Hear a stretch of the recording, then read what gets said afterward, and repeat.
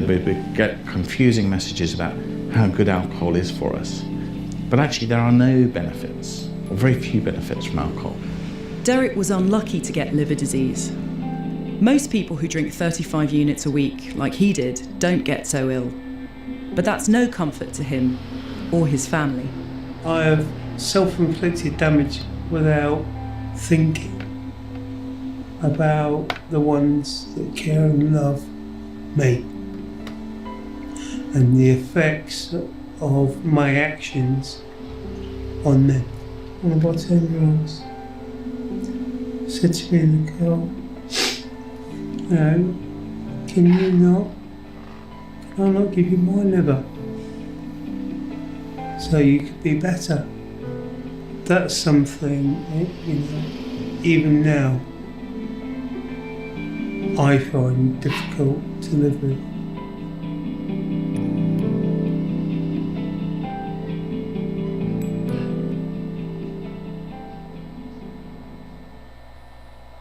It's 8 a.m. A motorcyclist has been knocked off his bike in traffic.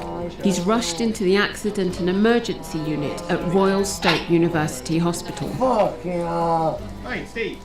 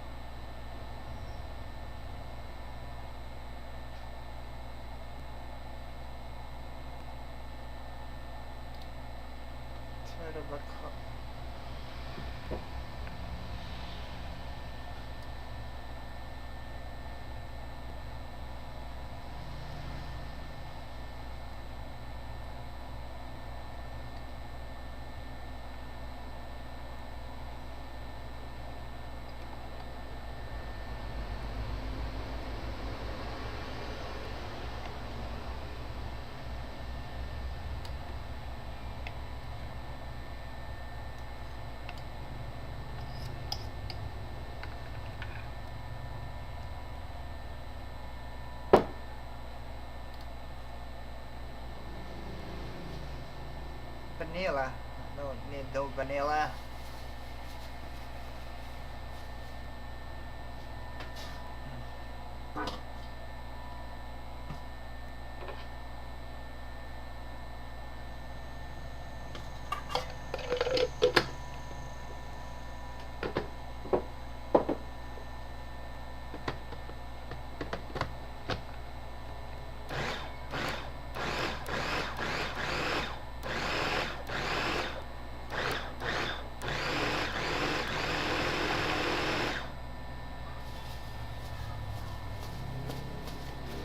Baking soda.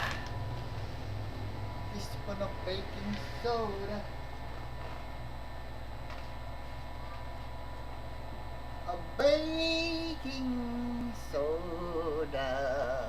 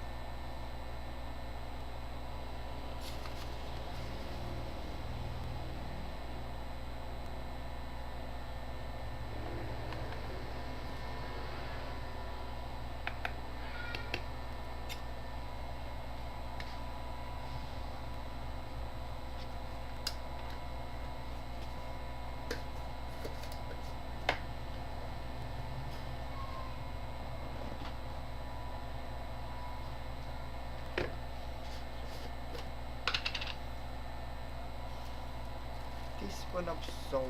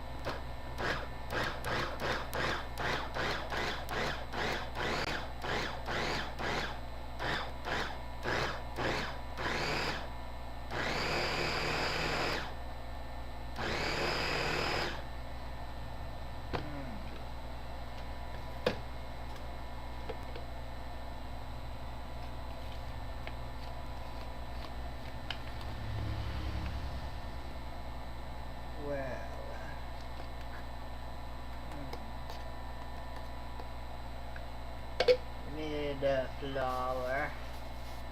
Flour. Flour, flour, flour. We need some flour. We do need some flour. Yummy. We need some cornstarch. Would you like some cornstarch? Need some flour. Do we need some flour? Whisk. Whisk together the baking soda, salt, cinnamon, and flour. Add the dry ingredients to the wet mixture until just combine. Alright.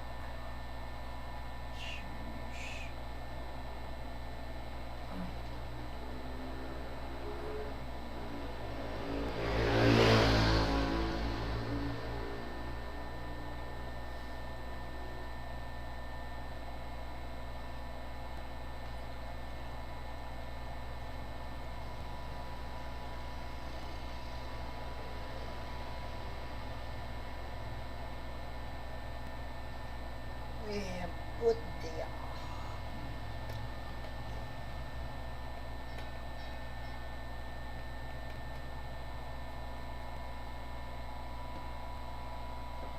okay, so the bananas have already become soft and pliable.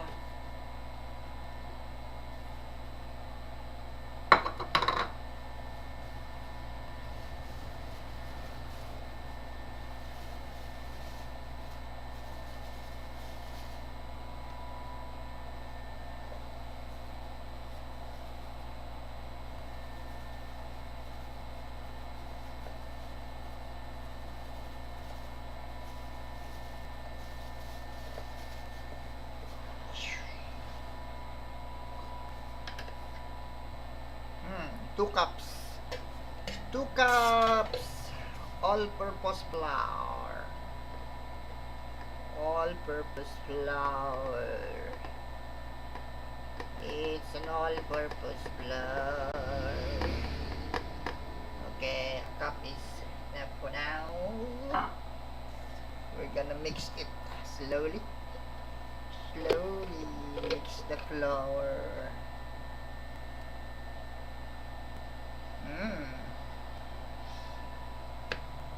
Already smells good. Smells good already.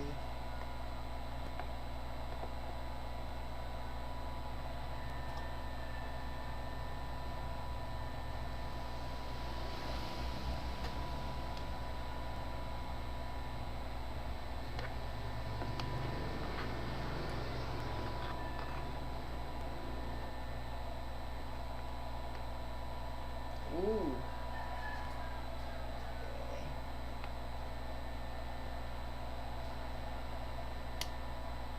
Oh, shut up! Shut up!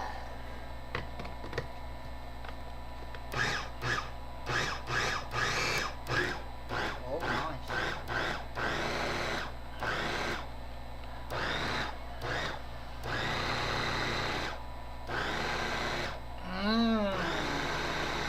Still soft.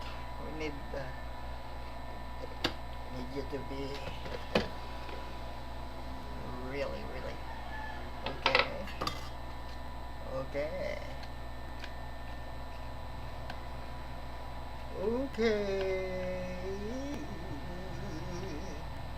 Malambot pa siya.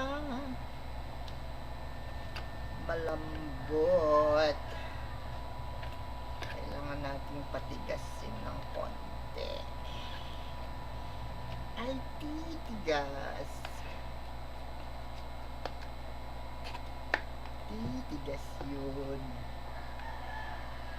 Titigas yun. Oh boy. Oh boy. We need more than 2 cups, my friend. Ooh,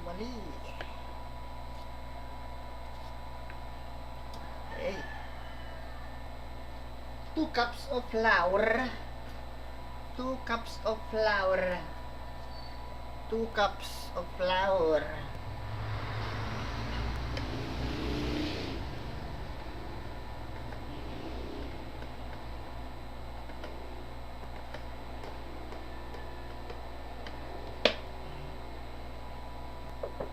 I put too much banana. You need more than 2 cups of flour. We need 4 cups of flour for this bread. We need 4 cups. We need 4 cups of flour for this. Ooh. The consistency is still liquidy. We need at least 2 cups more. We need to knead the flour, the butter, this. Shoosh, shoosh, shoosh.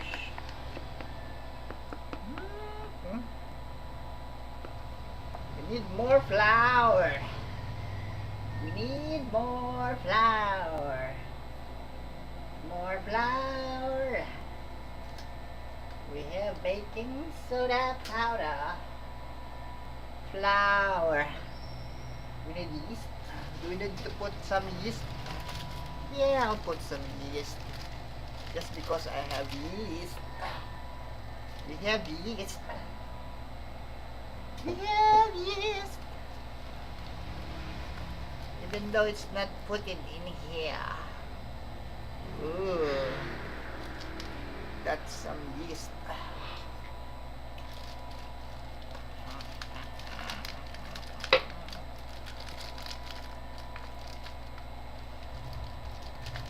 We just put some Baker's Choice instant dry yeast. Baker's Choice instant dry yeast. To help your flour.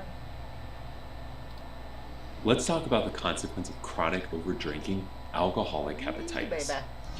Oh my goodness.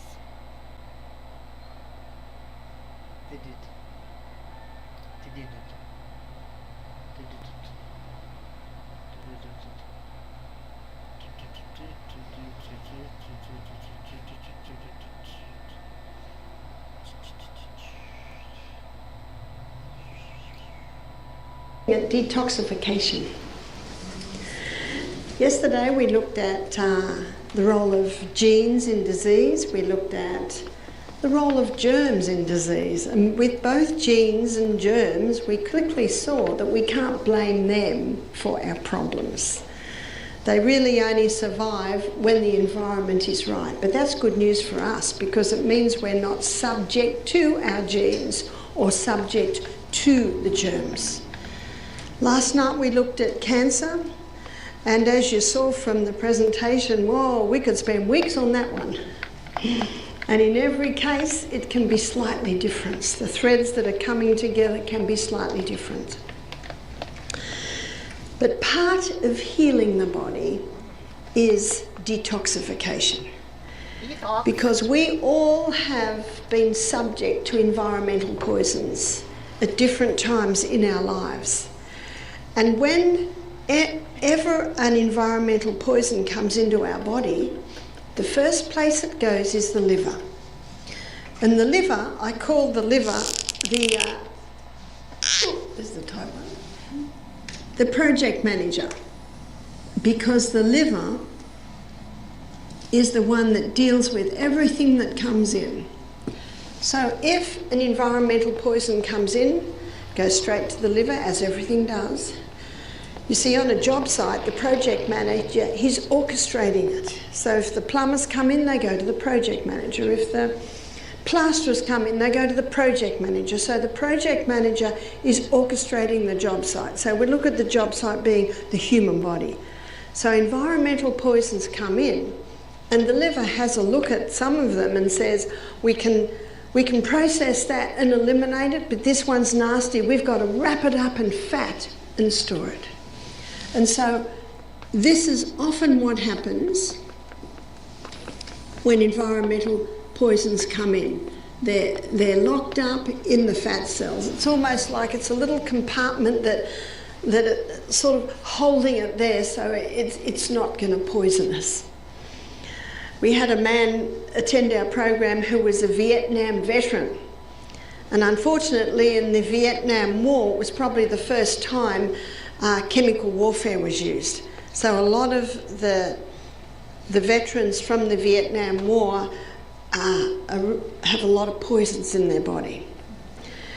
And this man was a little overweight, and he said to me, my doctor said don't lose weight. So why did his doctor say that?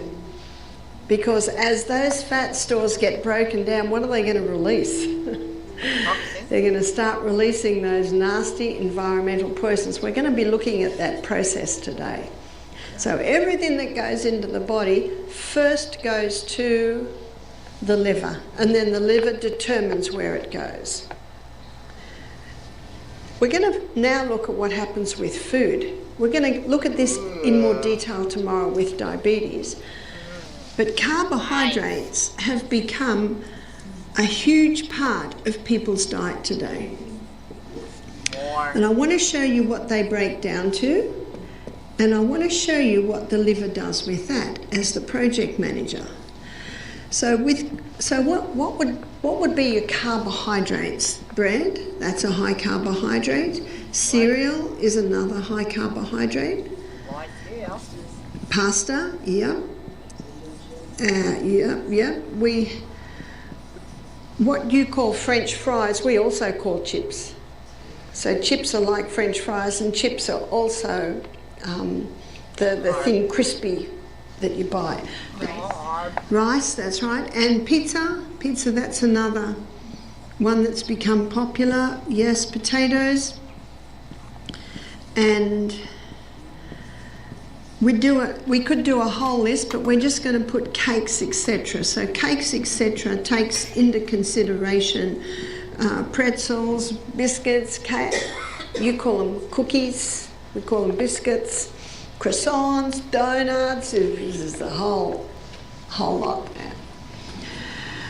Rice is, yes, another carbohydrate, and sugar, that's a pure carbohydrate. In the gastrointestinal tract, these foods all break down to a singular structure called glucose. Now, while I'm talking about the liver, I'd like to stop for a moment and talk about fatty liver. Fatty liver has been quite common with usually alcoholics, and that's not a surprising because the huge amount of glucose they're taking. But when fruit breaks down, it breaks down in the liver, in the gastrointestinal tract to two singular structures, fructose and glucose. So fructose is a singular structure as glucose is. The fructose and the glucose go into the blood. I call M1, main highway, project manager, takes it from the portal veins straight to project manager. And it's in the liver that fructose is converted to glucose. And as glucose, then it's sent to the cell. So let's have another look at the cell. We've looked at the cell a few times. We'll be looking at quite a few times. You'll know it off by heart by the end of the week. And I'm sure when I first wrote this, you thought, what's she talking about? But you'll get it. So the glucose goes in and it goes through the 20-step pathway. We certainly looked at that when we were looking at cancer, and it gives us 2 units of energy. And the end result of that is the chemical form of glucose called pyruvate. And this chemical form of glucose, pyruvate, gets fed into the 8-step pathway. We looked at how it's called the powerhouse of the cell because it gives us 36 units of energy. And what makes the difference is oxygen. This pathway, no oxygen. So that's how the energy cycle in the cell runs. So when glucose and fructose both go to the liver converts the fructose to glucose and then sends it to the cell to go through the energy pathways. But when someone's on a high carbohydrate diet, let's have a look at some of these. A lot of breads are sweetened with, high fructose corn syrup. Many in the cake section are sweetened with high fructose corn syrup. And high fructose corn syrup is probably the cheapest form of sweetening. So it's put in a lot of the carbohydrate foods. So let's say someone's having for breakfast a orange juice that's usually sweetened with sugar. Even if it says no added sugar, they are allowed to put sugar in it. What do I mean by that? On a good year, when the rains come at the right time and the oranges are sweet, they don't have to put any sugar in it. But on a bad year, when they don't get the rains at the right time, the oranges aren't as sweet. By law, they can add sugar to bring it up to the sweetness of the good year and say no added sugar.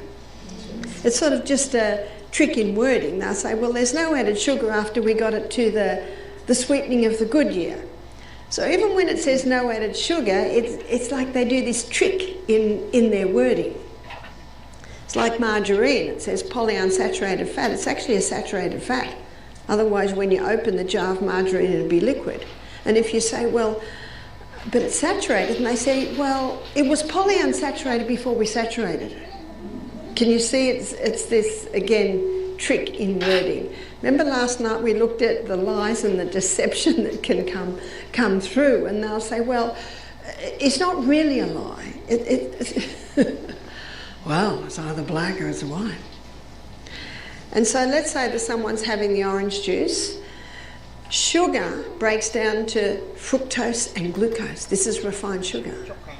And of course there's quite a bit of fructose in the orange juice. So we're already getting a little bit of an overload of fructose there. Whereas if the person ate the orange, that's the fructose and the glucose are in quite a balanced amount, and the liver can quickly convert that little bit of fructose to glucose. Let's go back, they're having a glass of orange juice, then they have a croissant, and the croissant's been sweetened with high fructose corn syrup.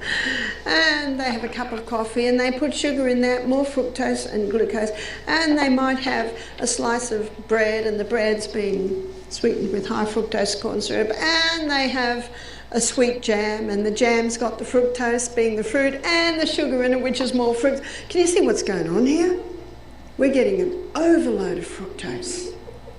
So instead of a little bit of fructose coming to the liver, a huge amount of fructose is coming to the liver, and the liver cannot convert it all to glucose. So then it just stores it on the liver as fat. There's your fatty liver. We're finding fatty liver in people today who don't drink alcohol. But you'll find when you look at the diet, it's a high carbohydrate diet. And people think, well, fruit juice, it's healthy. Well, unfortunately, a lot of it isn't, because a lot of it does have the sugar in it. And how many oranges does it take to get a glass of orange juice? It's actually quite an overload. That's why the best water to drink, the fluid that God gave to man to drink, is water. How clean would your body be if you washed it in fruit juice? How clean would your clothes be? So you do that analogy. So that's your fatty liver. How can you recover from fatty liver? It's very easy. Remember the sustain me principle? A is abstain. Stop the foods that are sweetened with the high fructose corn syrup. And you see people look at the label and say, high fructose, oh, sounds like fruit. Corn, oh, corn's good. Can you see that wording? The person almost thinks it's good. It's like monosodium glutamate, called natural flavour enhancer. People read it and said, oh, natural, well, that's good. Flavour, oh, yeah, we like flavour. Yeah. Can you see that the wording? Often the wording, there's little tricks in those wording. Because if you just say chemicals have sweetened this, oh, we're not going to touch that. So it's that trick in wording. So that's your fatty liver. To recover from fatty liver, get the carbohydrate levels right down, eliminate anything that's sweetened with high fructose corn syrup. Start drinking water, stop drinking fruit juice, and within a couple of weeks, fatty liver can be resolved. So a lady said to me, I was diagnosed with fatty liver 10 years ago, I said, oh, you probably don't have it now. Because it can resolve very quickly. As soon as you give the body the right conditions, it immediately starts to put processes in place to bring back the balance. So that's your fatty liver. Let's go back to having a look at what happens with the food we eat. So the food we eat breaks down to glucose, and the first place the glucose, of course, first goes to the liver, and then it's the liver that sends it down the energy cycle. So number one, it's sent to the cell to be burnt as fuel. But on a high carbohydrate diet, we've still got a lot of glucose left. And so now it's stored. It's stored and it looks like a little bunch of grapes. But it's sort of like that, but they're little molecules of glucose. And they're called glycogen.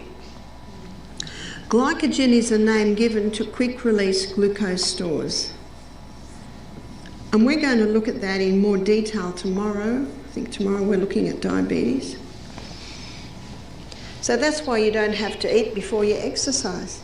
Because if you start running out of fuel, you've got little molecules of glucose sitting in your muscle cells just waiting to be plucked.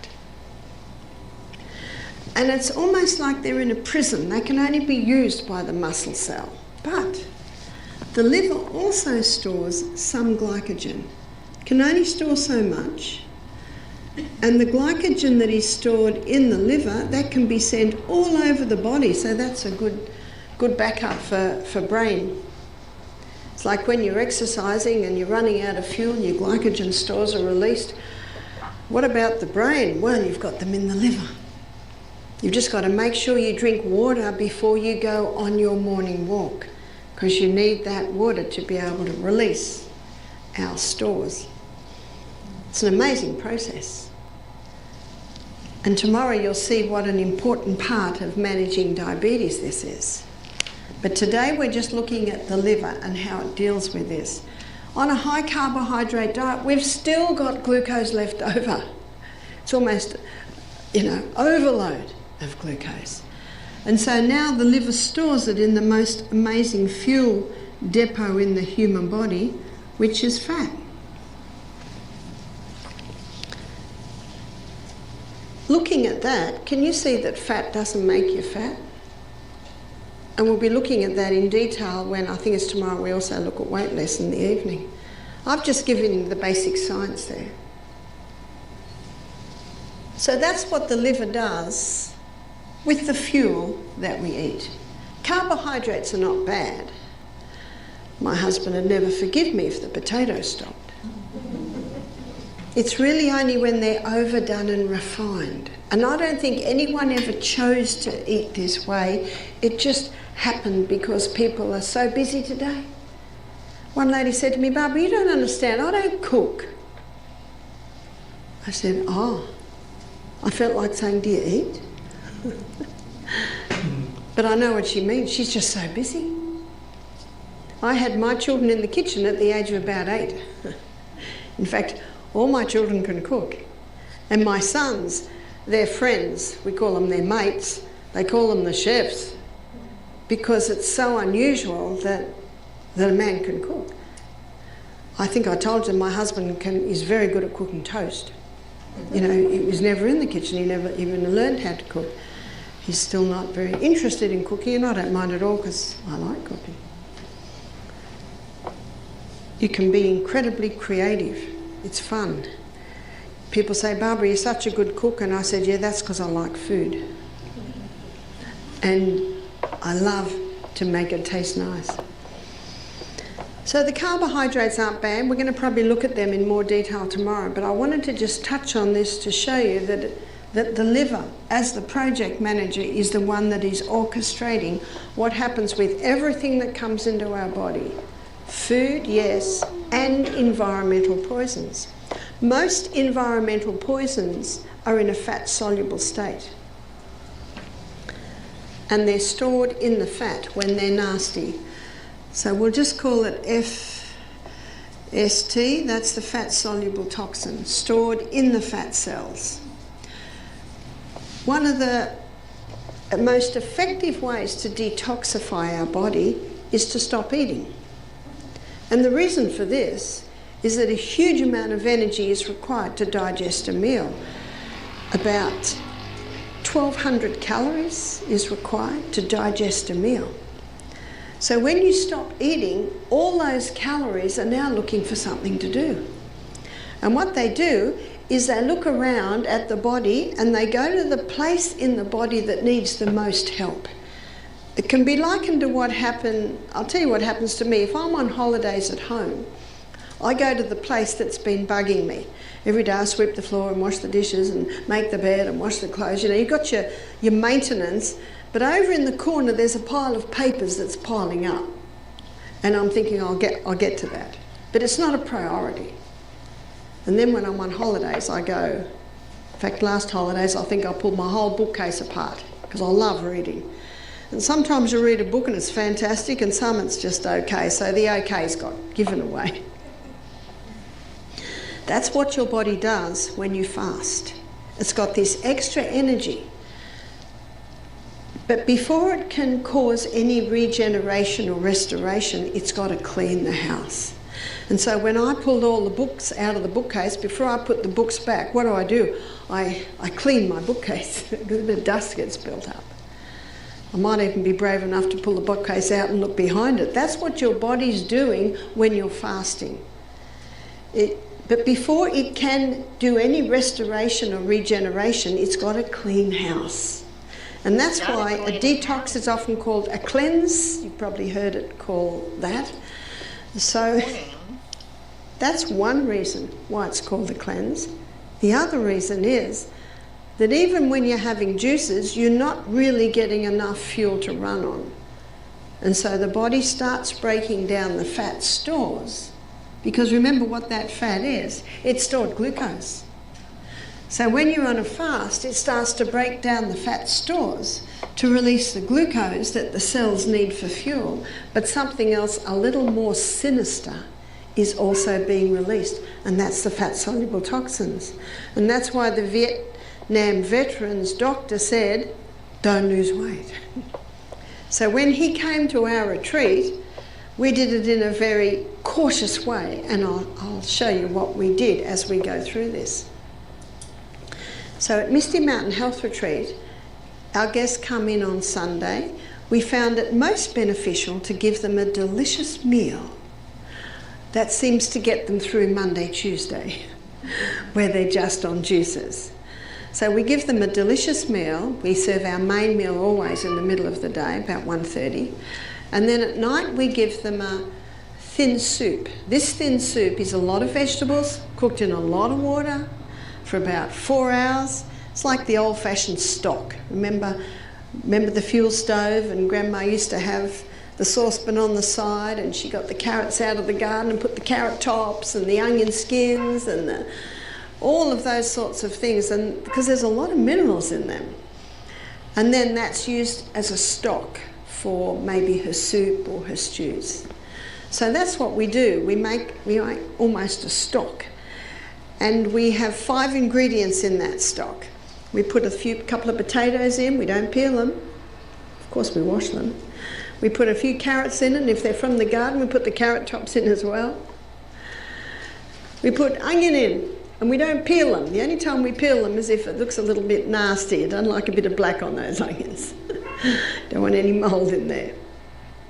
So potatoes, carrots, onions and celery.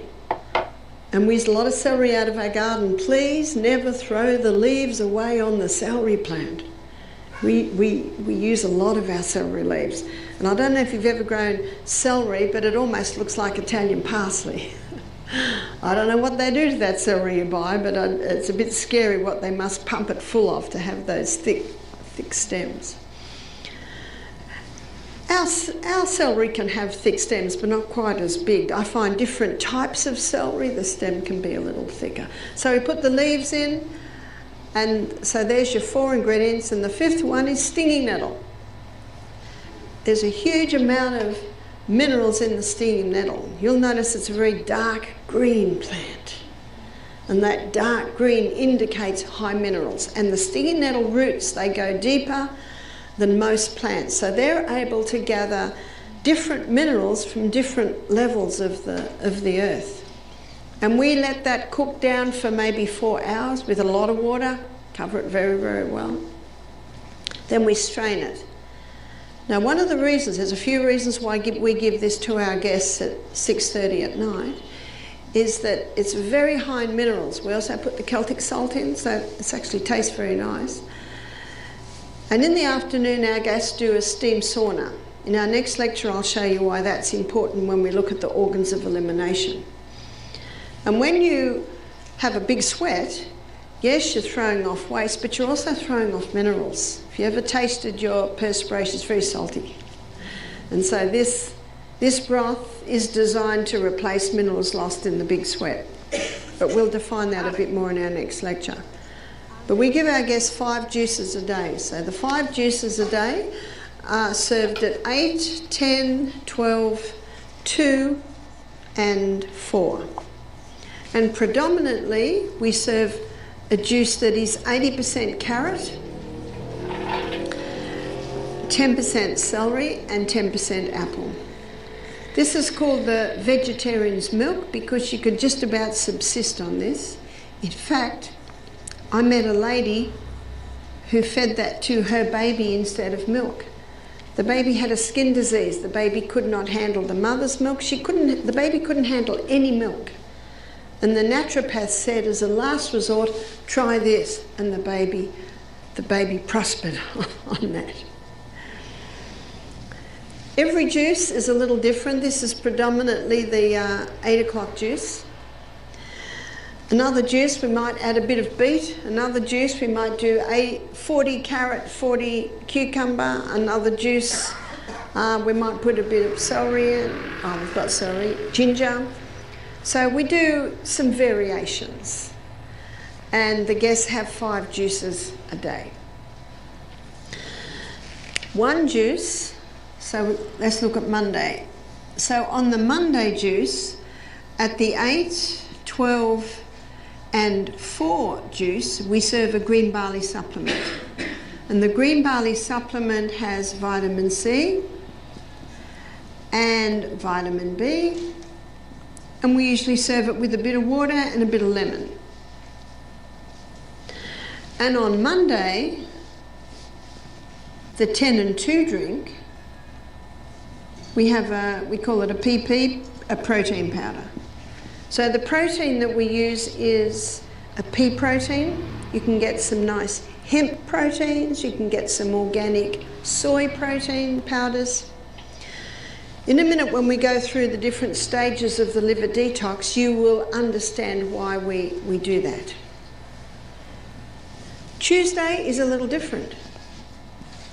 This is the second day of juicing. On Tuesday, the 8, 12 and 4 juice have protein.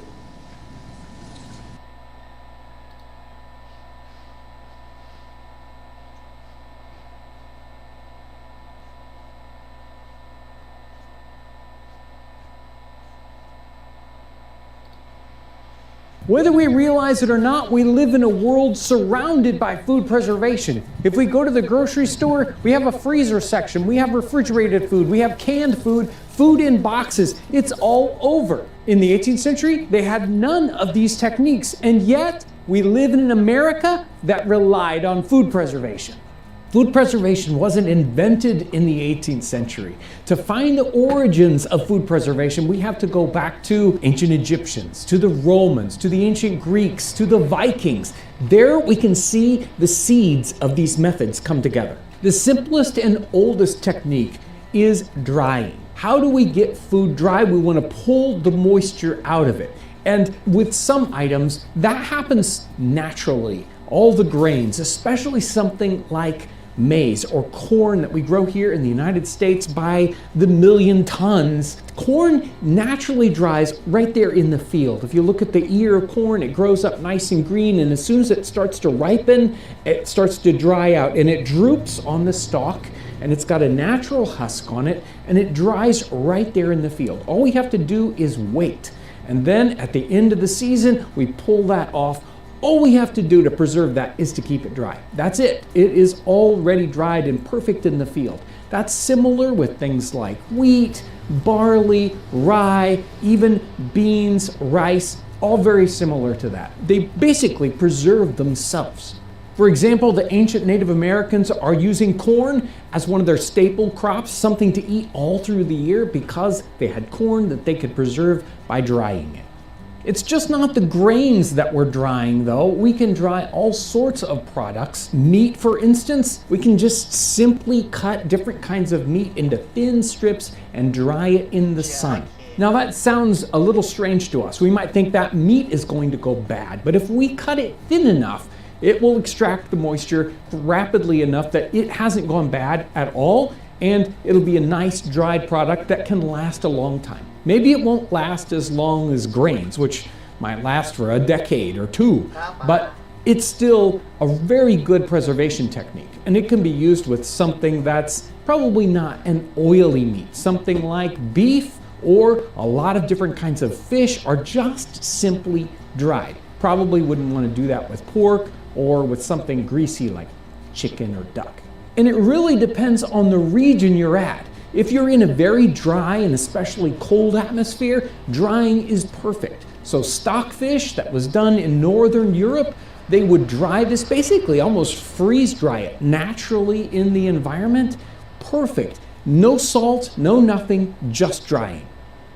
A classic food to dry in the sun would be different kinds of fruit, especially grapes that we turned into raisins, drying things like apricots or apples, and the Native Americans drying pumpkin and using that for months in the future for something like a wonderful succotash. Not every climate or season is good for drying things outside in the sun. Maybe you don't have sun, or you're in a part of the world that just never gets dry. And if you want to dry something, you have to have an alternative method. You have to have a cold fire situation, or just apply heat to it. Without cooking it, or even without smoking it, we want to just heat it up. So we'll have slightly warm ovens, or situations where maybe above a fireplace in a household where it's always dry, and we can dry things like herbs or different grains, even flowers, to keep them preserved for longer. The application of heat to the drying process leads us directly to smoking and how that helps preserve food for longer periods of time. Smoking meat is very popular today, and it's popular today because of the amazing flavor it brings to the food. Usually hot smoking, it's really almost a cooking technique. They may have wanted that flavor, but in the 18th century, preservation was the important part about smoking. They were doing cold smoking, and that layer of smoke on the outside, there's different kinds of chemicals there that resist bacteria and even insects from getting into the food and destroying it. Smoking could be done in almost any environment. If you've got a smokehouse, that makes it really easy. But not everybody could have a smokehouse. But most houses did have a large fireplace. They were capable of having things hanging up higher in the chimney for smoking. There's even people that lament about the change in the fireplaces in the 19th and 20th century, that there was no longer any place in the house to smoke. But smoking could also be done outside, and a lot of smoking was done in primitive situations over a campfire. You just make a rack of twigs to hold the items up off the fire, and you can lay things out and smoke them for days at a time. You'll get a little bit of sun helping to dry the item, and then smoke and the heat off the fire. It's usually done in a combination in our time period. It starts off with a salting process, and then you smoke on top of that. Smoking really lends itself to certain kinds of meats and certain kinds of cuts. The most popular one in the 18th century is bacon. Their bacon, probably a little different than our bacon today. But even today, most bacon is smoked or cured. We desire that flavor. In the 18th century, it was all about preserving that bacon so that it would last for months and months. Today, our bacon probably isn't very old at all, and we don't need to worry about that because of refrigeration. Smoking's been popular for hundreds, even thousands of years. We have stories about Roman soldiers on the march.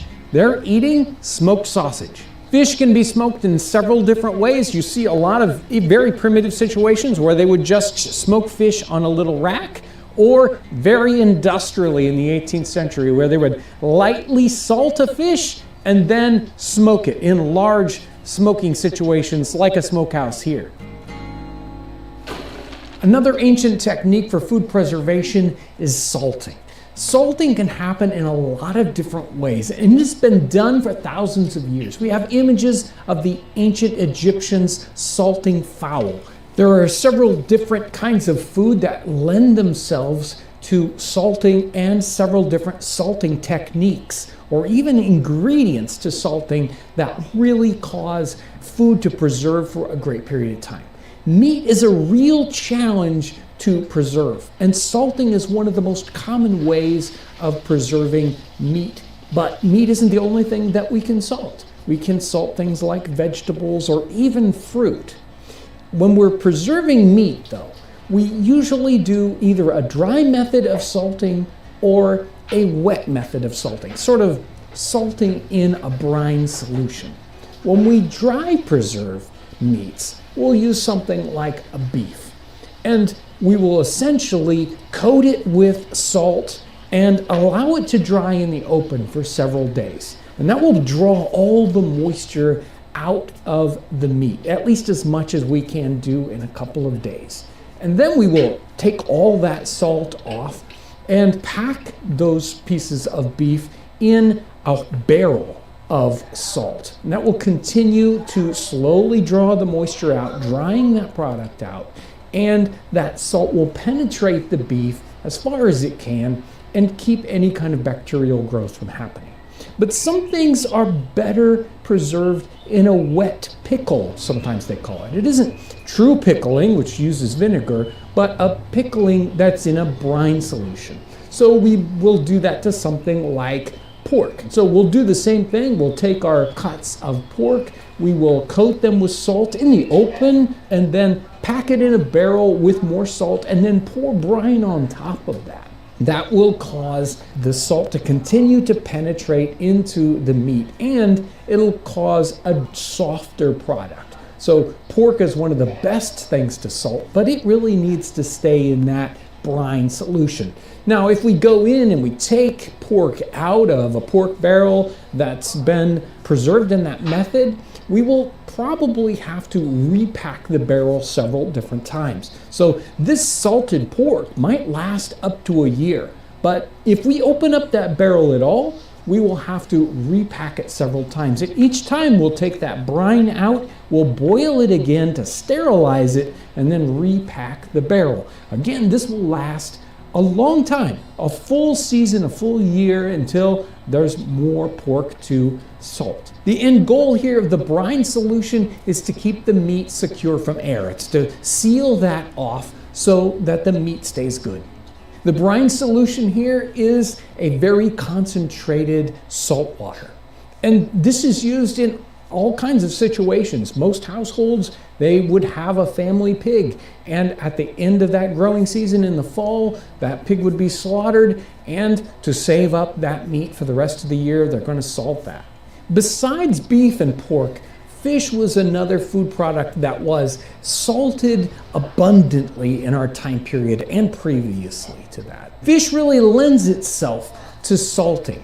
It's a fairly small cut usually, and the salt penetrates the fish flesh very, very rapidly. And so we can salt in a bunch of different kinds of ways. They would even bring large quantities of salt along with them when they were fishing to sort of pre-salt the fish, to keep them from going bad before they even got back to port. And then a more intense process of salting would go on for some different kinds of fish products. Another classic product for salting that we don't think about much is butter. So today we have salted butter because we like the flavor of salted butter. But salted butter, especially in our time period, it was much more heavily salted, and salted because that would preserve it. It's interesting to look at the period recipes because they used different types of salt, different grain sizes of salt, all in one recipe. knowing that it takes different kinds of salt to penetrate the meat and continue to penetrate the meat. If we use just one kind of salt, it's not going to do it right, and it's not going to give us the right kind of flavor. Sometimes regular salt, sodium chloride, isn't enough to preserve the meat, especially from particularly bad organisms like botulism. If we want to protect against botulism, you have to use something like sodium nitrate or potassium nitrate, and that is included in many of these salting recipes.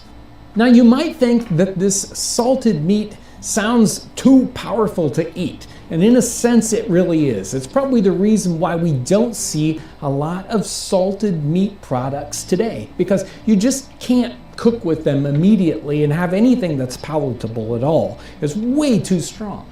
So to cook a salt beef or to cook a salt pork or salted fish especially, you have to soak them in water and even discard the water several times, add more water back in. So it might take an entire day of preparing your salt meat before you're ready to cook it in a dish so that it's edible at all. In our 18th century time period, storing items in a brine solution was called pickling. But true pickling is storing food in an acid environment. Basically, we were taking food items and submerging them in vinegar. And the classic today would be pickled eggs or pickled onions. Those are very common, but that isn't the only thing that we pickle today, and certainly not the only thing that was pickled in the 18th century. We can pickle meat, but usually pickled meat is a cooked meat, and then it's submerged in the vinegar. They had colored meat products that they called in our time period that would be a meat that was rolled up with lots of different kinds of spices. It would be cooked, sometimes it was dried, and then submerged in our vinegar pickle. Now this would cause a very soft meat when it came out of that and had a very, very distinct flavor. This is probably the most common method of preserving food in the 18th century as well as today. Everybody can go to the store and get a jar of pickles. And a lot of our food products today are stored with a specific kind of acid content, particularly for that preservation that's going on. What's kind of interesting here is what started as a food preservation technique turns into something today we desire as a flavor and a texture difference. We want that brightness and the little bit of saltiness that we get out of a pickled food product. That in the beginning, it was all about food preservation. Now it's all about flavor. In pickling, we're placing our food in an acid solution. But what if we could have the food create the acid itself? That's where fermentation comes into play. Probably one of the most classic fermented products that was popular in the time period and popular today is sauerkraut. It's pretty amazing. We can take cabbage, which was very inexpensive in our time period, a typical food for the poor. We can slice it thinly, place it into a crock with a little bit of salt in layers. It will naturally start to pull that moisture out, and then it will start to ferment. Ferment with yeast that's sort of right there.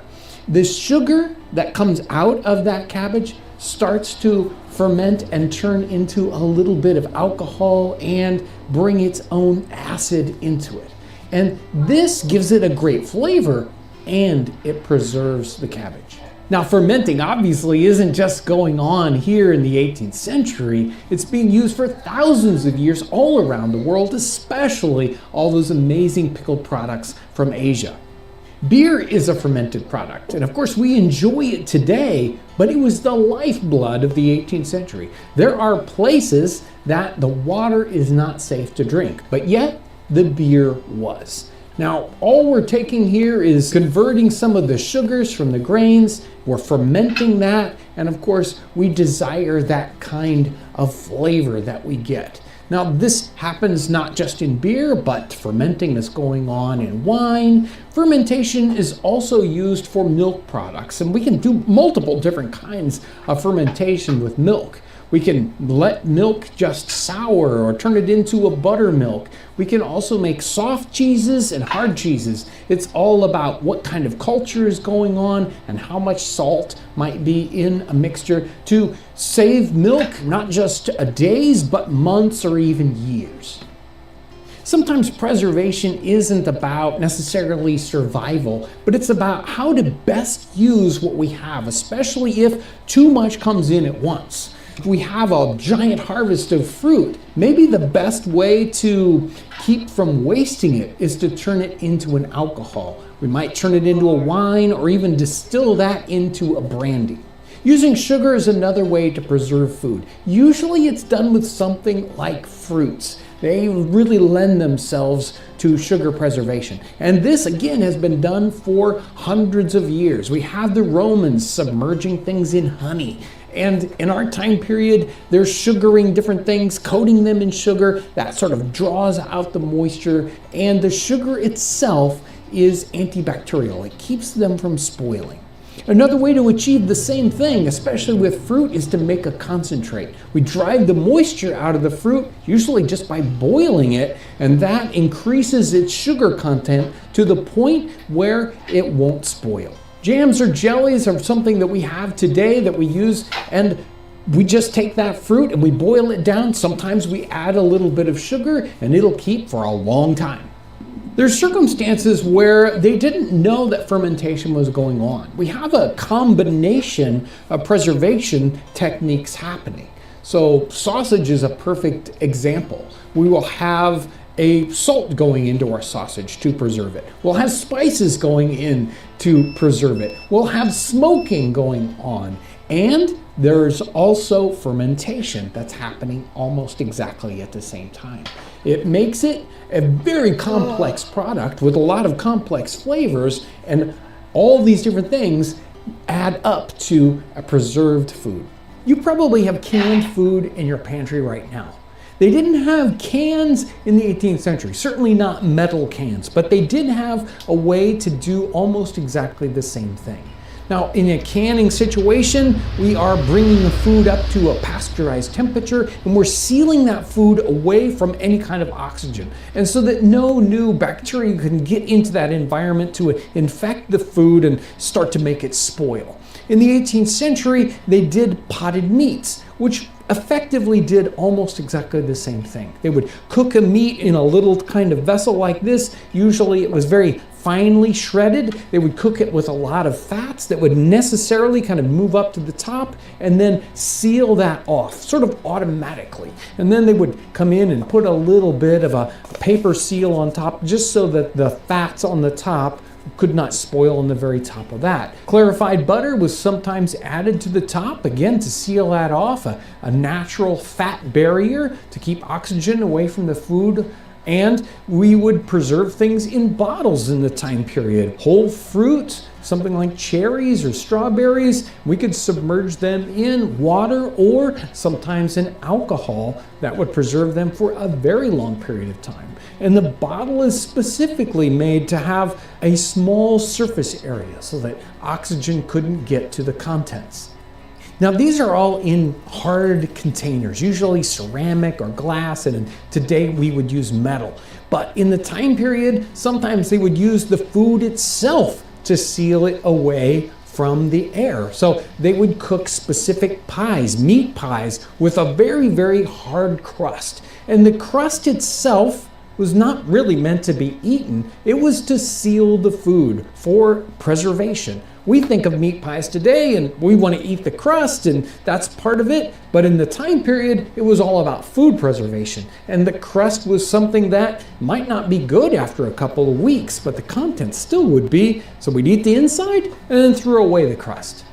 There are all these food preservation techniques, and there's one set of people that seem to have to use all of them, at least in one little kind of way, and that's the military, and maybe even specifically men on board Navy ships of the time period. They have to use all these different food techniques because they are away from land. There is very little food that you can just get out in the middle of nowhere. Yes, occasionally you can catch a fish, but you can't depend on that. So they use salt provisions, they use fermenting, they use all these different things together so that they can survive over thousands of miles of ocean travel. It can be easy for us to imagine that we would need food preservation for winter. But the reality is there's so much more to that, especially in the 18th century and for people in North America. You can't travel the oceans, and that's how you get here, unless you have food preservation. You can't move from the East Coast into the West unless you have food preservation. You really can't have America without food preservation.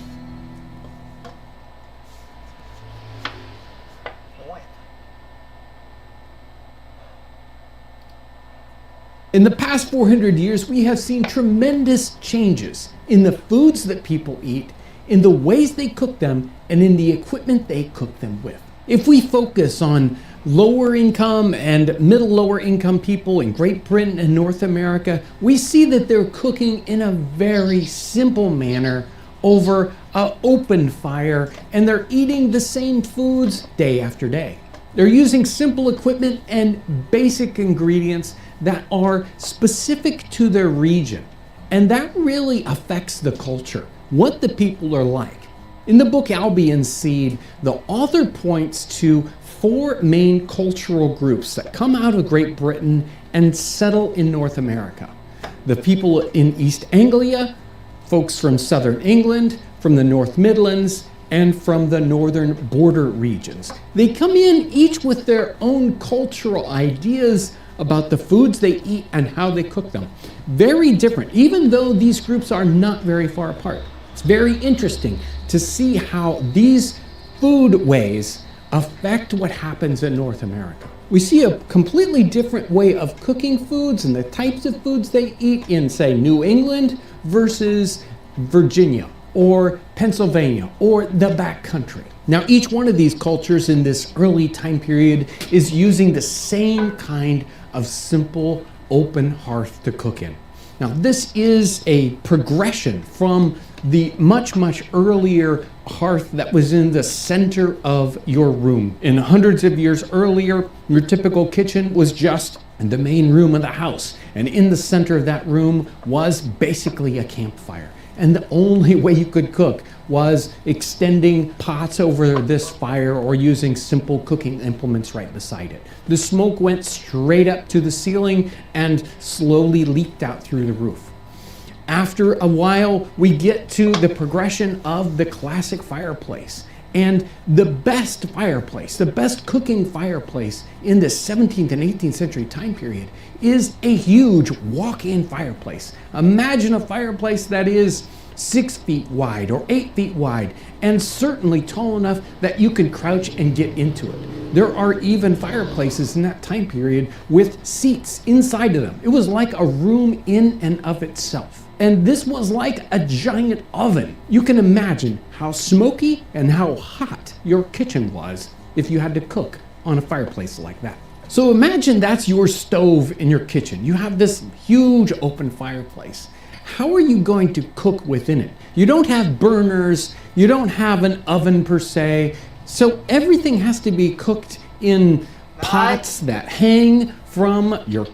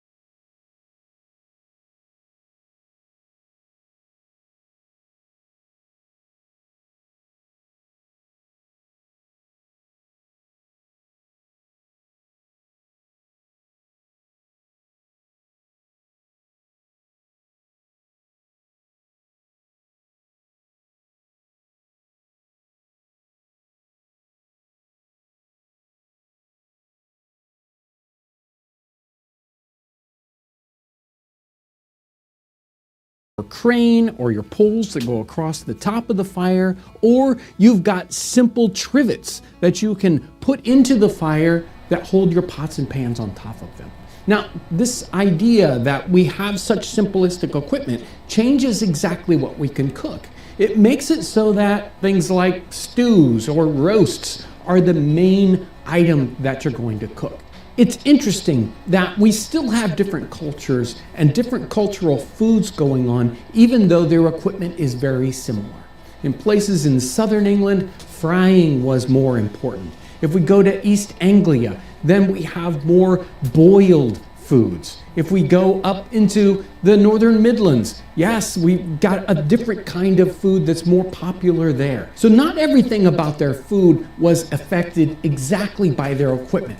Sometimes the foodways are affected by the kinds of grains that are available to them, or the meats that are available to them, or even sometimes their philosophical ideas about what's important about food.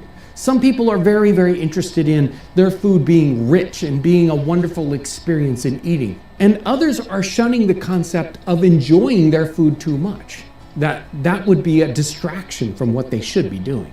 So how do we go from a kitchen with this huge open fireplace, these heavy pots and pans, chains and hooks and trivets, to the kitchen that we have today? That's an amazing progression, isn't it? The question is, why did it change? Most of that is that drive for the affluent foods. People that are in that lower and middle income group really want to have rich foods. And the reality is that even hundreds of years before that, the richest people, let's say the kings, they had kitchens that were amazing technological marvels. They had the complex kitchens, areas that were just set aside for pastries, and ways to just roast meats, and special ovens, and special cook stoves for amazing complicated meals. One of the developments that happens in Northern Europe is the raised hearth, and that happens because of the lack of fuel. Firewood becomes very difficult to get, and so you need to cook with very small fires you're using just little sticks or whatever you have available. We can tend it constantly, and we have a smoke hood right above us. This kind of cooking surface was still in use in Europe until the middle of the 20th century. It was a very simple way of getting our fire close to us, and we would be able to cook different types of things. This cooking surface changes the kinds of foods that are available to us. While the raised hearth allows us to use less fuel, it also gives us much more control and allows us to cook more complicated foods.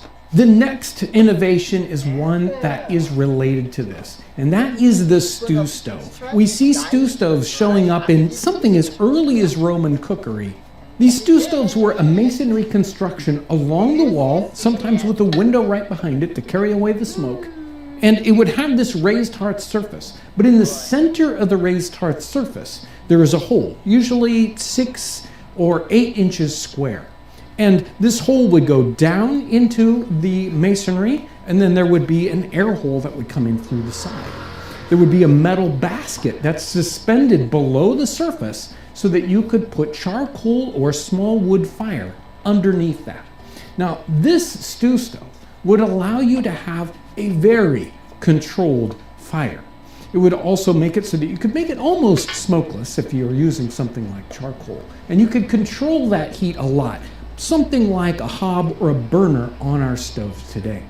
Now, when we started to use something like a stew stove, that allowed completely different cooking vessels. Then we get something like a saucepan that has no legs, and we get much, much thinner material because we have a smaller controlled fire.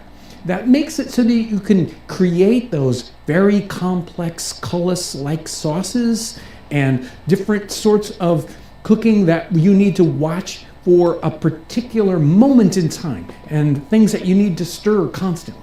If you need to stir something over these big open fires, you would burn up. They were very dangerous to use. But with a stew stove, You could be right there constantly tending your cooking all the while. One of the best examples we have of stew stove here in North America is what's happening at Monticello.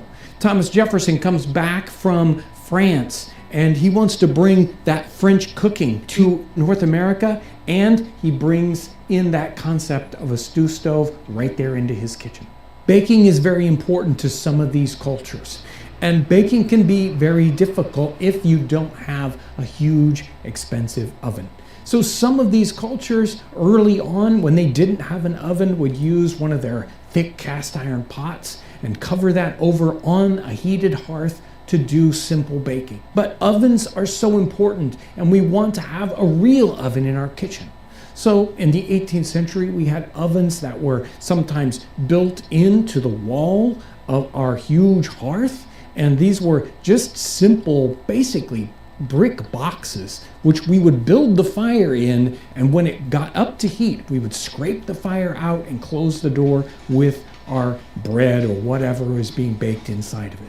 These ovens were so utterly simple, but still fairly expensive. In some of these cultures, we also had a common outdoor oven, which would be made with mud like we've done on the channel before. And these were much less expensive, but they were much more delicate also. They wouldn't last as long. But what we really want is to bring that oven inside the house and make it much more small and controllable. These ovens could vary in size a great deal, depending on whether it's just for a small household or a giant oven for a larger community. As ovens become more and more available, it changes the diet and the food of people and how they cook it. One great example of that is the disappearance of the boiled pudding. Early on, when you had nothing but a big pot to boil in, puddings were done inside of a cloth bag, and you would just boil it for hours and hours at a time. But as ovens became available, you see more and more baked puddings. And it's almost sometimes exactly the same recipe. It's just baked in the oven in a dish instead of boiled in a bag. If we don't have a regular oven, we have oven techniques that we can use. We can use the bake kettle, which is a cast iron implement that we can have fire underneath and on top. Or we have simple reflector ovens that we can use in our open fireplace and get an oven-like result. There are tremendous innovations that happened between 1740 and 1850 that really change what's happening in the kitchen and how we cook. And that's the development of the cast iron stove. We start to see that in the 1740s with something like the Franklin stove. Now, the Franklin stove was a cast iron fireplace, not really meant for cooking at all, but it's that start of the idea that we don't need to have a huge masonry implement on the side of our wall. It makes it so that we can bring the fire out into the room, heat is happening all around it, and the smoke is taken away through a metal pipe out through the ceiling. Now, that doesn't just take off crazy in the 18th century, but it's the start of that concept. And we also have developments of cast iron work happening in Great Britain in the 1780s, where they have to change from regular firewood to coal. And that changes what's happening with the hearth altogether. We need grates and different ways to hold that coal so it will burn properly. But at the same time, they start to develop things like little ovens off to the side. Now that starts a chain reaction. As we go into the 19th century, we start to see what we would think of as the cast iron wood stove being developed in North America. We have hundreds of patents happening at the time and a slow incremental development that turns into the cast iron wood stove that we know of today. If we look at a Currier and Ives print of a kitchen in the 1850s or 1860s, we see something like an Oberlin stove or any of those classic stoves we see in the Sears catalog from the late 19th century or early 20th century. Those cast iron stoves are that direct descendant of the concept of the Franklin stove moving into the kitchen. Now this changes everything. It moves that fire into a cast iron box. It's much more controllable. It also makes it so that we can have burners on the top and an oven on the side. Even on some of these later stoves, we have a water jacket on the back so that it can heat water for washing or whatever we need to do. This is changing the kitchen completely. It makes it much less cozy, but it makes it much less smoky and much less dangerous at the same time. Even in this circumstance, we don't have as much control as we want, and the fuel is disappearing. Things like coal or especially firewood become less and less available in some areas. So in the early 19th century, 1802 or so, we have the thought of maybe we can have a gas stove. And gas stoves start to be developed in that time period and really come into fruition much later in the 19th century. But that gives you much more precise control and much less smoke. And then in the early 20th century, even electric stoves come into play. Again, these are developed right out of that same cast iron stove, and they emulate that. All throughout this process, what we've been doing is getting rid of the heat and getting rid of the smoke so that we can get right up there and cook, and our food isn't affected by the fuel itself, so that we don't have the taste of wood smoke in every single thing we cook. And that's one of these huge differences. Imagine living in that house in 1700 and you have this huge open fireplace and smoke is in your life every moment. It's in your clothes, it's in your bedding, and it's in every single dish that you cook. As we move through this time period, that smoke disappears more and more from the house. They get more able to take it out of the house and separate it from the food and from everything else in our life. So that by the time we get to that early 20th century, smoke is all but disappeared. Isn't it interesting that even today, some of us still desire that smoke in our food, and we go to great lengths to get the just right smoky flavor in a particular dish, but we certainly don't want it in every single one of our dishes. Let's not make this mistake of thinking that all these changes in how we're cooking and what we're cooking with is this constant linear evolution of cooking. It's changing in different ways in different places. So that yes, we might see a raised hearth in one area in 1500 and still being used in the middle of the 20th century, and yet in other places we'll see a completely different evolution. So it's a very complex change from one.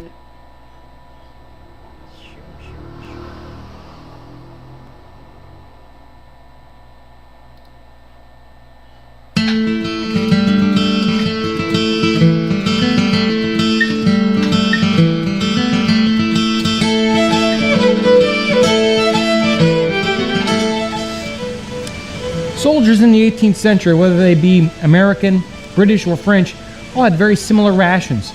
Congress in 1775 established rations for the American soldiers, and that ration stayed very similar for 150 years. Let's take a look at what was included in that ration.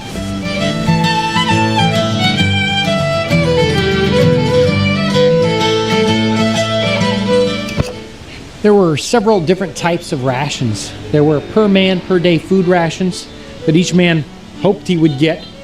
There were rations per man per week, and then there were per company per week rations. So the daily ration would include a meat component, usually a pound of beef or 3/4 of a pound of pork or possibly a pound of salt fish. So another part of the daily ration would be the bread part. Each man was supposed to get a pound loaf of bread per day. And if bread wasn't available, then they would possibly be issued just flour.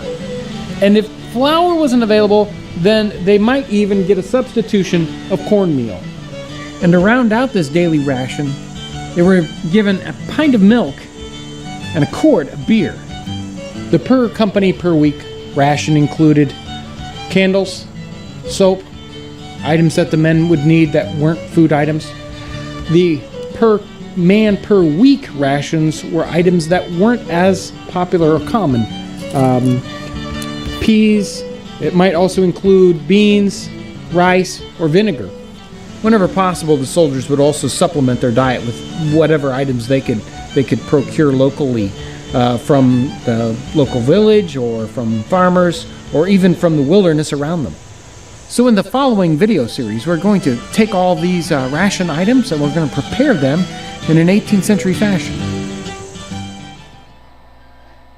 Soldiers in the 18th century commonly had short rations, and they would supplement their rations. And one of the things they would supplement their rations with was pumpkins, or sometimes they were called pompions. Today we're going to take some pumpkins and we're going to cook them in a couple of different ways.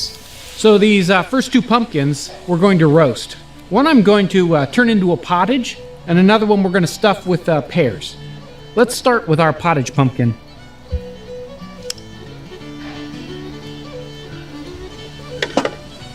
I'm going to take out the pith and the seeds. Now we're going to take this flat rock that we've had in the fire for quite a while. It's got a nice flat side to it.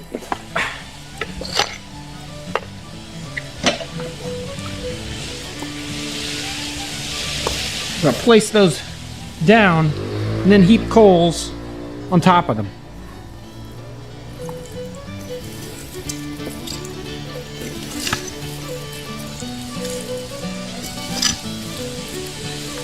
So this little pumpkin isn't going to take very long at all to cook up. But in the meantime, while that's working, let's work on our other pumpkin. So I've got a pear here we're dicing up that we're going to use to stuff our pumpkin with.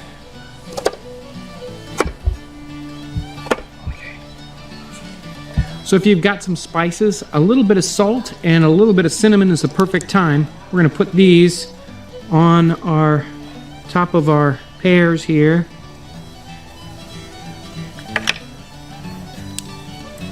And there we go. And mix that up a little bit.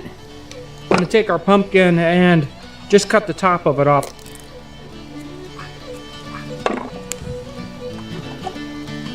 Okay. That's our pumpkin cleaned out. We're going to take our pear dices, stuff that full. Just so that it'll fill up that cavity. On the very top, I'm going to place some of my precious butter. There we go. And then we're going to place our top back on. So here's our pumpkin. It's ready to go, ready to start by the fire. We've got it all stuffed. And we're going to find a place nice right by the fire and let it bake on one side. And we'll slowly rotate it as it cooks so that it gets evenly cooked all the way around.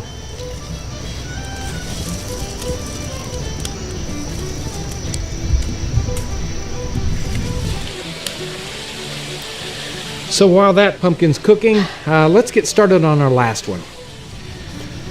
So not all pumpkins could be used when they were ripe.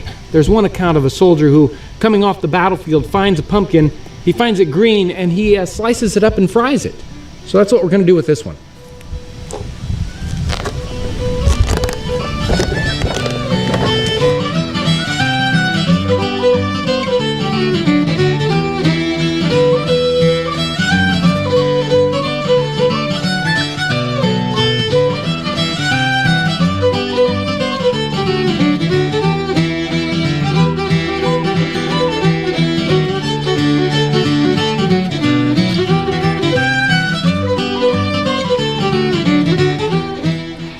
So with this green pumpkin, got it sliced up, we're gonna fry it with a little bit of butter and add just a little bit of sugar to sweeten it up. A little bit of salt along with the sugar,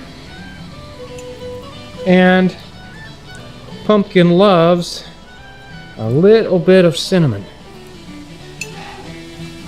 Let's get some butter in our pan and get that warmed up.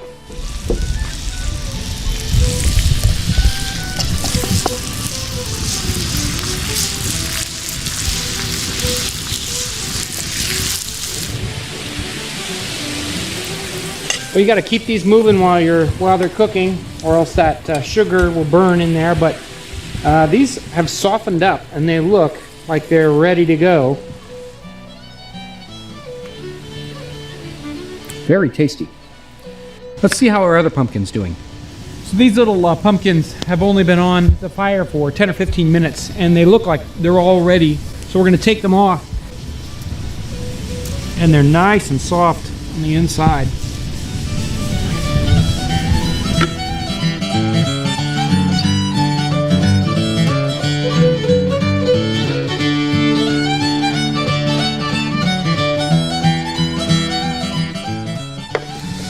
So while this is still hot, I'm going to take some butter and melt that in there and then add some milk and it should be ready to go. Maybe a little bit of salt.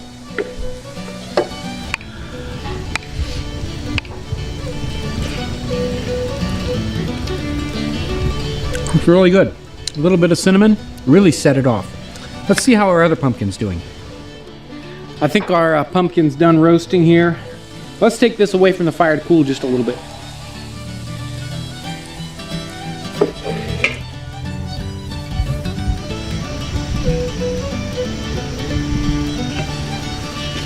Get all of the pears out.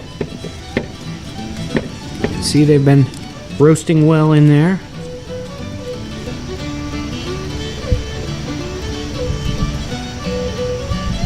Okay.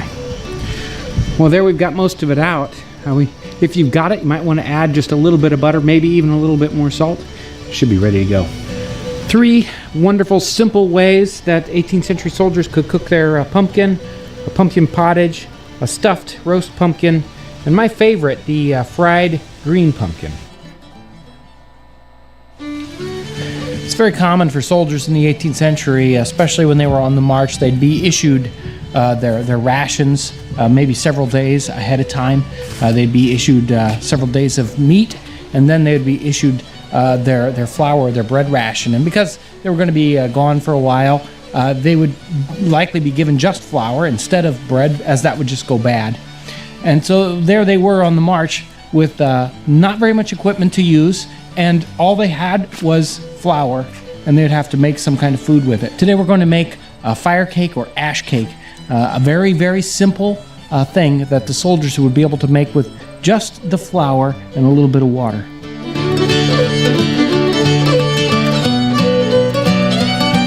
So what are we going to need to make ash cake? Well, number one, we're going to need to have good ashes. We're going to have a really nice ash bed to work with, good and hot. So we don't have very much equipment. We're going to try to do this with 3 different methods. We're going to use a simple bannock board, or if you don't have a board like this, maybe you could just use a half split of firewood that's nice and flat.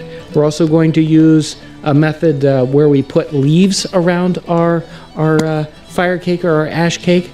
So all you're going to need for that is some large leaves, like a grape leaf or a large tree leaf, burdock or cabbage leaves, something like that. And the last method, we're not going to use anything at all. We're just going to make our cake and we're going to place them right on the coals.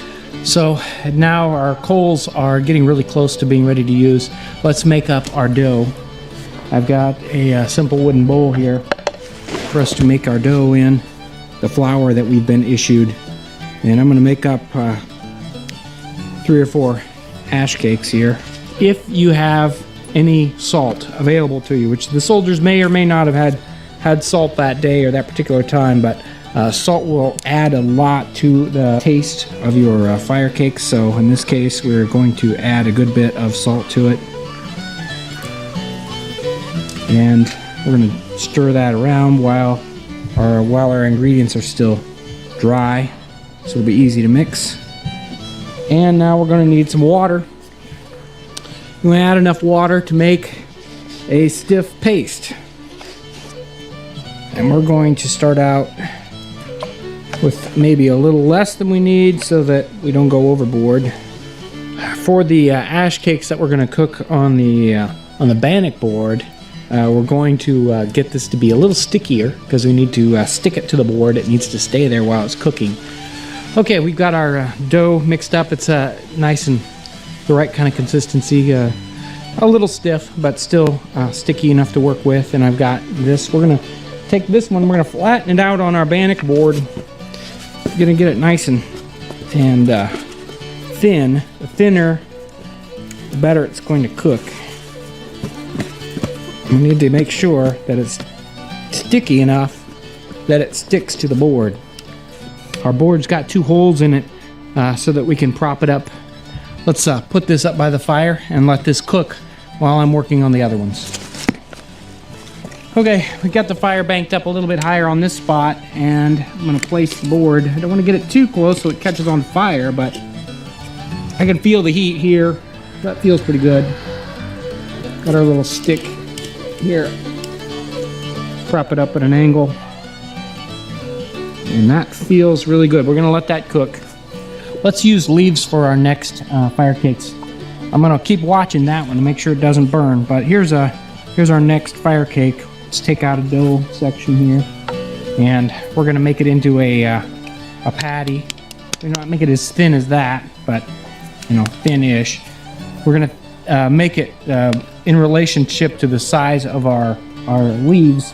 I've got here some wild grape leaves and some cottonwood leaves. Depending on the time of the year, you know, different leaves are gonna work better than other ones, but you want a nice big leaf that's gonna protect your fire cake. So let's use a grape leaf on the inside, because a little bit of the taste does end up on the fire cake. We're gonna put grape leaves on the inside, and then do little extra protection, because the leaves are gonna slowly burn through. We're gonna put the cottonwood leaves on, and I've got a really nice coal section here. We're just gonna place this right onto the coals. Since it's got the coals right on top and below it, it's not gonna take that long to cook. 3, 4, maybe 5 minutes. That's something you're gonna judge. You're not gonna be able to tell. So it takes a little experience to know when it's ready to come out. The ash bed is really important that you're cooking on. If your ashes are gray, they're probably already too cool to do any cooking on, like these, this color. This white hot ash over here, woo, it's really warm. That's the kind of ash we're cooking with, the stuff that's still white. If it's gray, it's gotten too cold to cook with. Our bannock board biscuit looks like it still needs a little bit of time to cook. It's not even, I'll have to turn it over pretty shortly, but this one's probably ready to come out. It's been about 4 minutes or so. I'm just gonna lightly scrape off our ashes from the top, and I'm gonna scoop the whole patty out. And there it is. Let's put it on top of this board so we can see how it turned out. There we are. Feels like this one's just about done. I could have probably left it in another minute or two, but it's still hot. It's still cooking. So I'm just gonna go ahead and set this off to the side where it'll stay warm, but it's still hot, so it's still cooking on the inside. Our bannock board fire cake over here, you can see it's starting to brown up along the bottom side, so I'm gonna go ahead and rotate the board so the other side of the top side of it can cook.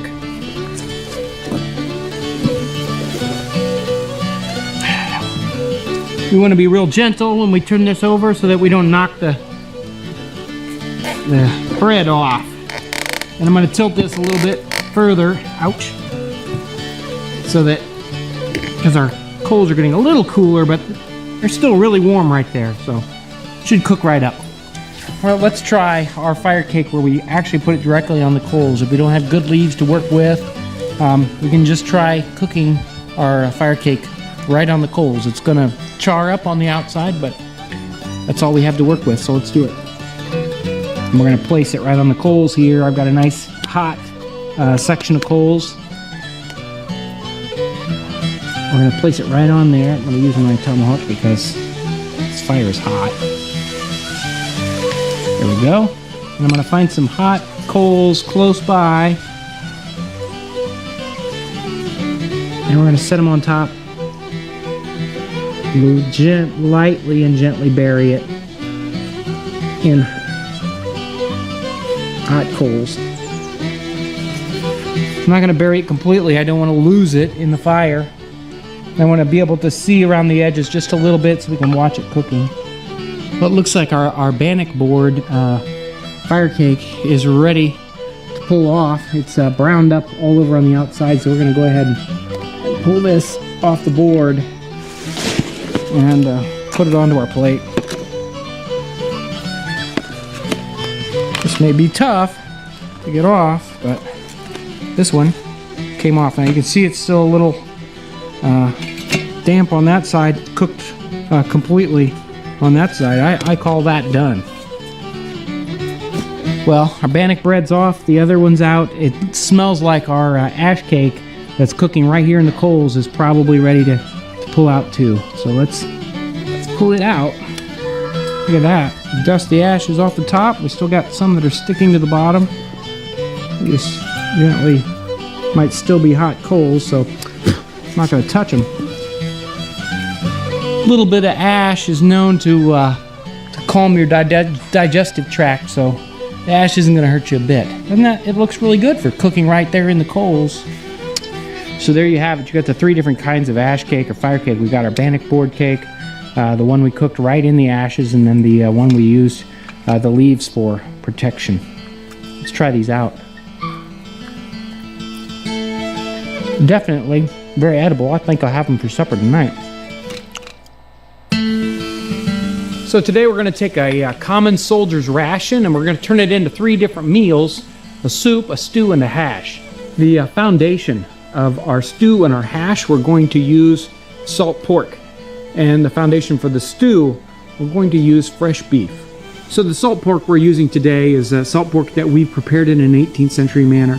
When it's time to use the salt pork, you have to soak it. You have to take several hours, soak it in water, change the water out, soak it again until it's ready to use. If you don't soak it several times and get all the salt out, it's inedible.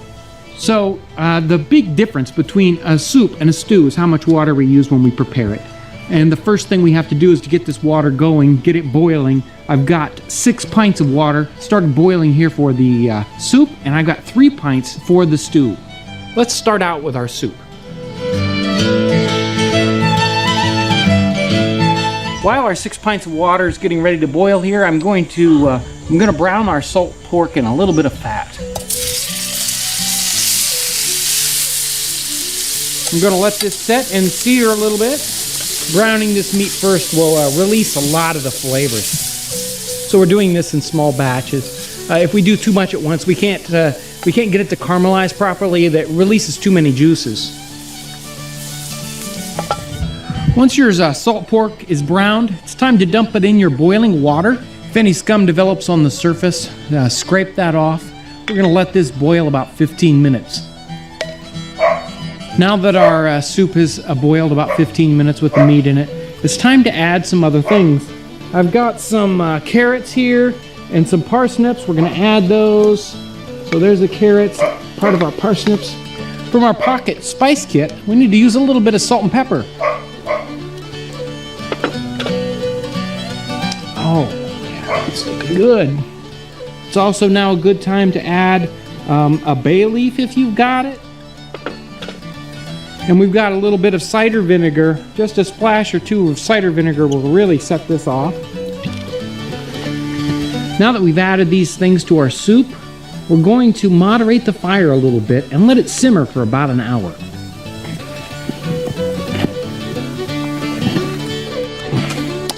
Now that our soup has simmered about an hour, it's time to throw in some cabbage if we've got it. And I've also got a little bit of rosemary and thyme. I got a little bundle here that I'm going to throw in. You don't want to put this stuff in too soon or it'll destroy the flavors.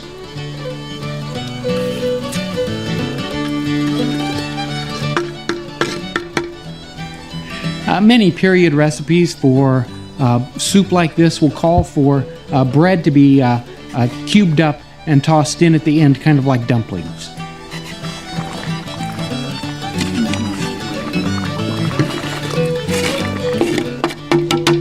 We're going to let this simmer for another 15 minutes.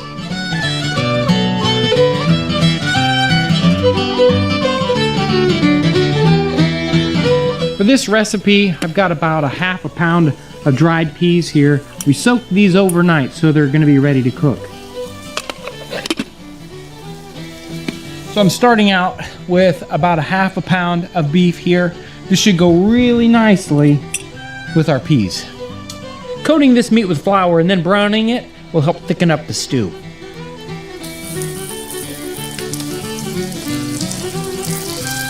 So now that our beef is well browned, we're going to add that to our 3 pints of boiling stew water, and then we're going to add our peas. Let's get this beef in there without losing any of it. There we go. And now we're gonna add the peas.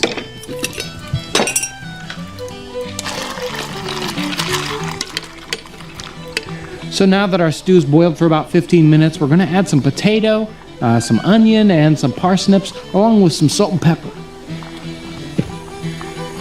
We're gonna let that simmer for about an hour. You'll know this stew is ready when the peas break down and the stew thickens up. And that really is a matter of how long you've soaked your peas. If you haven't soaked them at all, this might take 2 or 3 hours, but if you soak them, it won't take as long. While our soups and stews are simmering here, let's start the hash.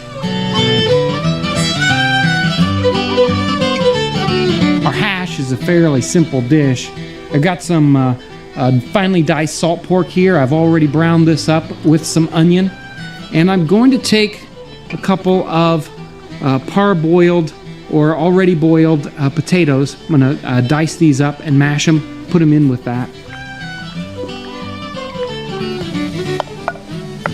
We also need to add a little bit of milk to give it some liquid to work with. If you happen to have some allspice, it makes a wonderful addition to the hash. I'm going to form this up into patties and fry it in our frying pan.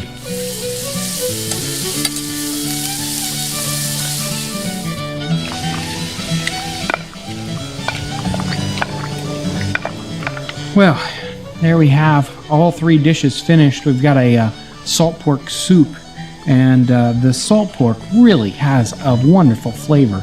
The saltiness balanced out with the other flavors. Actually, extremely good. Here's our salt pork hash. It may not look great, but let me tell you, it is my favorite on the table here. The salt pork, very tender. Just the right amount of saltiness, along with the potatoes and the onions. Definitely a favorite. So the last dish here was the stew. This is the beef and the peas stew, and it thickened up rather nicely. The peas add their own kind of sweetness to it. The beef is excellent in here. Any one of these things you will definitely enjoy.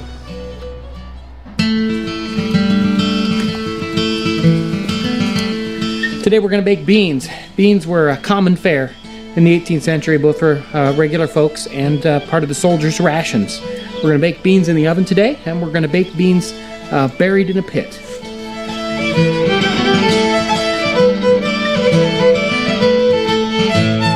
It was common practice in New England for the village baker to heat up his oven, bake his bread and other items, and then at the end of the day, everyone would bring their bean pots and they'd put it in the oven, and it would stay in overnight to bake the beans, especially on Saturday night. So on Sunday, everyone had beans to eat, and they didn't have to work on the Sabbath.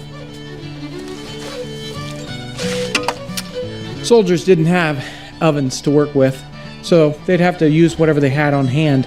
We're going to dig a hole so that we can bake our beans inside of a fire pit, down inside the earth.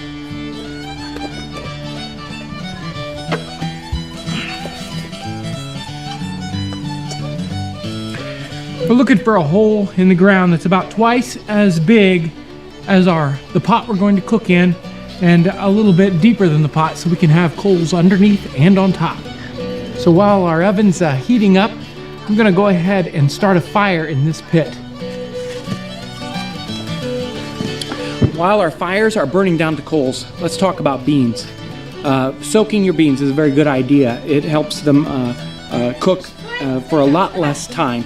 You also should boil your beans. Dry beans have a toxin in them that causes issues with digestion if they aren't heated to the right temperature. So if they're baked at a very low temperature, that doesn't get rid of the toxins, and you need to boil them first. Well, I've had our beans boiling. These have boiled for quite a while. You can boil an hour or whatever it takes to get them nice and soft and ready to bake. We're going to do use two different methods of baking, and we're going to flavor these two batches in two different ways. Let's divide our beans up into our two different cooking vessels. We have our new redware bean pot that you can find on our website. We also are going to use one of our 2-quart pots, and we have one of these new metal lids for them that are available that'll be perfect for this sort of operation. Anyway, let's get these divided out.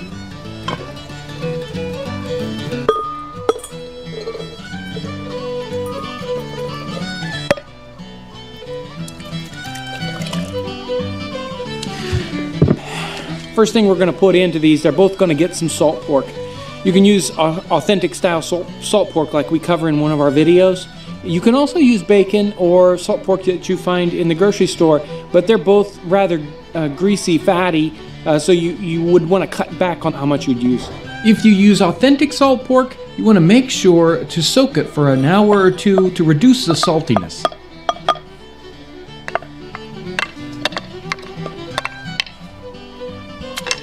Now we're going to put in mustard. Both of these, dry mustard is a very common, you see it in almost every recipe for baked beans. And we're going to need a good big spoonful in each one of these pots.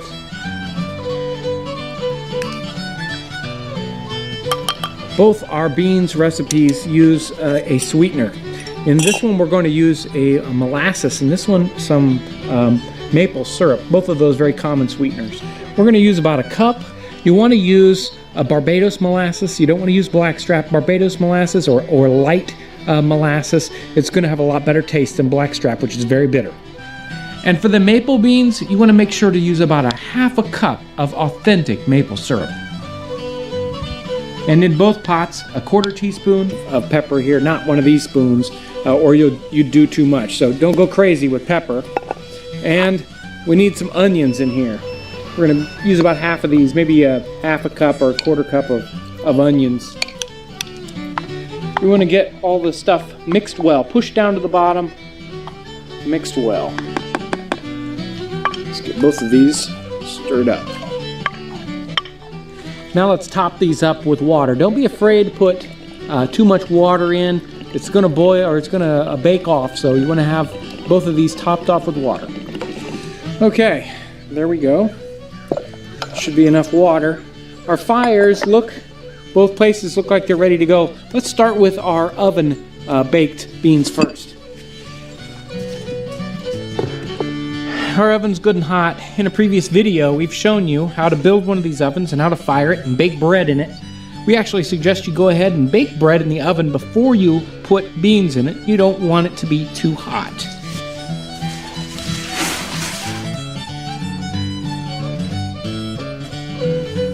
We're going to let these beans bake. You can bake them in an oven like this for 4 or 6, 8 hours, even 12 hours. The longer the better, and they really start to taste good. You might want to check them after just a couple of hours to make sure there's still some liquid in there. You don't want them baking out too dry. You might need to add a little water.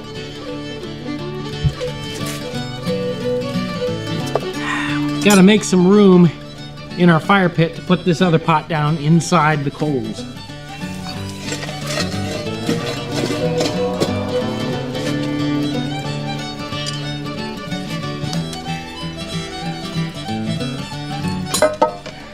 We're going to make sure you've got coals on all sides, coals on the bottom, hot coals on all the way around each side. Then you want to have a little rock that you can put on top of the lid to make sure it doesn't get knocked off.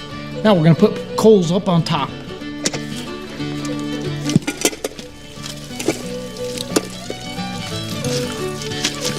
We're going to go ahead and build a fire up on top of this so that so it's got more heat.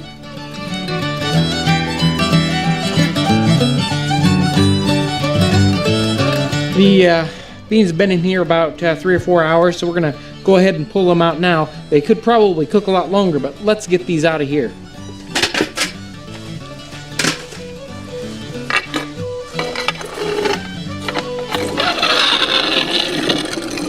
Well, let's take a look. Whoa, they look really good. These have cooked for about 4 hours, so they're ready to eat right now. If we want them to be even better, we can let them cook longer, another 4 hours or even another 8 hours, and they'll really start to darken up. But these are ready to eat just like this. These maple beans have been in the embers for several hours. I think they're done. Let's take them out.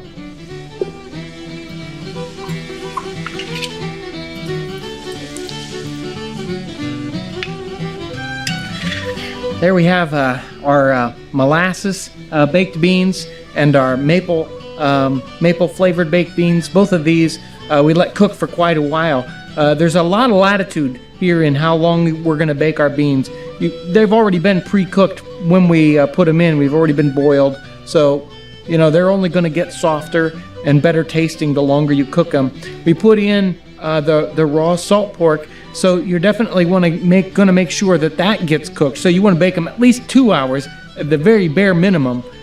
4 hours is good, and all the way up to 12 hours. They're only going to get tasting a little bit better. You just need to check on their moisture levels occasionally, make sure they don't get too dry. Another hint on these bean pots, when you're using especially the molasses, they want to boil over, and then this molasses stuff gets stuck between the lid of the pot and the body, and they can be really hard to get off. You don't want to break your pot and break the lid. So you want to either grease this lid here so that it doesn't get stuck, or you want to make sure to wipe those down when you check on the moisture level. These beans have a flavor that you cannot get anyplace else. I really recommend you try a couple of these bean recipes.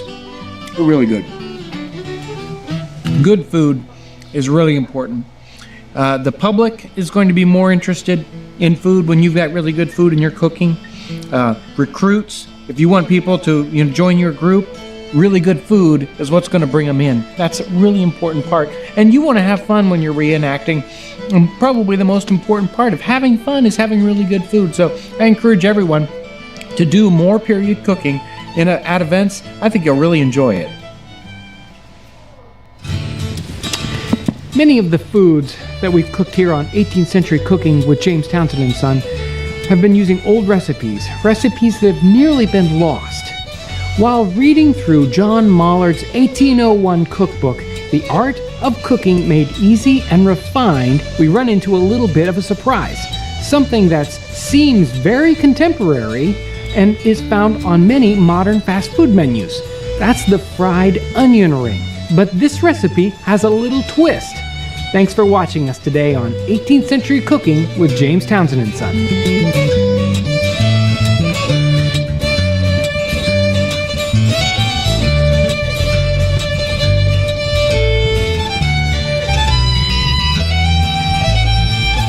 Onions were an important vegetable in the 18th century. We know from period writings that a number of strains of onions were cultivated, ranging from sweet and mild to strong and hot.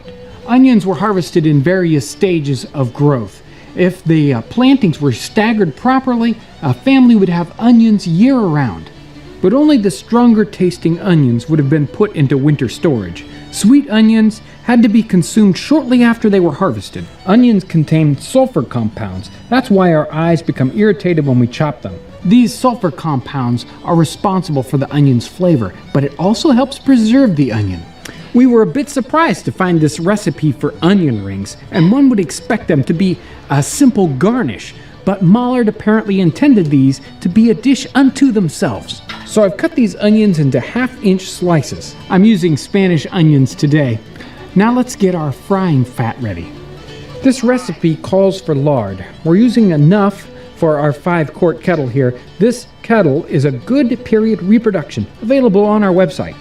Obviously, we've got large pots of very hot oil and an open fire. Need I say more? Be very, very careful. We'll keep an eye on this while it heats up. In the meantime, we'll work on the batter.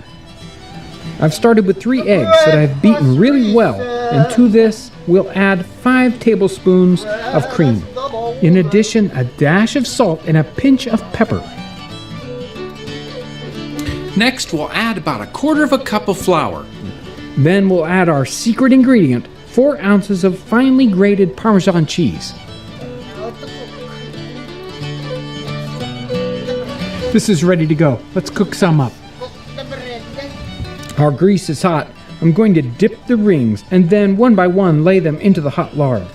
We'll fry these until they are golden brown on the bottom side. Then we'll carefully flip them and fry them a few minutes more.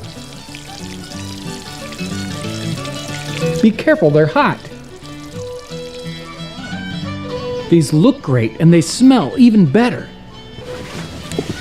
Mollard suggests serving these with mustard in a melted butter sauce, but I'm going to try it just like they come. Those are excellent. Just like onion rings you'd expect, with a wonderful zing of Parmesan cheese. Who would have expected onion rings in the 18th century? We're using the greens that we collected in our last video to make a wonderful springtime soup. Thanks for joining us today on 18th Century Cooking with James Townsend and Son.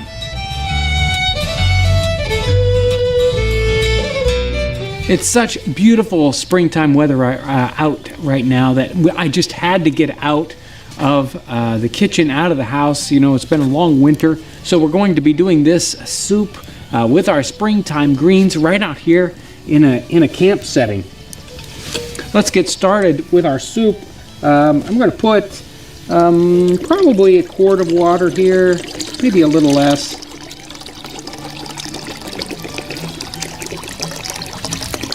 And let's get that started warming up. If you're going to be making your soup with a beef base or some kind of a meat base, especially say you're going to be using a salt ration, then you'll want to put your salt ration in here ahead of time when it's cold. If you're using a fresh beef ration, you want this water boiling when you put it in. For our portable soup that we're going to be using today, actually that goes in last, so we're not going to put the portable soup in yet. For this particular soup, the first thing that goes in is our barley. And let's put in just about a handful of barley here. And regular barley will take approximately an hour in your boiling water before you're ready to put in your other ingredients. You could also put in rice, steel cut groats, or something similar too. Springtime is the perfect time to get out and reconnect with nature and reconnect with your friends and your family in a cooking experience like this, or a spring camping time. It is a perfect time of year for that kind of thing. I really love this time of year because it's so much different than, say, summertime. You get a lot of the plants aren't up yet, but there are no mosquitoes, there's no ticks. We got migratory birds this time of year, so it's a totally different kind of experience. I've got stinging nettles, which is the bulk of what's going on here. And I'm going to chop them up fairly small. The stinging part of these stinging nettles, which is formic acid, goes away in the high temperature of the boiling. So we don't need to concern ourselves worried about whether that's going to hurt us when we eat it. I've got a little bit of wild garlic. Yeah, I called this wild onions in the last video, but actually with this tubular stem, it's wild garlic. Wild garlic is strong enough that you probably don't want a lot of it in here. I'm just going to use some of the green stems. Chop them up fine. I even have a few of the bulbs that I cleaned off, and we'll just chop those up and put those into. Don't need very much of that. It's gonna bring a lot of flavor in with it.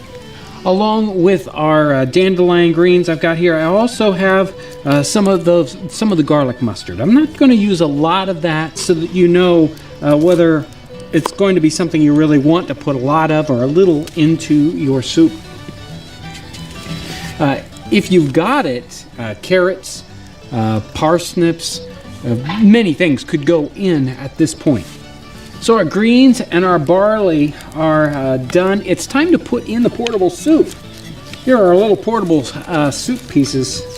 And, we're using about a quart of water, maybe a little bit less.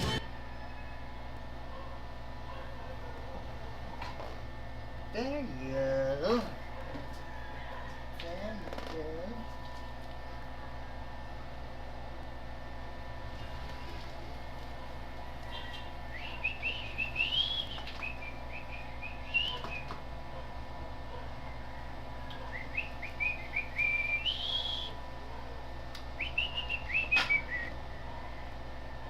chat.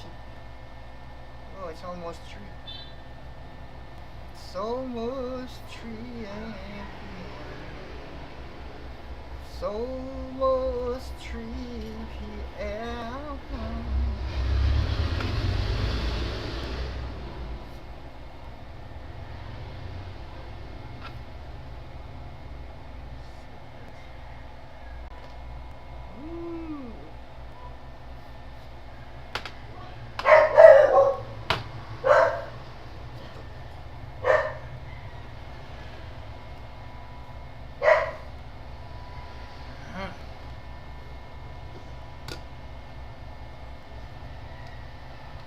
We're going to need maybe 3 or 4 pieces this kind of size. I'm going to toss it in there.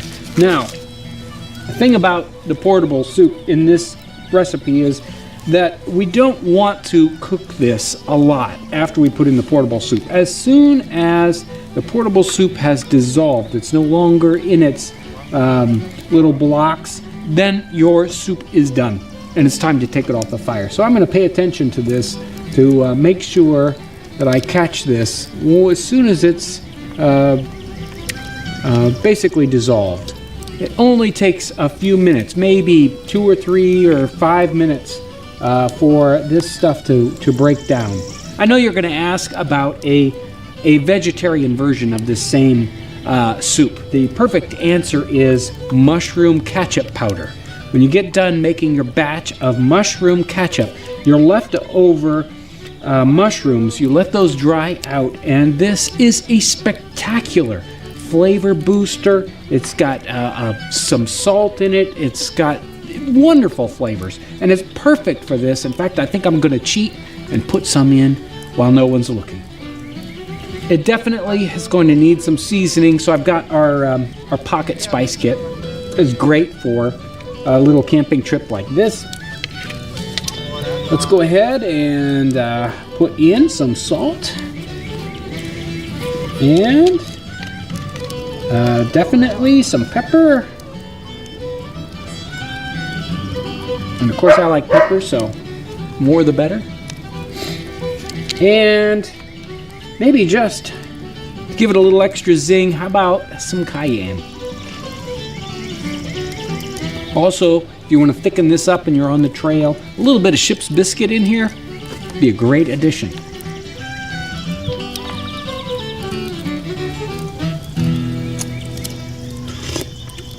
Oh yeah, that's great. And the greens too. This is done. Our soup has cooled down and it looks great. It's really it's even thickened up a little bit. It's still rather warm, but the greens are in there. You can see the barley in there. It's got a nice color to it. Wow, that is excellent soup. There's nothing like cooking your meal out over an open fire like this with greens that you've just gathered, and it's wonderful flavor. Wow, nice tooth to it. The barley thickens it up nicely. A great flavor from the portable soup. Oh, and that portable soup, we're going to show you in our next episode, next Monday, just how you can make very easily, very simply, this portable soup at home. Today we're doing an episode on soldiers' food, and basically the most simple and primitive soldier's food, and we'll be concentrating on a couple of pieces right out of Joseph Plum Martin's memoirs. Thanks for joining us today on 18th Century Cooking.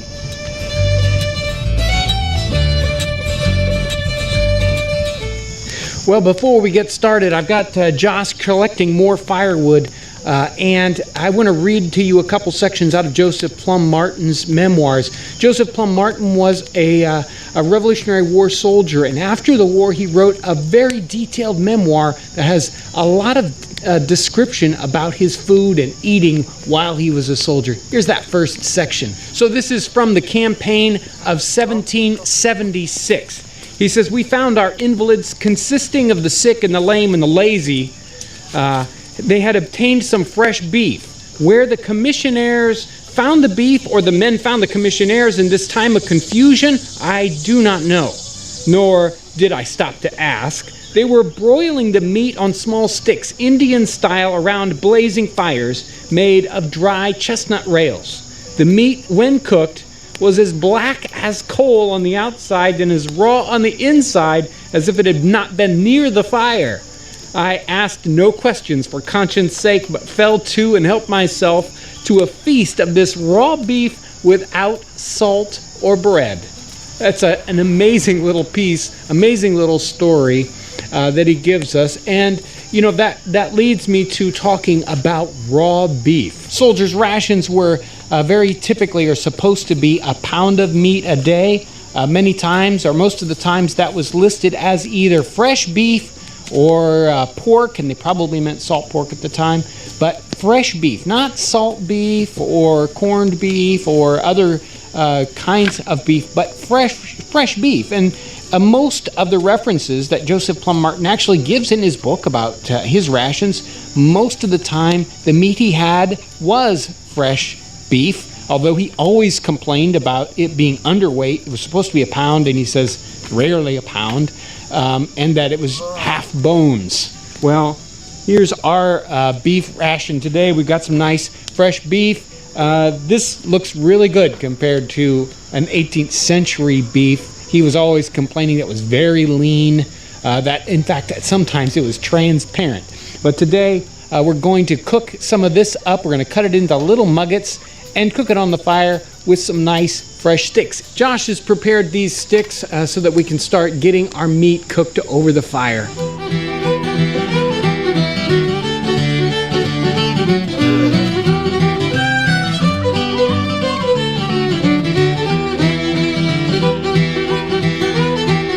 So while Josh is tending to the meat over the fire, let me read you this second excerpt. This is a very interesting piece. I like this. He says, "We drew a day's ration of beef and flour. This was called a pound of each. The flour perhaps was not far from its nominal weight, but the beef was, as it always was in such cases, and indeed in all the others in the army, not more than 3/4 of a pound, and that at best half bone. And how was it cooked?" He says, "Why, as it was usually, as when we had no cooking utensils with us, that is, the flour was laid upon a flat rock and mixed up with cold water, and then daubed upon a flat stone and scorched on one side, while the beef was broiling in the fire on a stick. And this was the common way of cookery when on marches." And we could get anything to cook, that is. And that is the mode that we used at this time. This was the campaign of 1777. So there you have a very, very simple, what's it like when you're on the march and you don't have any cooking utensils and you have to cook up your food. So this may sound familiar to you. We've done ash cakes and fire cakes in a couple of different episodes, but in this one he talks about actually cooking them on a flat stone. So that's what we're going to try today. Well, I took part of our flour ration and I just mixed it with water. I don't have anything else. He wasn't issued anything but just straight flour. So we're just going to mix it up and make a nice soft paste. And our big rock here is nice and flat. We'll just try cooking it on that.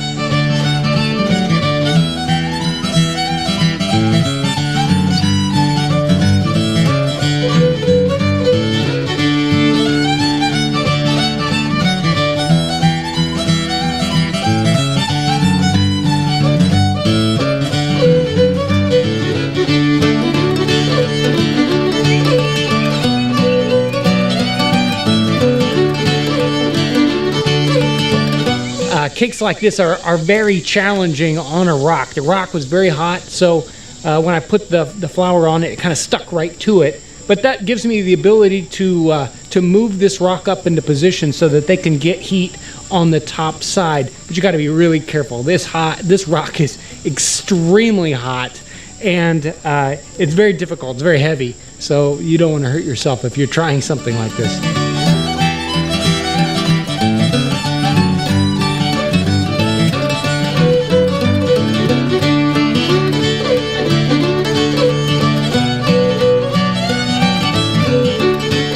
Well, here is our cooked up meat. Josh did a great job on the meat pieces, and the the bread pieces, well, we'll see how that turns out. They were a little challenging to get off that rock, you could see, but they look good. So let's give this a chance. Let's give it a try. This is cooked exactly like they would have done that in the 18th century. What do you think about that rock cake? Nice rock cake. Yeah, there you go. So the bread, that's a bit challenging, and you really have to, well, hope your rock is clean. You don't get too many bits of rock dust rock in on it. them. And without any salt, these are very plain. Oh, yeah. But, you know, if you take them off before they're hard and black like this, they're not bad. I'm going to try out one of these pieces of meat. It looks great. And it is very good. You almost wish you were back there in the 18th century so you could try out some of Joseph Plum Martin's cooked meat over the fire. It could be worse, let me tell you. Oh, yeah. This is great stuff. What you really need to have with this is the fat and the meat that gives a little bit of flavor to the flour, because otherwise the flour's really rough. But together, it's pretty good. You can make it on this. And you can imagine how much better it would be with salt. He's always complaining that he doesn't have enough salt. He's constantly complaining he doesn't have any sauce, so he probably means vegetables or anything else to go with it. Like any type of sauce would really help push this up a whole lot, and it's pretty good to begin with. Right. You can imagine that he didn't have these rations very often. He was very often complaining about not having any food, but when you have it, even if you don't have any utensils and you're on the march, all you've got is your fresh ration. All we had was one knife to sharpen our sticks with. Yep. Sometimes you even hear about them using their bayonets. Yeah. Even without a knife, you can use a bayonet. Although your officers might get upset about using your bayonet as a cooking device, but I'm sure they did back then too. Right. So you can use your bayonet to cook your meat on, and nothing but a flat rock, or even if you don't have a rock, you can make the fire cakes. Make sure to check out our other episodes, our Pound of Meat episode, where we talk about rations, and our fire cake episode, where we make the fire cakes right on the coals. It's actually a little easier than doing it on the rock like this, but this is equally a great method. Well, we need to finish this up so we can get back on the march. Give me another one. There you go. Wow. That's excellent. Oh, yeah. It's cooked. We usually think of fried chicken as, well, traditionally an American dish. But today I'm going to share with you an Old English recipe from 1736 that I think will change the way you make fried chicken. Thanks for joining us today on 18th Century Cooking.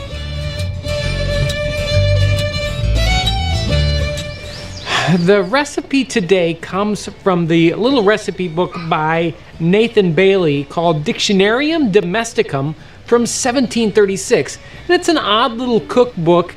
It's set up like a dictionary, so it's in alphabetical order, and this recipe you find under marinade.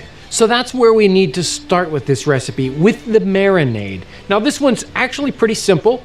It starts off with the liquid portion, which is lemon juice and verjus or vinegar. Verjus is actually a very common ingredient you'll find in early 18th century recipes. It comes from the juice of unripe grapes unfermented. And while it's very sour, it actually has a very mild flavor. If you're going to use vinegar, the vinegar that would have been typical in an 18th century, especially English setting, would be malt vinegar. In the time period, they called it wine vinegar, but it's actually malt vinegar today. If you can't find that, or you want to use something that doesn't quite have that kind of a flavor, then you can use cider vinegar or even distilled vinegar. Lemons were available as well, depending on your location and your social position. And interestingly enough, lemon zest or lemon peel was the second most common type of spice you'll find in many of the 18th century cookbooks. So very common. In this case, I'm opting for the juice of 2 large lemons and an equal amount of distilled vinegar. The recipe suggests salt, pepper, cloves, and bay leaf, but no real amounts here, except for the number of bay leaves, 2 bay leaves. So we're guessing maybe a teaspoon of salt, a teaspoon of black pepper, and a 1/4 teaspoon of cloves. And the last ingredient is something called chibols. And we had to look that one up. That's spring onions, or as we would call it, green onions. I've got about a half a cup. Shallots are something that you could substitute in this place. Shallots were very common in the 18th century, and it would probably make a very interesting flavor addition.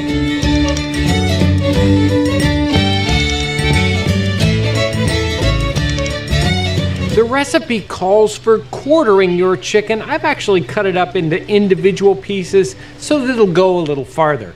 The recipe suggests marinating this chicken for 3 hours, and you should probably stick to that. If you use some of the more powerful, like the malt vinegar, it can really enhance the flavor too much. So 3 hours is a good time. We're coming up on our 3-hour mark, and it's time to work on the batter portion. And this is a little bit different than what I'm used to. Like our marinade, the batter is also very easy to make. I'm using about 1.5 cups of flour. Just regular all-purpose flour will work fine. And enough white wine, like a Rhenish wine would be good. Adding enough to make this into a thin pancake batter. And finally, I'm going to add the yolks of 3 eggs. You can top this off with a little more wine if you need to get to the right batter consistency. And finally, a teaspoon of salt will finish this off, and mix it so that it's nice and even. If you don't want to use wine, you could use cider instead, or maybe just water. There was no suggestion of the particular kind of oil to fry in the 18th century. They would have used lard probably, or even a clarified butter.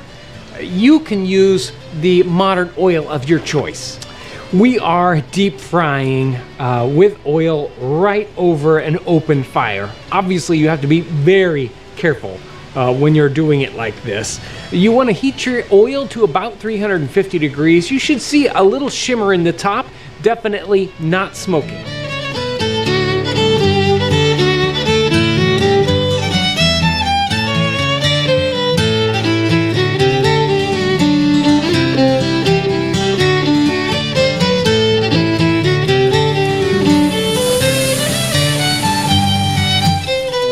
We're going to fry this in batches of 3 or 4 pieces, maybe 5 pieces. Really, it depends on the size of your pot. And I'm not sure exactly how long you want to cook it, but you want to get to the point where the color is a nice light mahogany brown.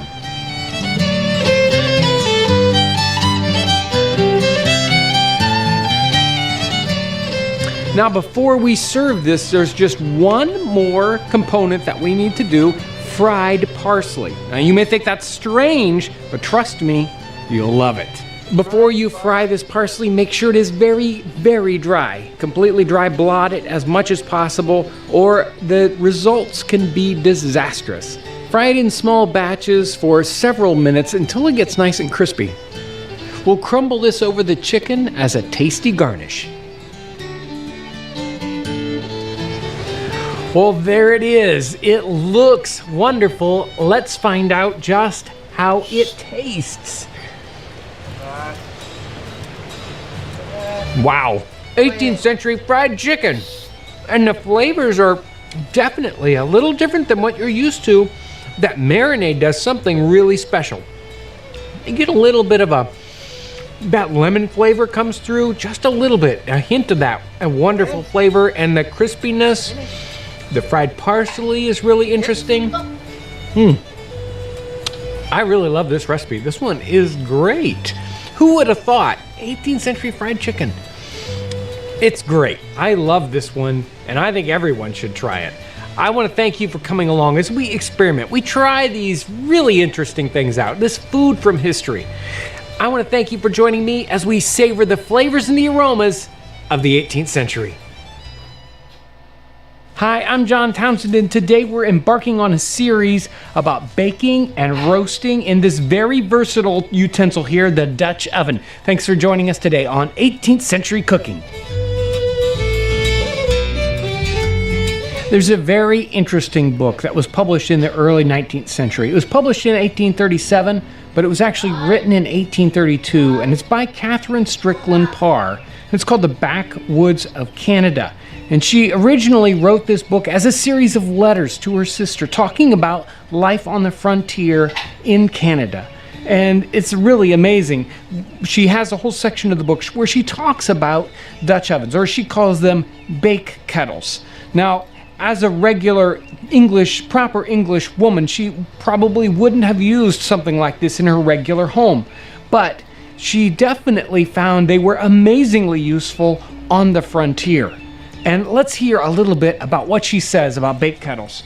She says, "At first I was inclined to grumble and rebel against the expediency of bake pans or bake kettles. But as cooking stoves, iron stoves, and even brick and clay-built ovens will not start up at your bidding in the bush, these substitutes are valuable and perform a number of uses. I have eaten excellent light bread baked on immigrant hearths in one of these kettles. I have eaten boiled potatoes, baked meats, excellent stews, good soups, and all cooked at different times in this universally useful utensil. So let it not be despised. It is one of those things particularly adapted to the circumstances of settlers in the bush before they have collected those comforts about their homesteads within and without, that are the reward and the slow gleaning up of many years' toil." So you can see how much she loved to use this very versatile tool. And you know, it's one thing to say fry in one of these, or bake a soup, or cook a soup or a stew in a kettle like this. But it's another thing to learn how to bake and to roast it, where you really have to regulate the temperatures. That's what we'll be focusing on today. Again, it might not seem that easy, but with a little study, we'll get it. So let's look at the anatomy of this Dutch oven for a little bit before we get started warming it up. You can see that it's got a lid. It's a special lid. Dutch ovens, this lid, this idea, the rim on here is specifically so that we can put coals up on top of this and them not fall off. This really is sort of an American invention right there in the late 18th century and early 19th century. It really kind of sets these apart and makes them specifically good for this purpose. So this helps with the specific idea of Dutch oven baking, which is that we want to have heat underneath the cooking pot and we want to have coals up on top to give you heat from both directions. Now, one of the things that'll happen is once you get this idea, you'll think, well, I know, I'll just pile coals up on top of this pot. And that really is the problem. We don't want to have too much on top, or else we'll just overheat this. We'll get too much heat in too rapidly and burn whatever we're cooking. So it really is a balance between getting enough heat below and above, but not too much. That's what we're going to be studying here in just a moment. Another thing we really need to bake in this properly is a good bed of coals. So you have a lot of pre-prepared coals. You can't cook with flaming logs. You really need to have a nice deep bed of coals, and coals you can keep getting from the fire. So if you don't have a good bank of them ready to go, then you might run out just when you needed more. Also, there are environmental factors to take into consideration. Ambient temperature outside really isn't that important that you have to really keep in mind, but wind is. If you've got a lot of wind coming in, it'll hit that pot and take away the heat, and so it can be very difficult to bake. So if you've got a windy situation, you're going to need to protect that Dutch oven baking area from a lot of that wind. You'll need to make some kind of a windbreak. If you go searching online, you'll likely find formulas for baking with Dutch ovens. And the formula usually goes something like this. If you want to get to 350 degrees, you take the inches of your Dutch oven, say a 10-inch Dutch oven, and you put 3 up and 3 down. You take the number of inches, you take 10 charcoal briquettes, and for the top you'd put 13 on, and you'd do 7 underneath, so 3 minus and 3 plus.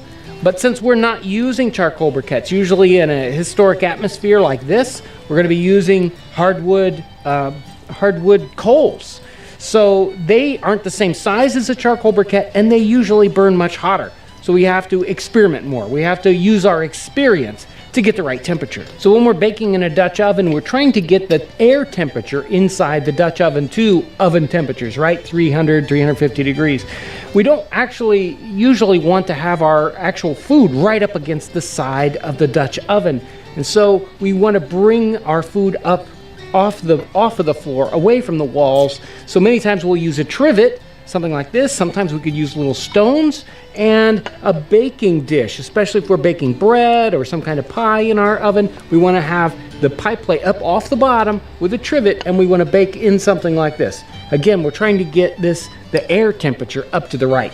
To give you an idea what's happening inside the Dutch oven, we've actually got a modern heat probe in here and a little device, so we can actually read the temperature of the inside of the Dutch oven as we put coals on top and underneath. We can watch, and that will give us an idea about exactly what we're going to do in the future. Let's start off experimenting with just a scoopful of coals down below that we're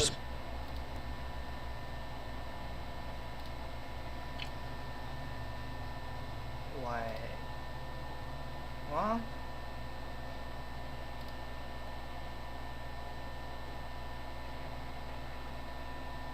Community extension. Okay. Manage rules. Volume mods. Elevate.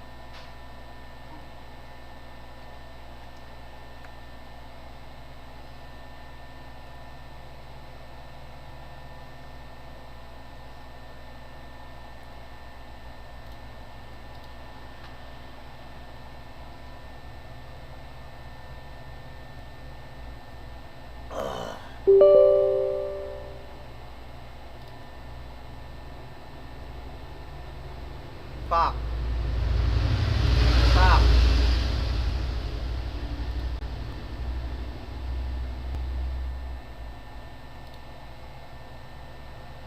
Oh no.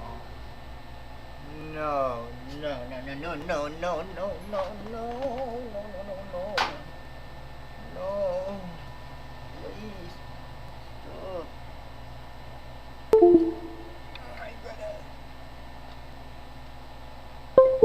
Oh my god. Ugh.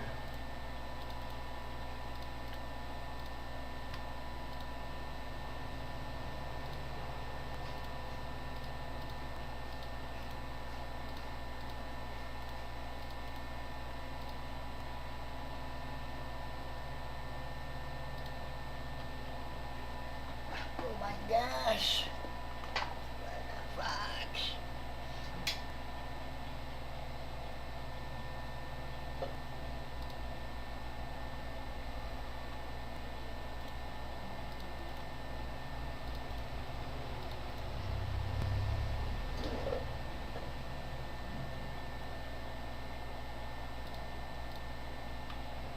Ooh.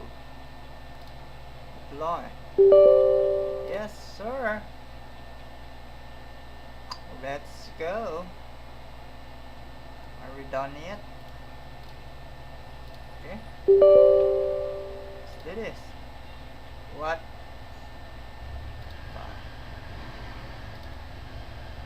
Launcher is required. What do you mean?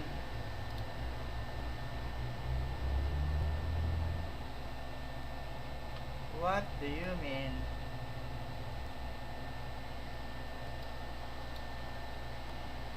What do you mean by that?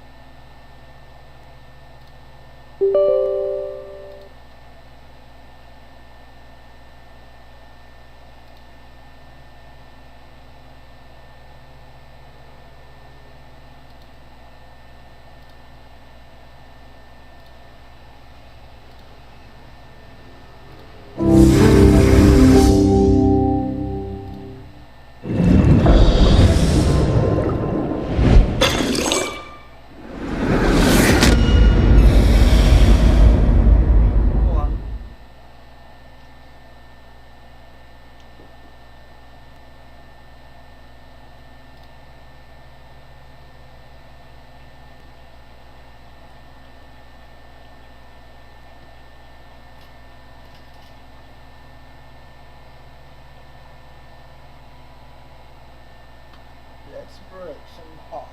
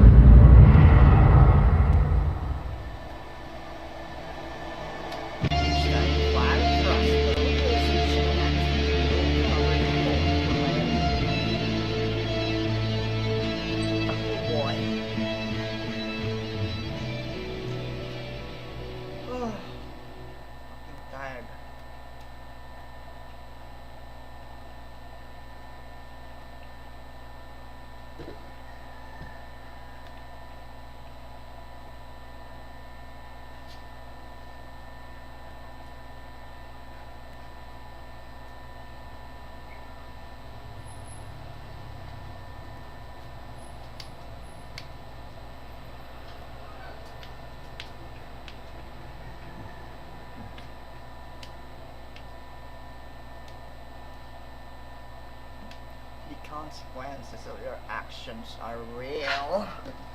Real? This game, all the sense we can play. Make sure you have all the beds. Have all the beds. Or have all the beds, huh? Just have all the beds, huh?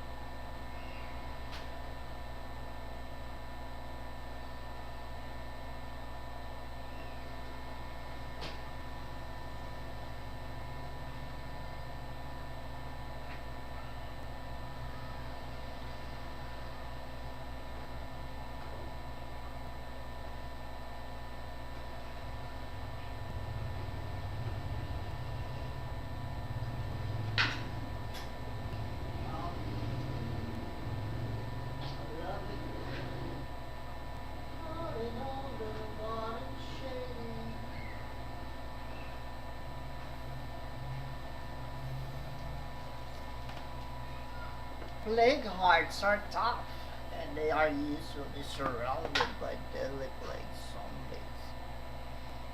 Bring plenty of painkillers, bullets, and explosives when assaulting one.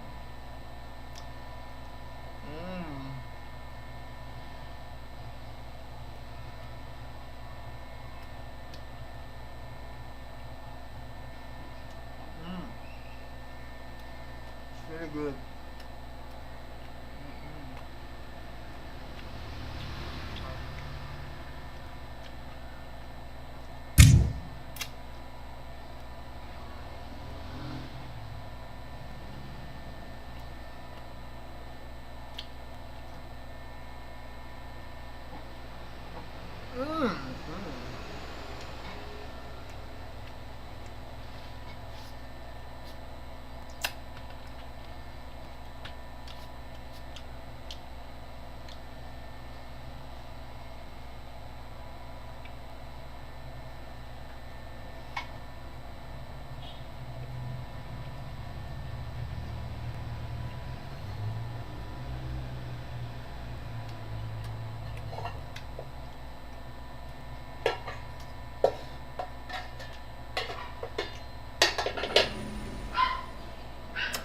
If we're gonna have any chance against this plague, you need to get some medical attention. You got it, Doc. Let me just go find the infirmary.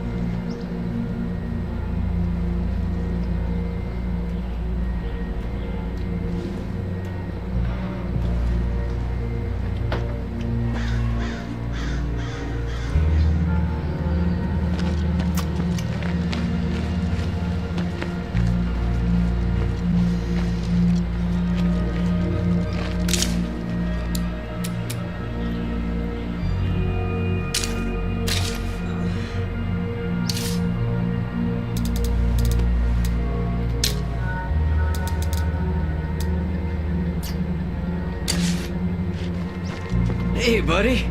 Know where I can score some cure? Hello. Maybe for the last fucking time.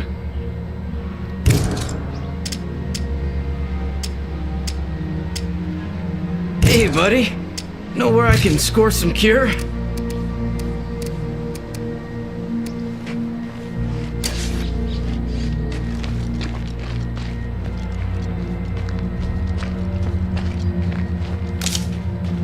I'd feel better about where we are if it hadn't been so ugly getting here.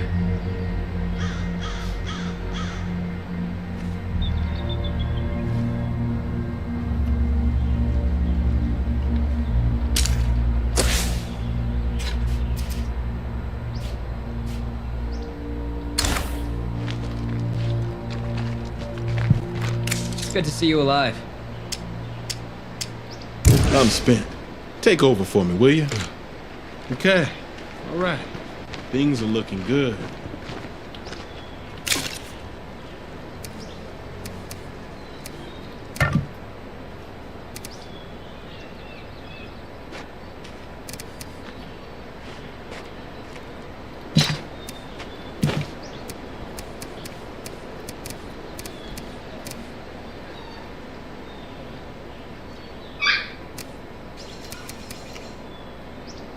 You keeping busy?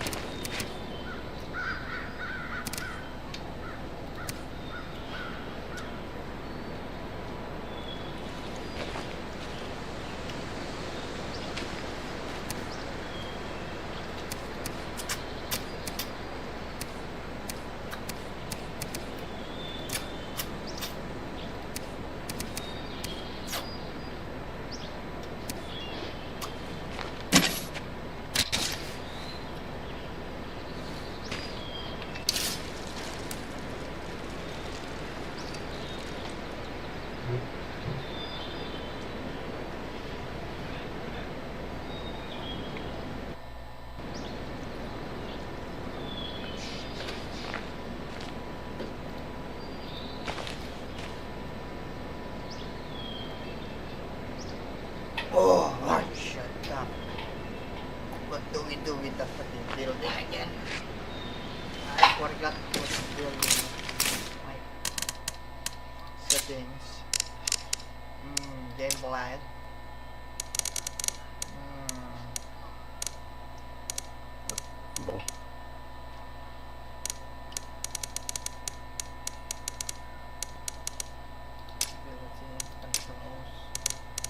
Map controls.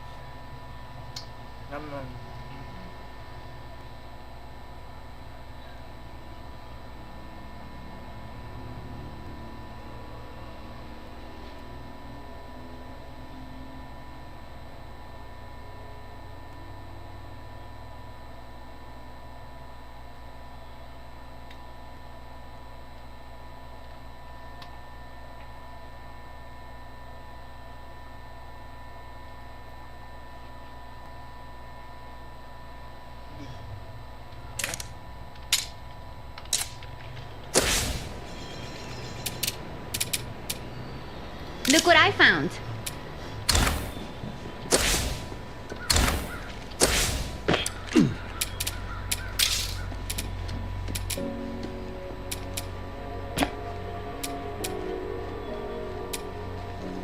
We might need to have a conversation about our sick friend. Water.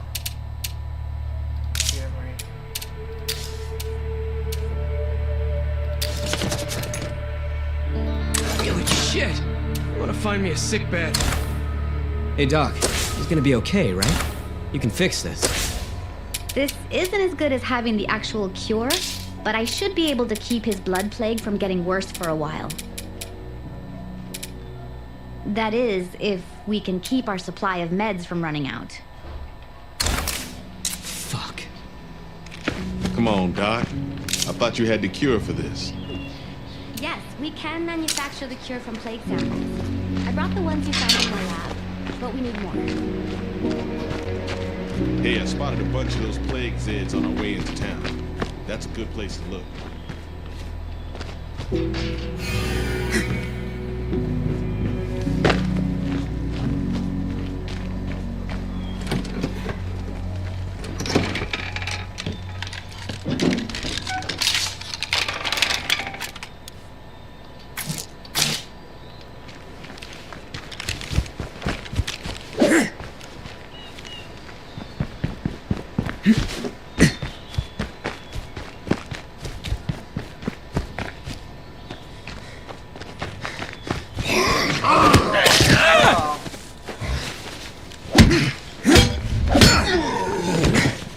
Now I need to fin. I'm getting close. I better be careful. I don't want to get sick too. Hey, I found the sample we need. That's good. I need that sample right away if I'm going to save my patient.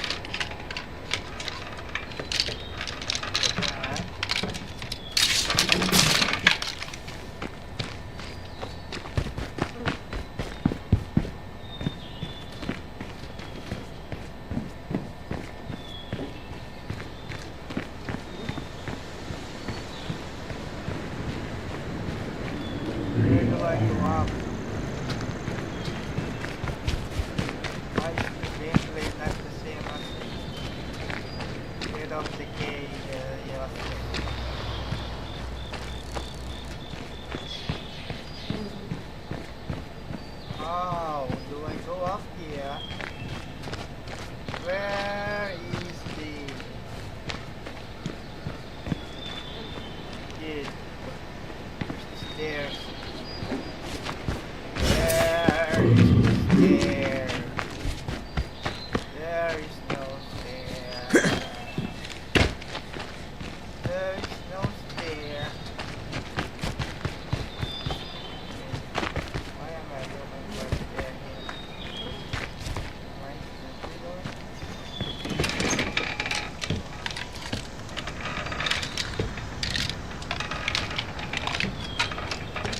Not really what I was hoping for.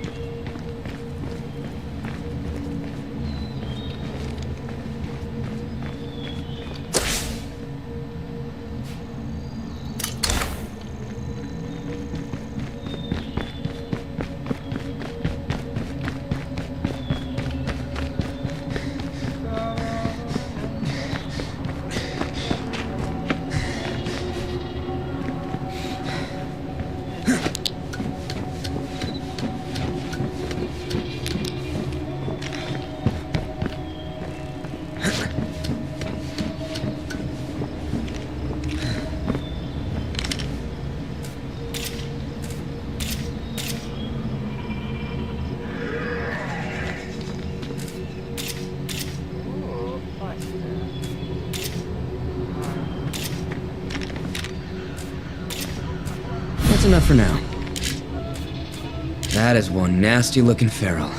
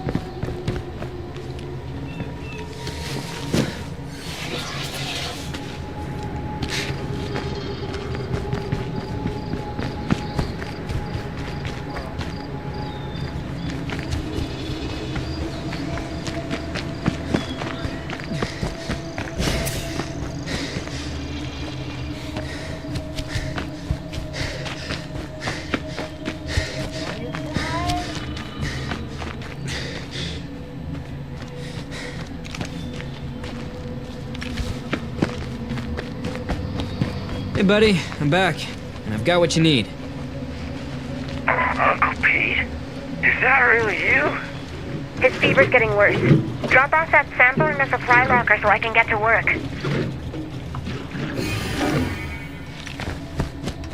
Aggressive is what gets it done, but careful is what brings you home.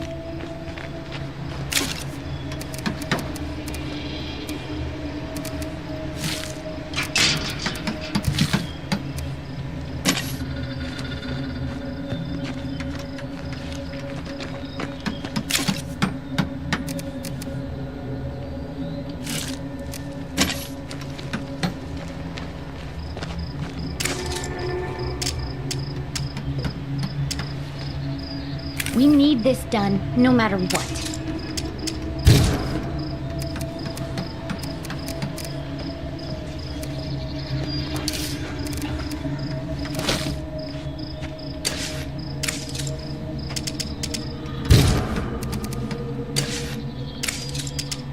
Your turn to deal with this mess.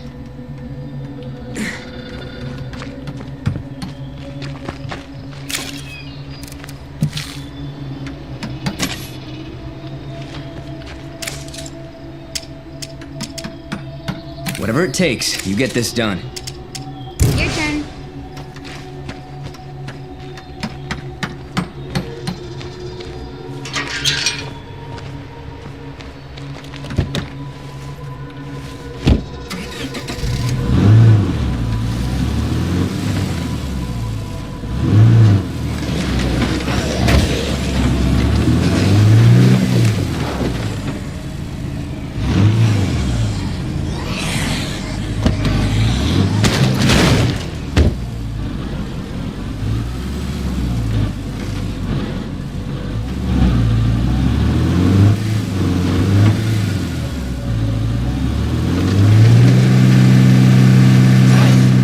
The air feels thick. There's gotta be a plague heart nearby. There are lots of plague zombies, too.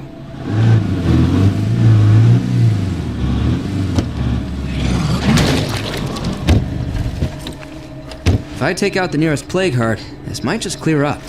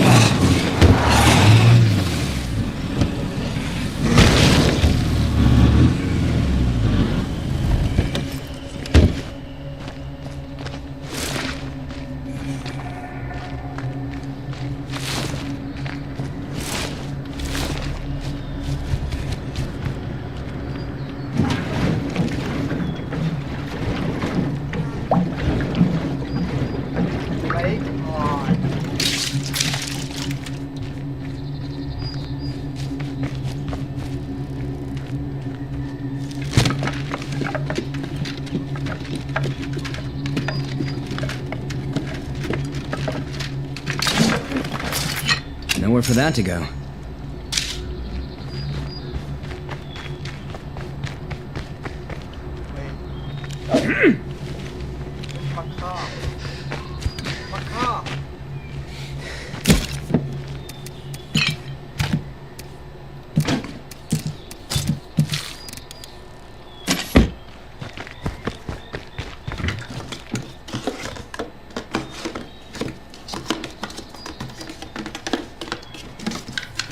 Jackpot.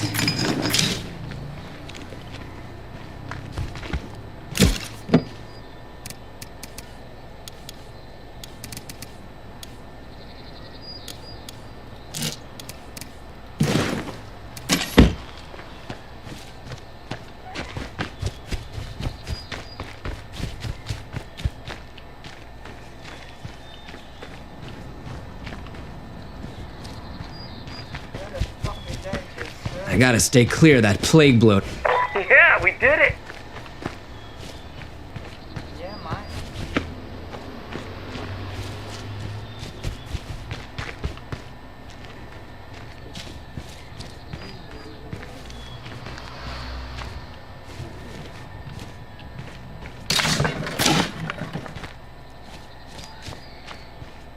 I have an idea. Let's look somewhere else. Shut up.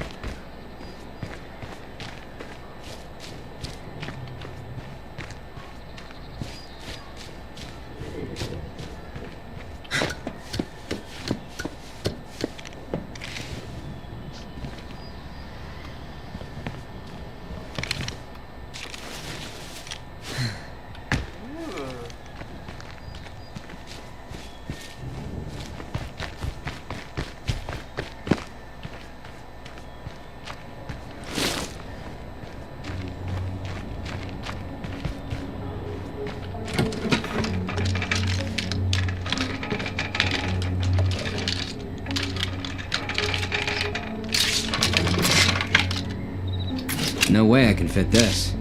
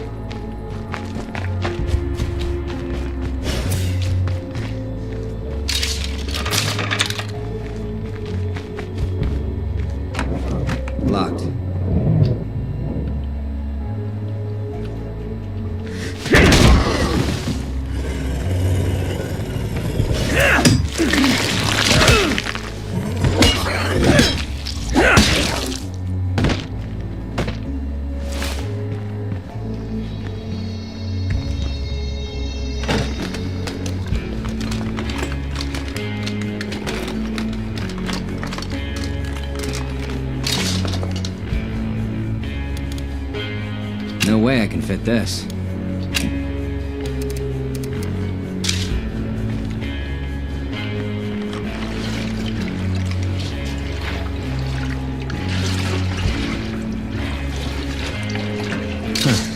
Okay.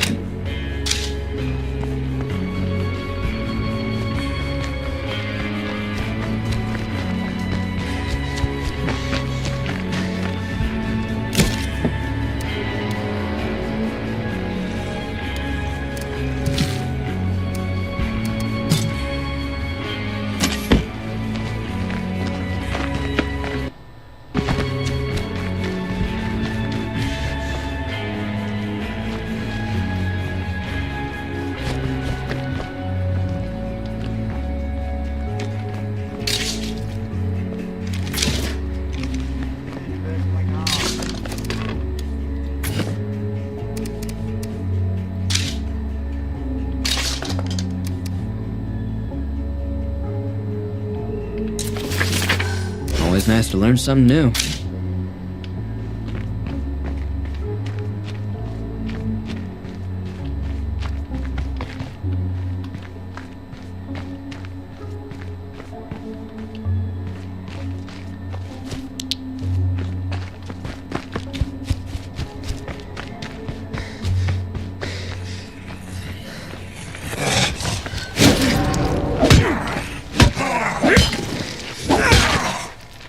Nowhere for that to go.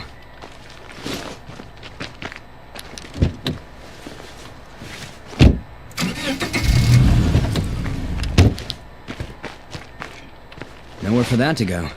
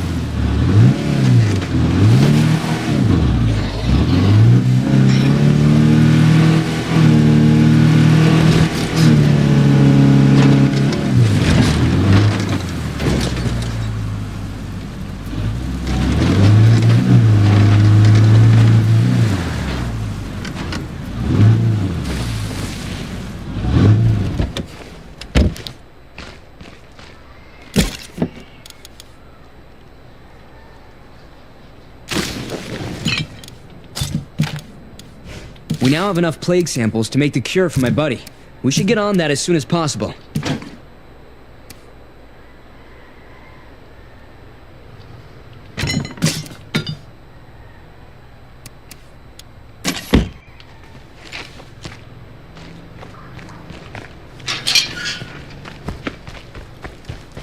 You better put me out of my misery before I turn and give this shit to somebody else.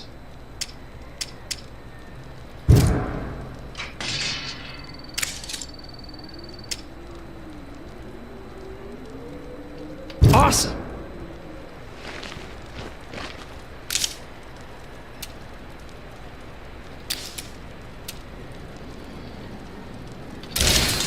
Okay, I have the cure in hand.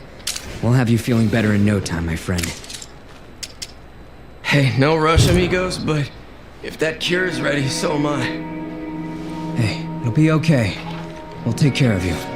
Just make sure I don't turn into a fucking deadhead.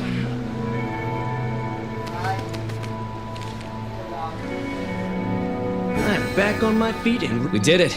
We actually beat this damn blood plague. At least for today. Makes you wonder how many more people out there we might be able to save.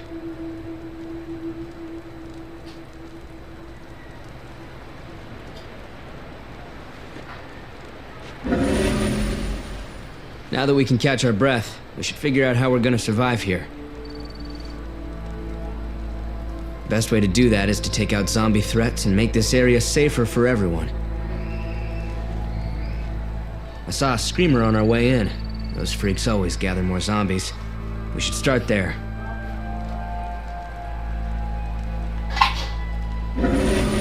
Why look elsewhere for problems to solve when we have plenty to do at home? This place needs improvement, and it's gonna take materials to do it.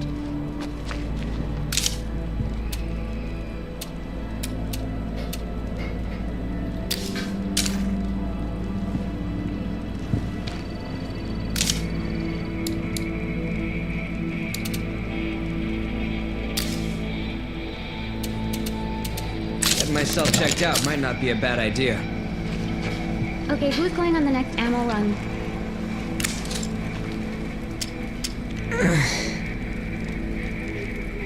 Later, pal.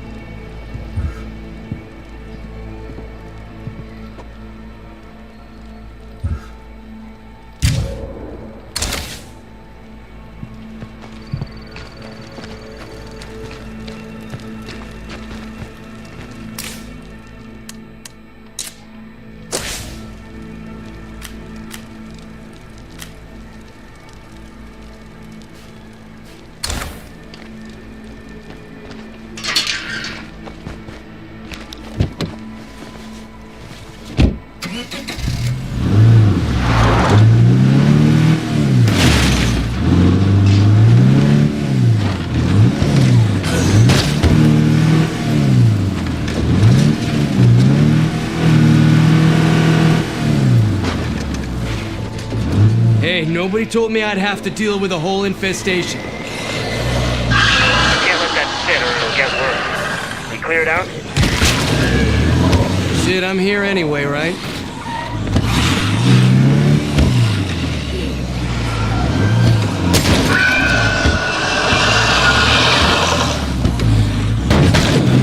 Shut you the fuck up!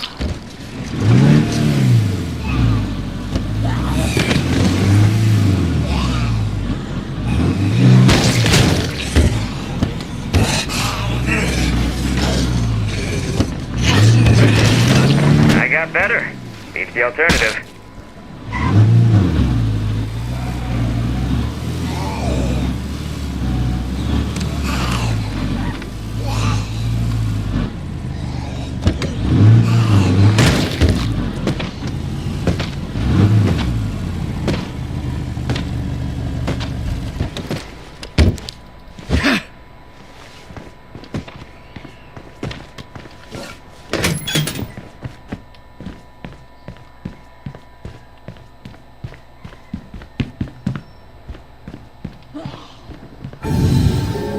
Mission accomplished, my friends. Nice work.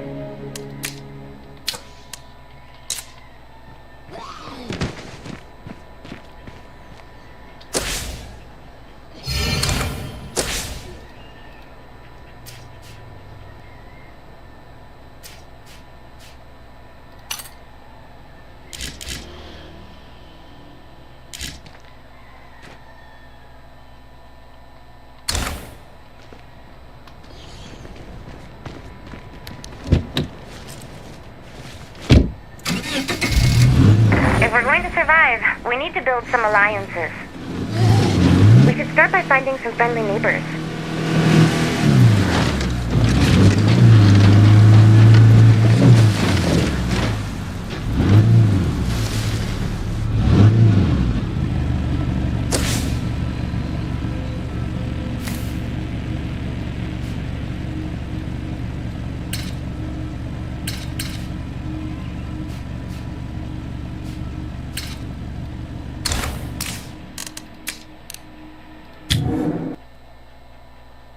Okay.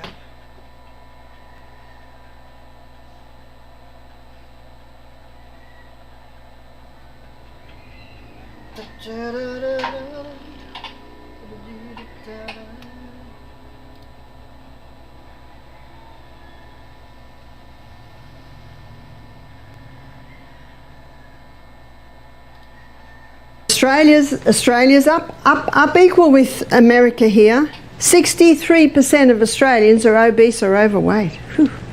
What's caused that? Here it is. Here it is.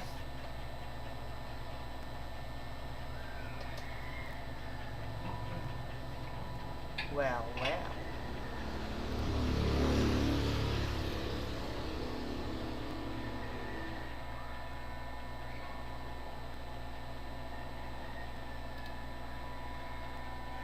Like the side. Could be, yeah.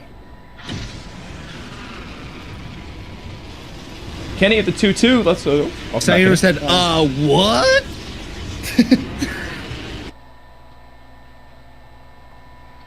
I love nuts, man. Anything with nuts, I like it. Yeah, it's like really good, right? You gotta like seize candy, get like the chocolate and like nuts in them. They're really good. In fact, if I get a Hershey bar with almonds in it, and there's that piece at the end that doesn't have any almonds left in there, I don't want to eat it. I need it's not the same, huh? It's not the same without the almond. That's wild. What you eating, Bobby? I'm eating a little bit of the candy. Are you eating chocolate? I'll bring you some. Yeah. You see how she's hounding me, man? That's great. Is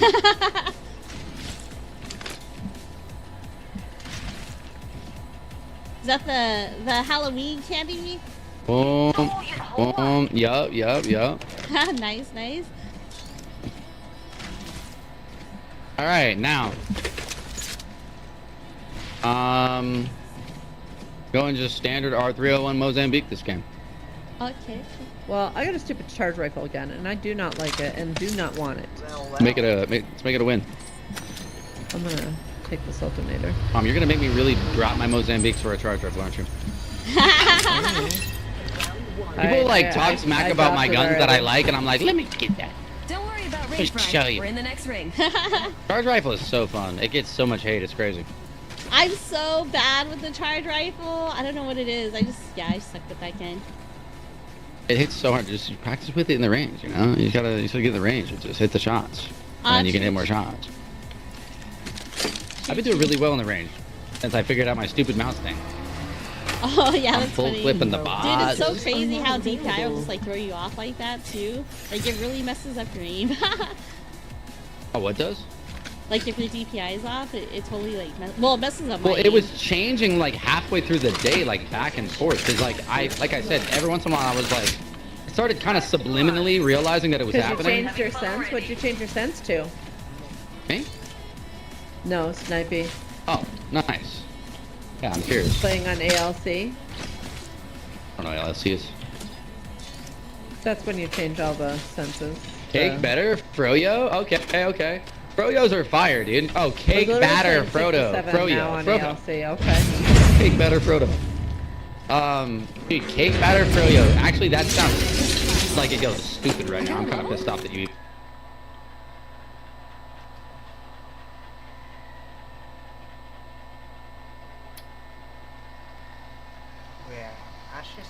The time's almost finally upon us. After 3 years since the Ashes of Creation Alpha 1, the game's finally going into its Alpha 2 Phase 1 and will once again be entering the world of Vera.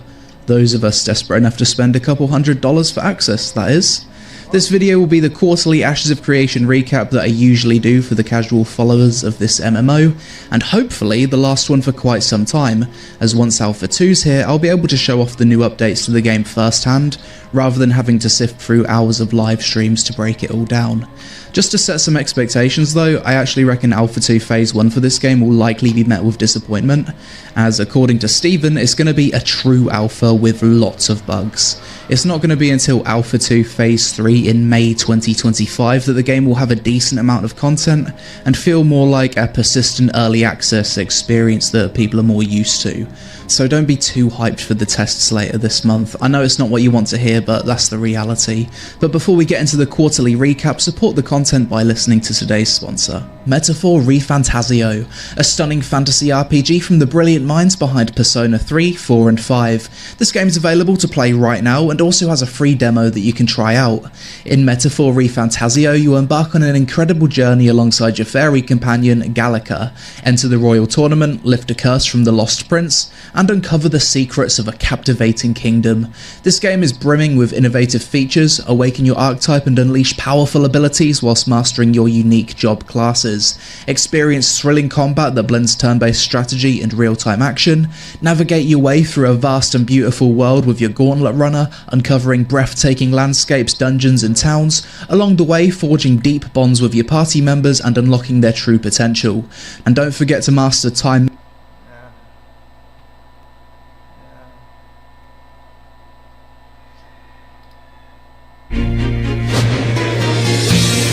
As for many people, social drinking's always been a big part of my life. Then last year, I took a hard look at quite how much I was putting away. Okay, yesterday I had 4 pints of Guinness plus 4 bottles of beer before dinner. Oh, bloody hell, that's 8 pints, not including wine yesterday. I realised I'd gone and damaged my health. You're at risk of disease progression to cirrhosis, end-stage liver disease and liver failure. Why is it we understand public health messages like eating 5 a day and stopping smoking, but never quite get our heads round what doctors say is a safe level of drinking? Who didn't know it was 14 units for men? Why don't alcohol producers spell out what the guidelines are? We've got this ridiculous silver on white again. You can't actually see it. Again, no mention of the 14 unit maximum.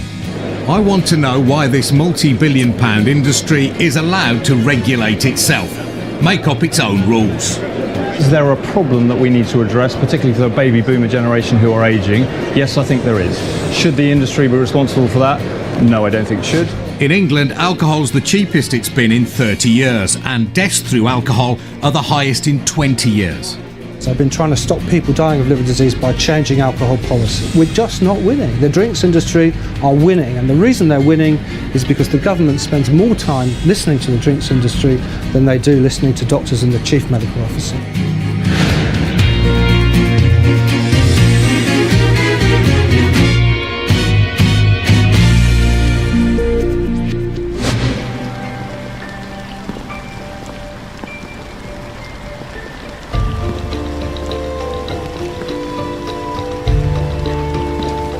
Like many of us, Claire Houghton liked to drink at the end of the day to unwind. She never thought it would have such devastating consequences for her life. Having lost her home, she's now living in this caravan in Oxfordshire. It's really, really nice to meet you. What are we going to do? Shake hands or hug? Oh, definitely the hug. Yeah, come on, let's do it. You. Nice to see you, mate. How you doing? You all right? Yeah. Good. Oh, that's a nice hug. Why, your dog will be getting jealous there. For Claire, a busy working mum, one glass of wine became another, and then another. So you'd always been a drinker. When did it really start taking off then? That would be the 1 o'clock time.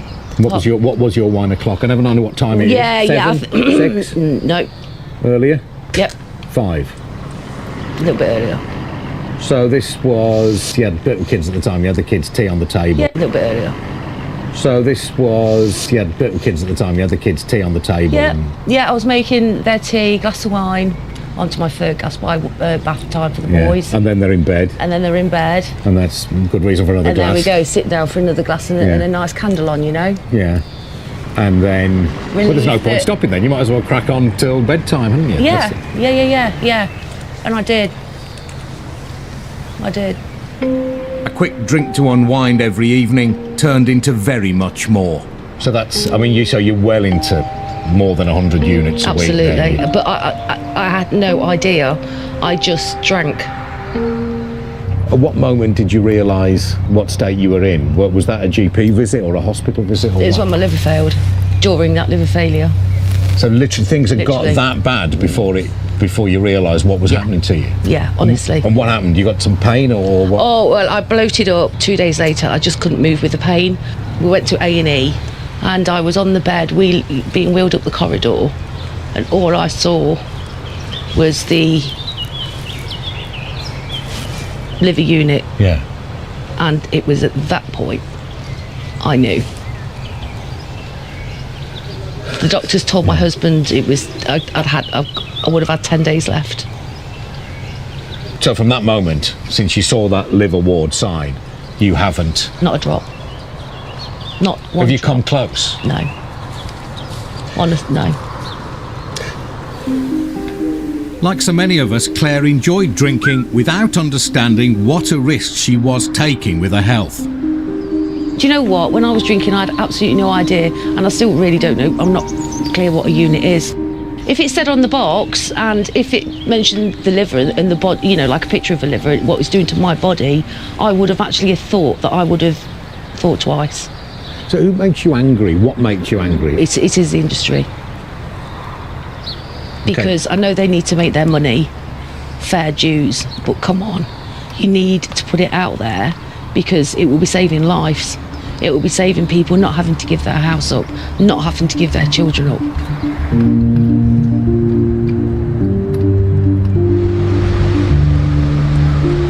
Liver units across the country are now treating 20,000 people with alcohol-related liver disease, and that number is rising. Many of those patients aren't what most of us would think of as problem drinkers. I've come to the Royal Liverpool Hospital to meet one of the country's leading liver specialists. So this looks very much like the sharp end to me of what you do. This is the sharp end. This is the liver ward, which I've been on for longer than I care to remember. And over that time, I've seen an increase in the harms from alcohol to the liver, particularly in young people. And this is the frightening thing, that we see people in their 20s and 30s who had no warning and suddenly present with advanced liver disease. Why would that be when we hear that alcohol consumption is falling generally? Well, I think the consumption is falling particularly amongst the young, but we think that those people that are drinking are often drinking in a more destructive and harmful pattern than they were. The peak age of death from alcohol is between 45 and 55, when people are, still in their prime. So what would you say to a heavy drinker who says nothing wrong with me, I feel fine? The liver has got fantastic reserves, so you can appear perfectly normal on about 10% of your liver working. And then the first thing they know is they go yellow, they go jaundiced, and they're in liver failure. Sometimes these people can die within weeks. As well as causing liver disease, I now realise drinking is linked to all my trinity of middle-age malaises, hypertension, reflux, and anxiety/depression. In total, it's linked to 200 illnesses and 7 cancers, including bowel and breast cancer. In 2016, with scientific evidence about the health risks piling up, new low-risk drinking guidelines were introduced by the UK's chief medical officers. It was set at 14 units a week for men and women. But how many of us know what the advice is and what it means?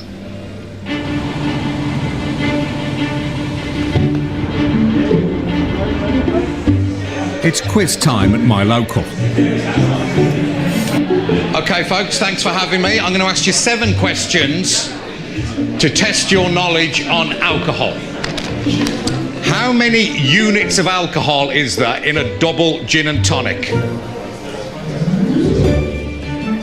The number of units in a drink isn't displayed in pubs and bars, so I suspect they'll struggle. How many units of alcohol are in a pint of San Miguel at 5% ABV? The answers to this one are all over the place. Okay, is everybody ready for the answers? The pint of San Miguel, the answer is 2.8 units. So that's 0 points all around. How many millilitres of your average 12.5% wine do you have to drink to have drunk 1 unit of alcohol? And no consensus on this one at all. That is 85 millilitres, believe it or not. Still no points for anyone. That's more than 85 you're drinking there, by the way. The average drinker doesn't appear to be startlingly clued up. Now to those weekly low-risk drinking guidelines. What is the maximum recommended weekly intake of alcohol expressed in units as stated by the government's chief medical officers. Per week for women, it is 14 units. Disappointingly for men, it is also 14 units. That's around 7 pints of beer, a bottle and a half of wine, or 14 shots a week, which to regular social drinkers doesn't sound very much. Who didn't know it was 14 units for men? Just... Well, how did you do in my little quiz? Absolutely zero. We didn't do very well. I don't know why I think this, but you look like clever men of the world. I mean, you didn't know that 14 units is the recommended limit? Yeah. Right, now may I congratulate you, wise men and women. You're the only one who seemed to know that 14 units is the chief medical officer's recommended limit. No, she did. Oh, just you did? Yeah, I read it. Oh, you read it? I Okay. remembered it. It is absolutely amazing to me that nobody in that room, apart from one woman on one table, knew that the advice was not to drink more than 14 units a week.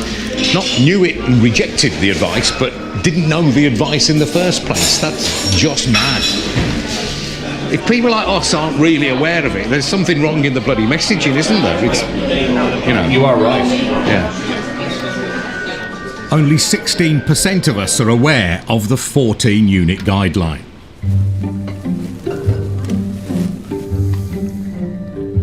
The limits were at 28 units a week for men and 21 for women. 3 years ago, when the chief medical officers changed that to 14 units for both men and women, they asked drinks producers to make sure the new guidelines were clearly shown on bottles and cans.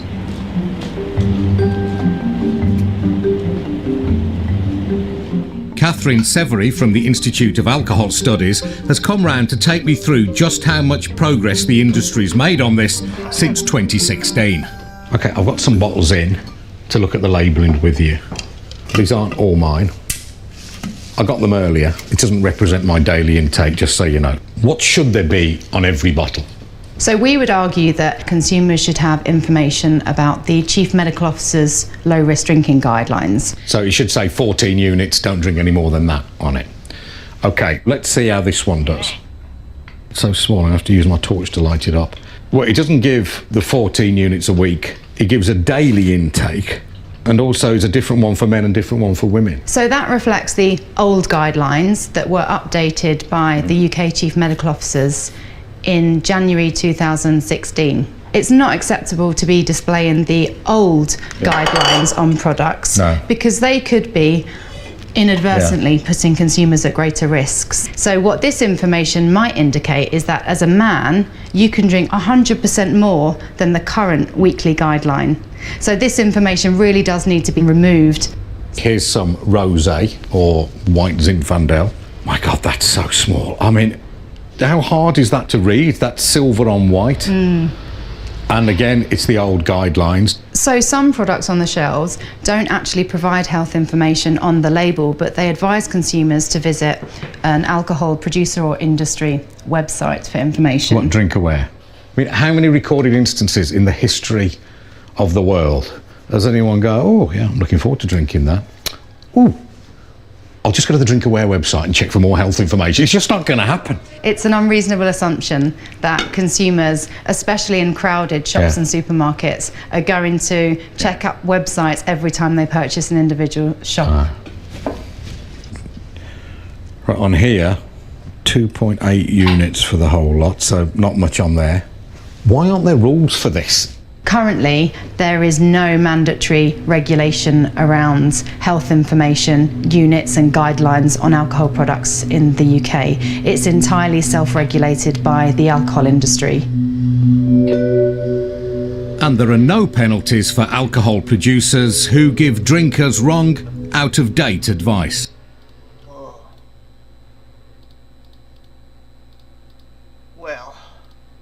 I mean, Stella, I've been known to drink more than one of these at one sitting. We've got this ridiculous silver on white again. Again, no mention of the 14 unit maximum. Panorama checked 100 labels in stores across the UK. Only 14 had the new, lower safe drinking limits on them. This does have the up-to-date 14 units a week. Oh, so it does, yeah. That again's difficult to read. Jack Daniels, what's this got? These are the old guidelines as well. I think that this self-regulatory system is failing consumers. No one's saying you've got to write alcohol kills on it. Put the units and put the maximum weekly suggested intake. Again, I'm getting sick of looking on these. It's all the same. It's all the same. It's all the same story. The organisation responsible for self-regulation is the Portman Group. They issue guidance to producers on what health advice should go on their labels. But doctors question how it can be trusted to do this when it is entirely funded by the alcohol industry. The industry isn't regulated as such. It's self-regulated. What would you say about that regime? That's very attractive to government because they're not picking up the bill. The problem is that industry has a primary responsibility to its shareholders. If people drink less, they will make less money. And that conflict of interest is not always appreciated by government. And I think government has to wave a stick and accept the fact that industry cannot give unbiased advice on this topic. And while the arrangement is a voluntary one, then industry will not step up to the plate. When the guidelines were changed almost 3 years ago, the Portman Group was given until September of this year to get out-of-date health advice removed from labels on bottles like these. So why hasn't it done so? Why do so few labels fail to refer to the 14 units?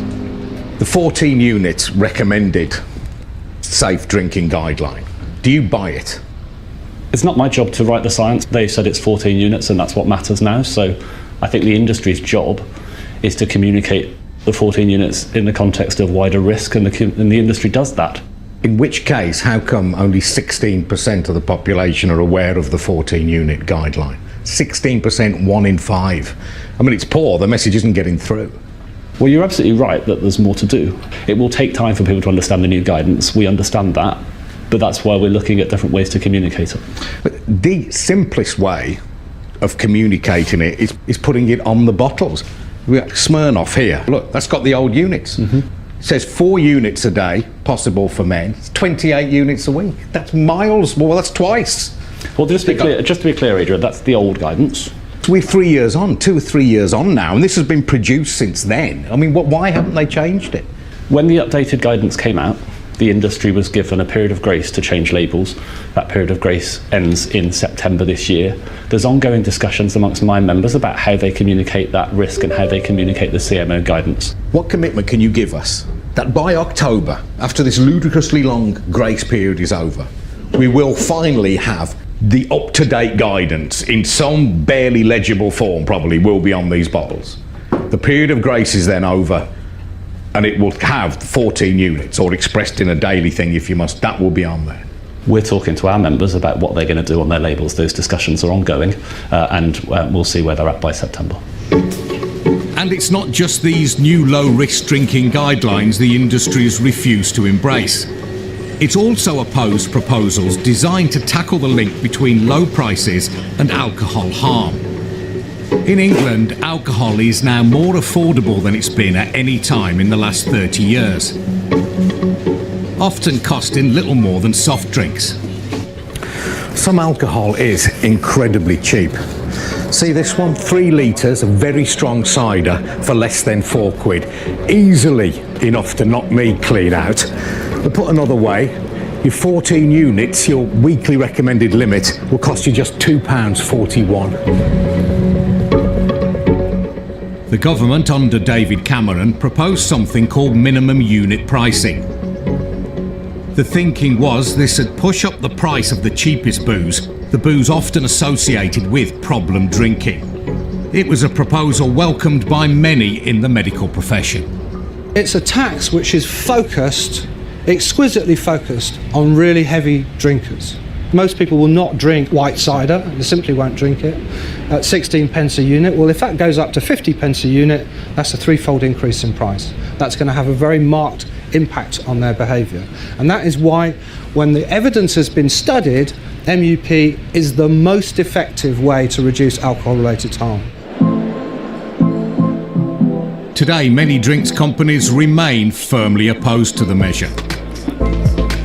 This is the International Wine Fair in London, where producers from 32 countries have gathered to show off their wares. So that's quite strong, isn't it, that one?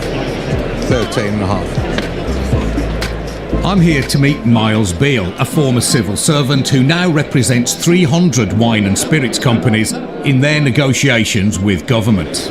Why was minimum unit pricing so vociferously lobbied against? Because I don't quite get it. I mean, look, our long-held position was that we thought it would be unfair on the less well-off and ineffective.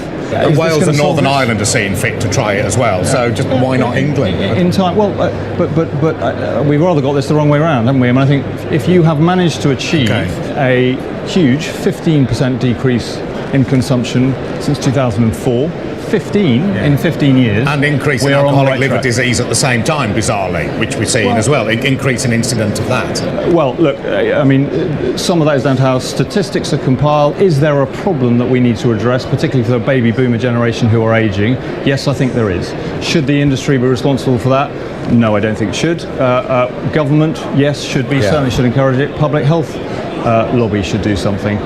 I think we'd quite like to help. We'd like to know what to do about that, but it's definitely not our area of expertise, nor should it be.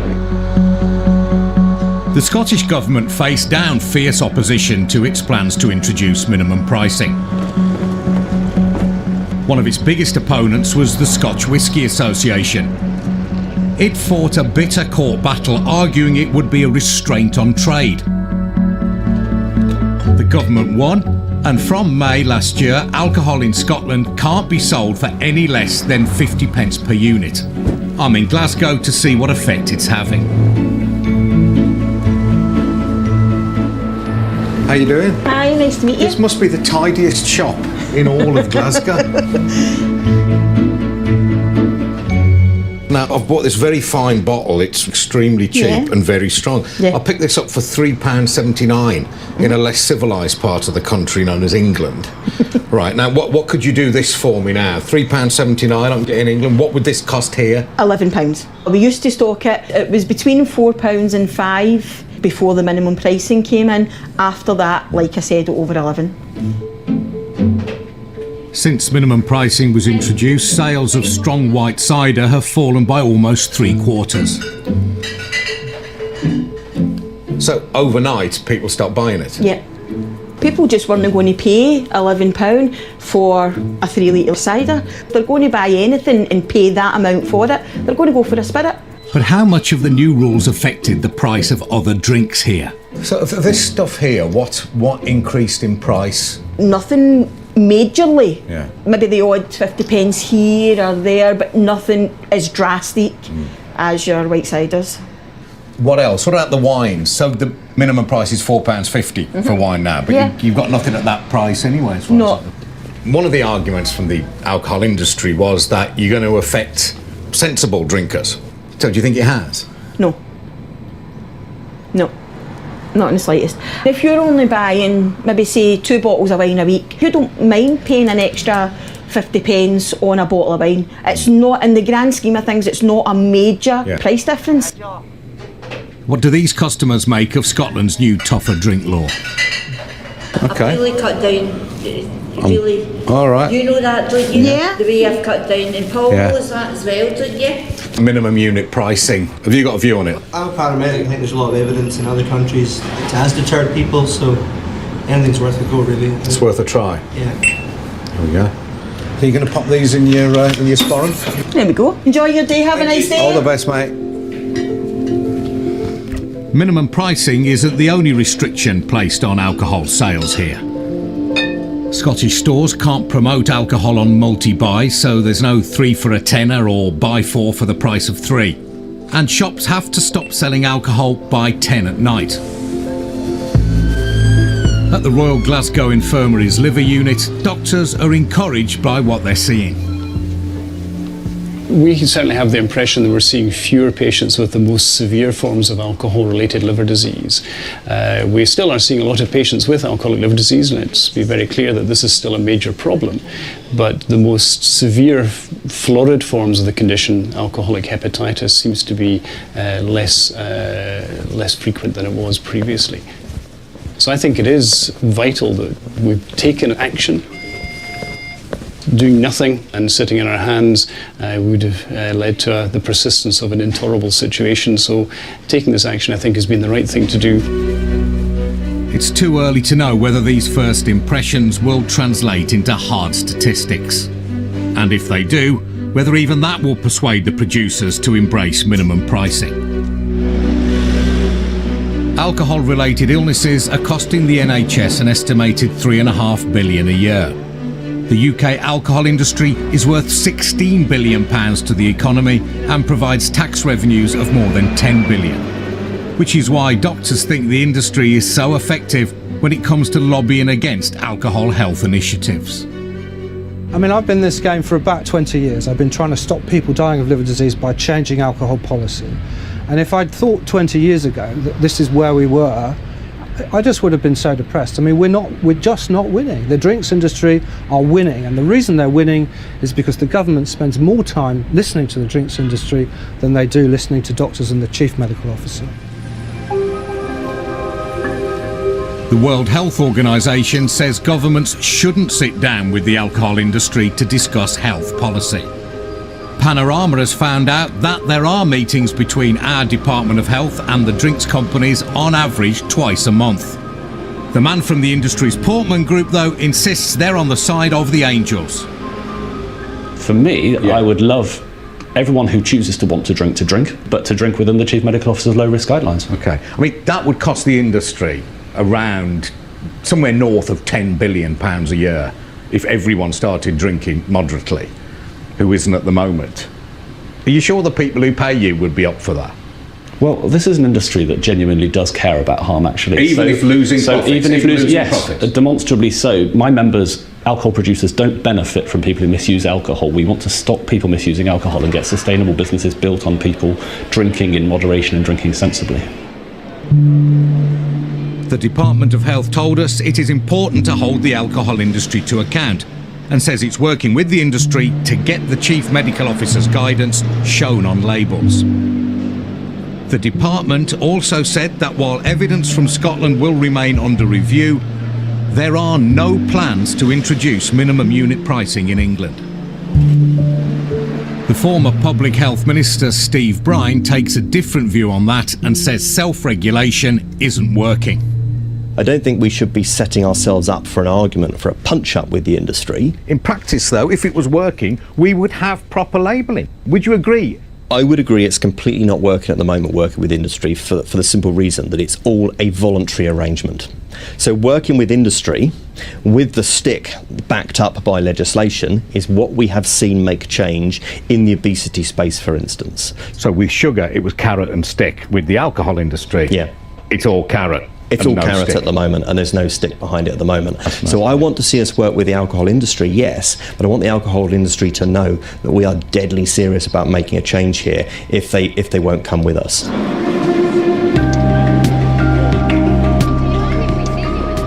It doesn't seem a lot to ask for the alcohol industry to meet its own commitment to label its products properly, and if it doesn't do so, for the government to lay the law down to force them to do it. Now, as for minimum unit pricing, well, England will soon be the only part of the UK where someone with serious alcohol addiction issues and inevitably heading for serious harm will still be able to pick up a 3-litre bottle of super strong cider for less than £4. And that, apparently, is something the Westminster government is entirely relaxed about.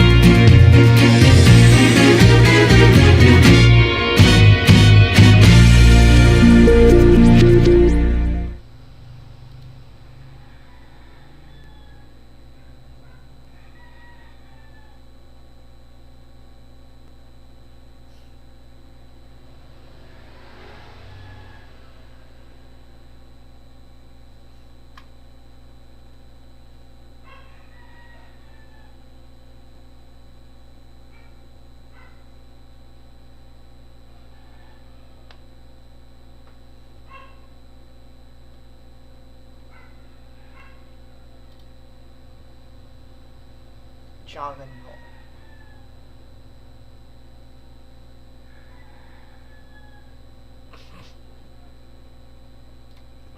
I like it.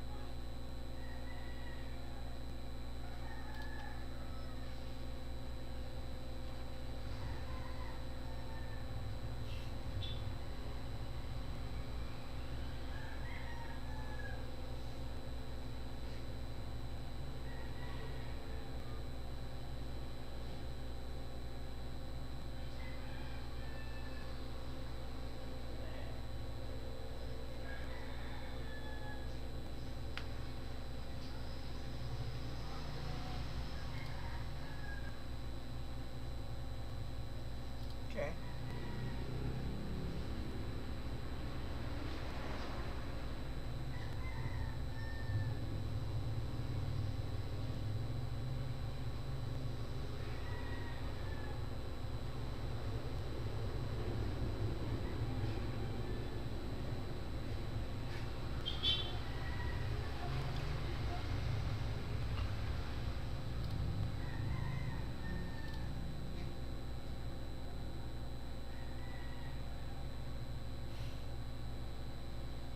Nice.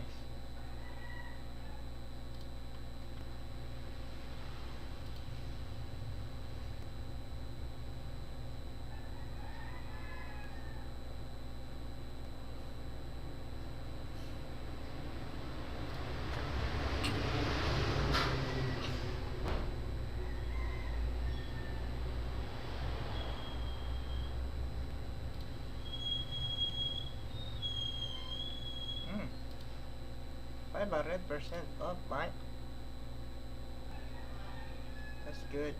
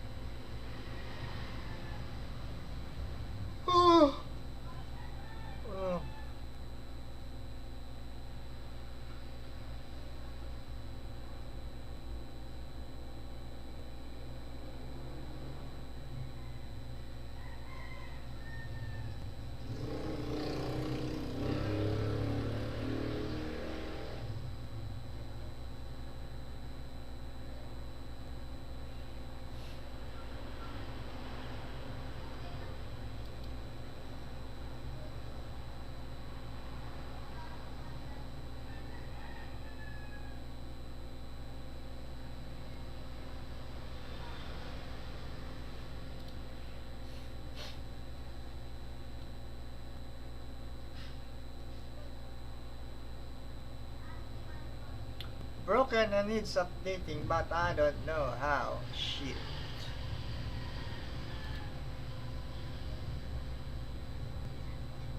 More pala.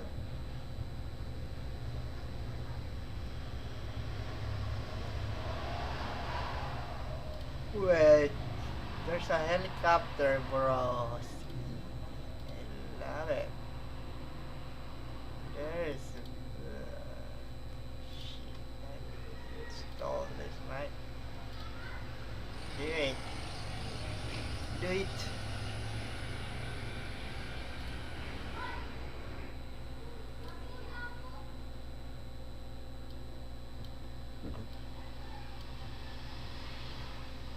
Resident Evil mod, my fuck. I love it.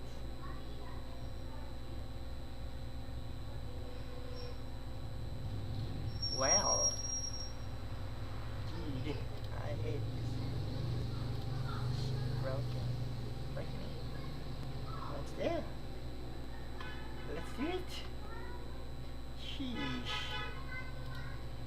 Sheesh.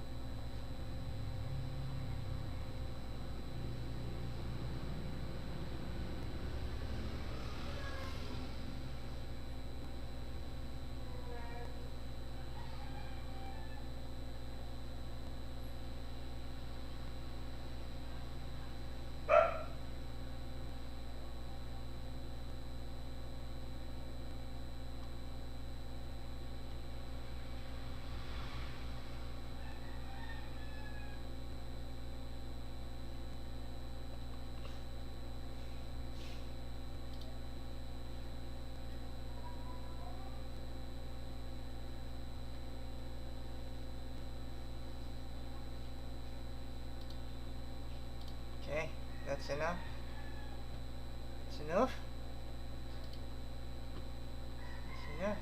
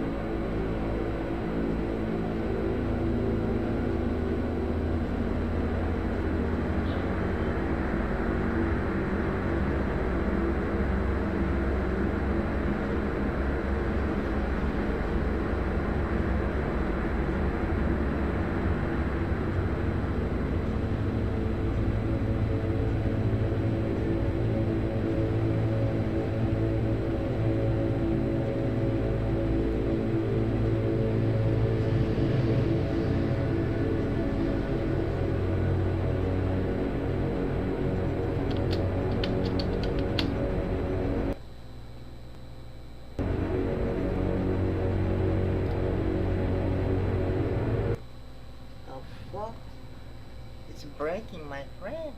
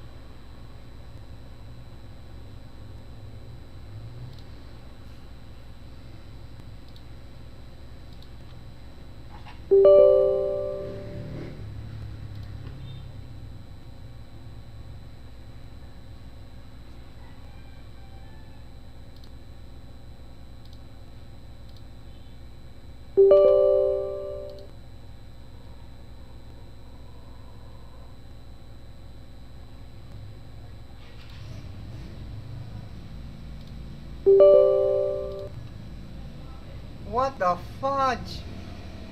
Oh man.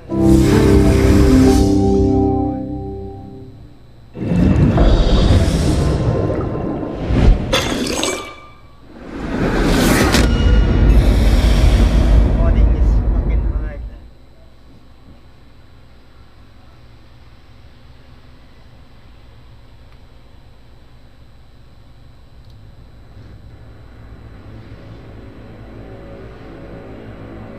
Aww. Aww.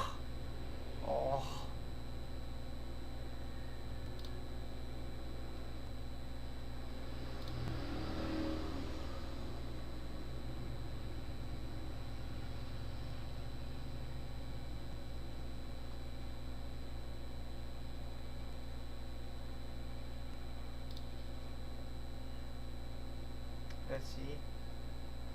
Let's see.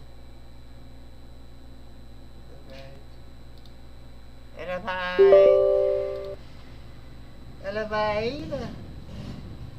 I installed too much mod. Without testing them. Okay. Okay. Okay. Okay. Okay.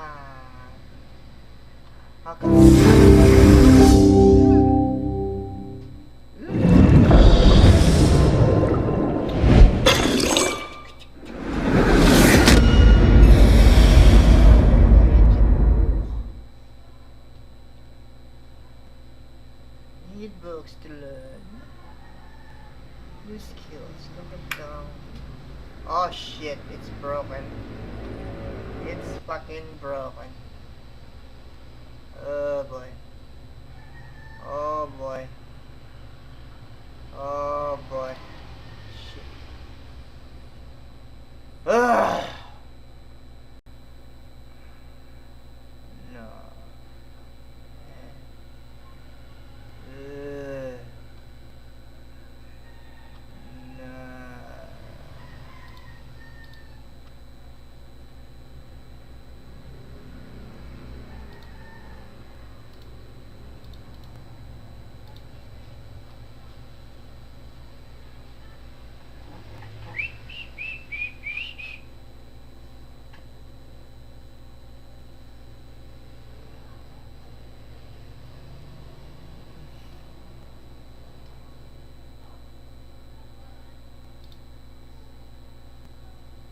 مسرور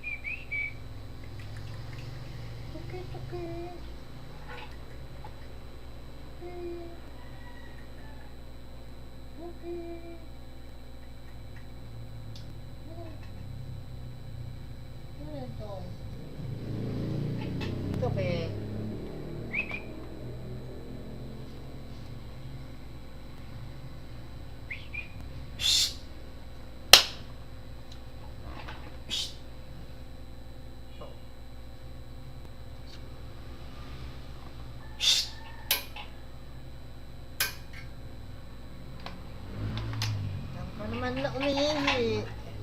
Okay.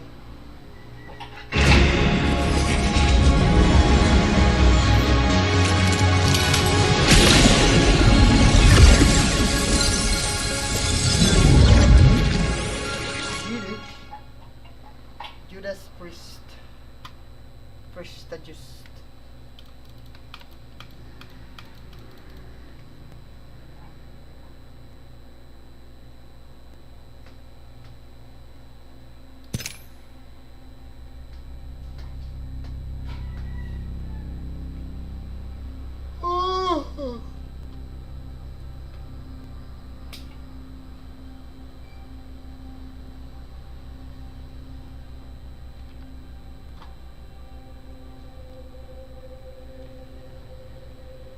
Olympus, eh? Let's blow this little city out of the sky.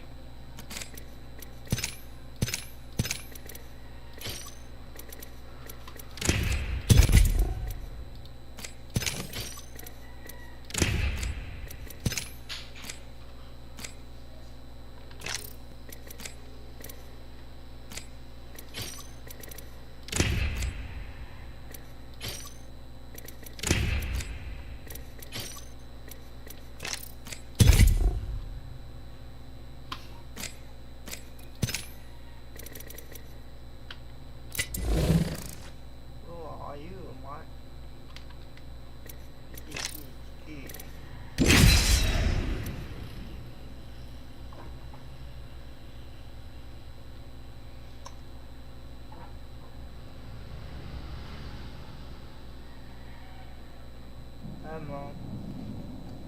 Hey, Mom. Hello. How are you?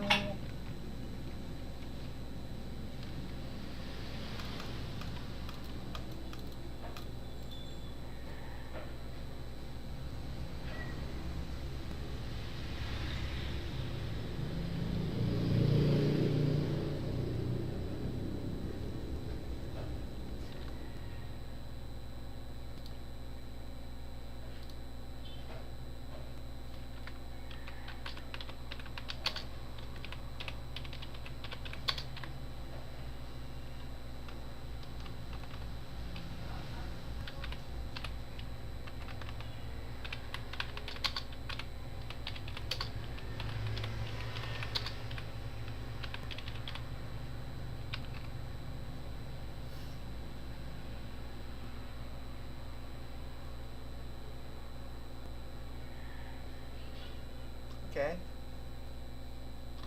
No, there's no smell.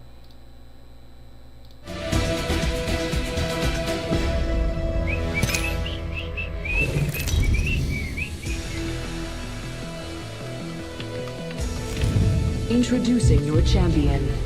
Well, I thank everyone who helped me get here, but they're all dead. Figures.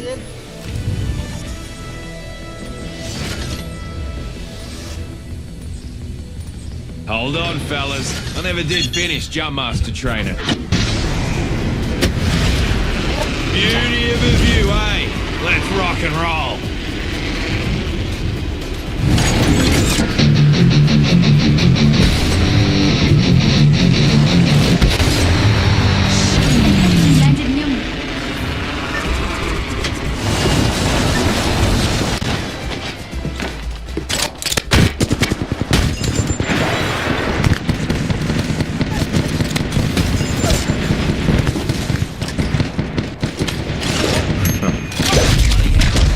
Landed near me. What can I say, kid?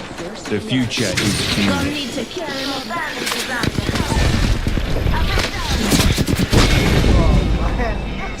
Bon voyage. Oh boy. Oh boy. What the fuck is this lag? So much lag. So much lag. Oh boy. Ooh. Fatty fatty. Fatty fatty.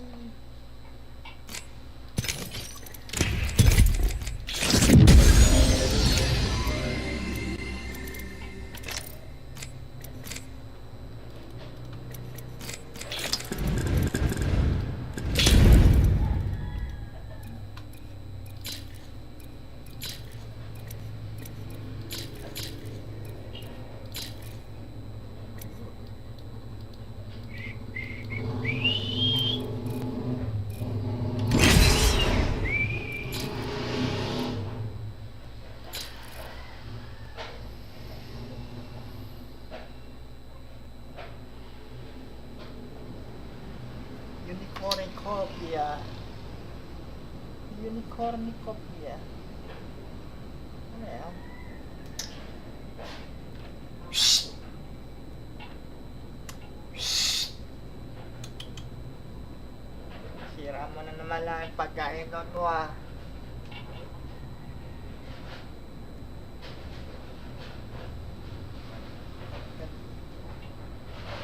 Kasi.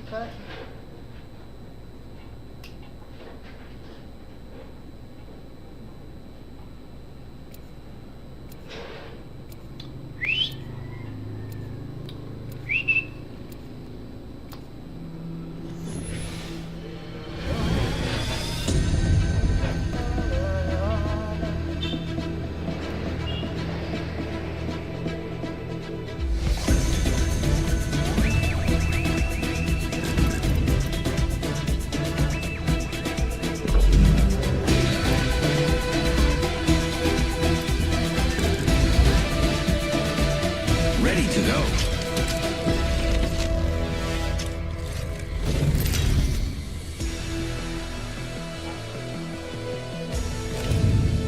is your champion.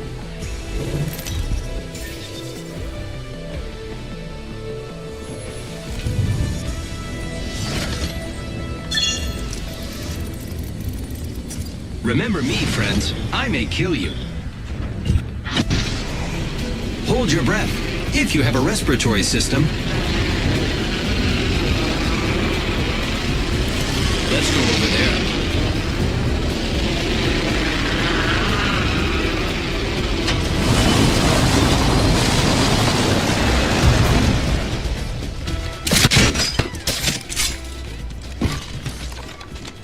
Got extra supplies here. No need to thank me.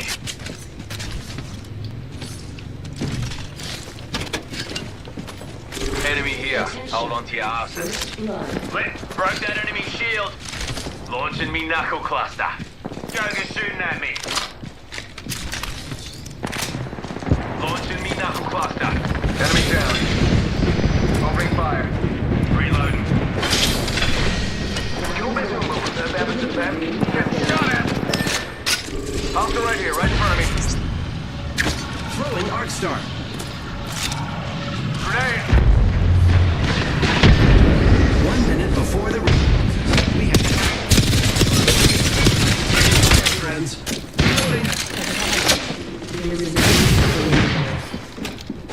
Watch out for the new kill leader, friend. There's another squad. Enemy down. Attention, Evo harvesters are online. Giving my shields a recharge. 30 seconds remain. Repairing.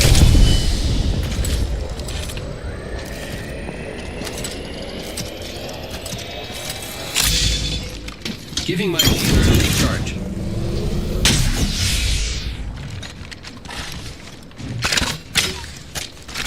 Look at that. Got some extra supplies here.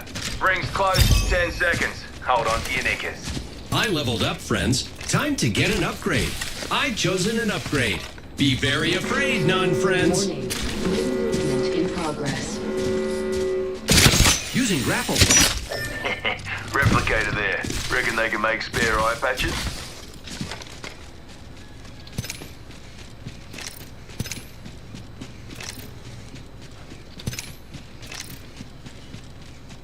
Hey, we're spread out a lot. Look at the map.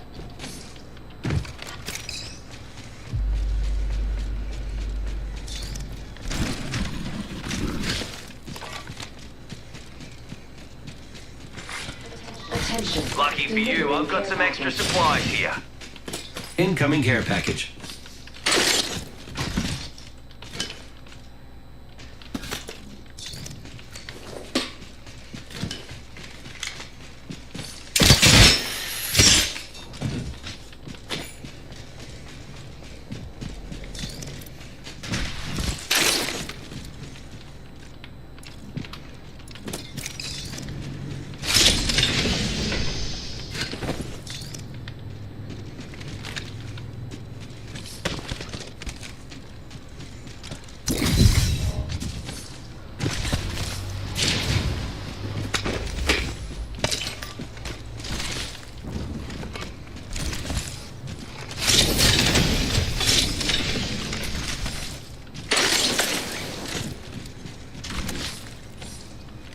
Hang on a tick, I'm cropped.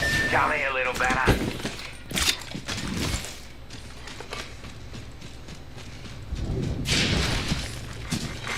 Attention.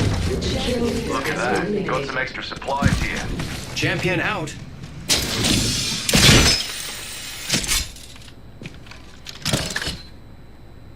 Setting up a zipline. Half the squads are gone. Separating the boys from the men.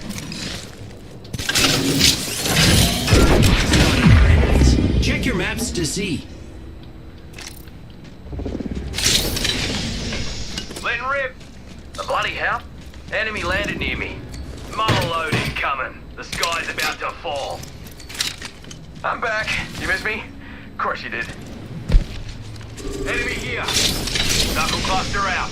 Map shows we're spread out. Launching me Arc Star.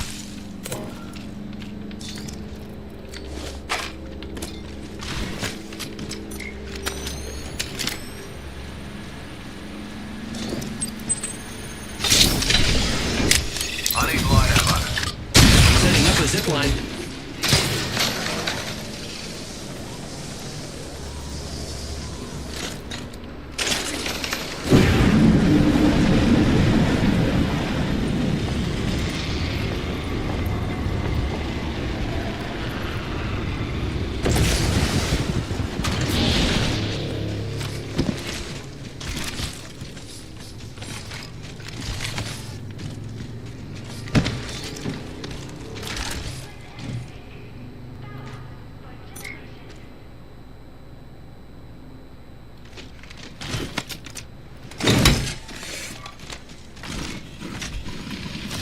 G'day, enemy here.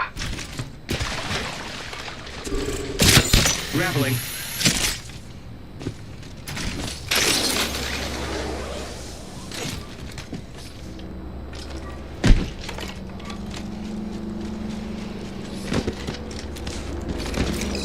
Getting hurt over here.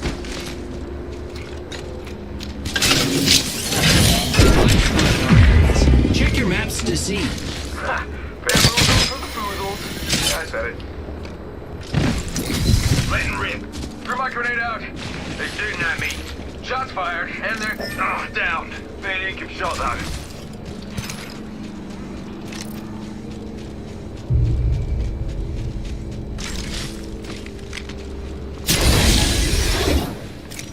Sending out another me. Damn, he's good looking. I've selected an upgrade. Frag out. Round 2. Beginning ring countdown. Broken enemy getting shot at. Setting up a zipline. Dang, looks like bad news. I'm down. Attention. Delivering replicator. Replicator incoming, friends.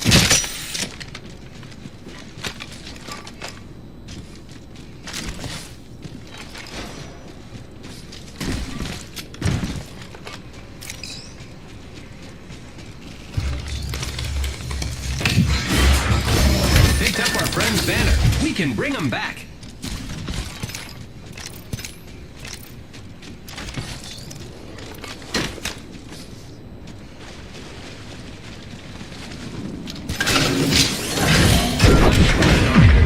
Check your maps to see.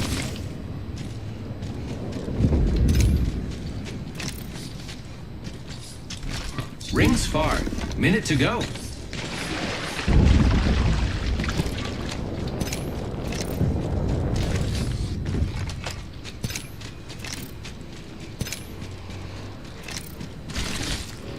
Only 45 seconds. Rings far.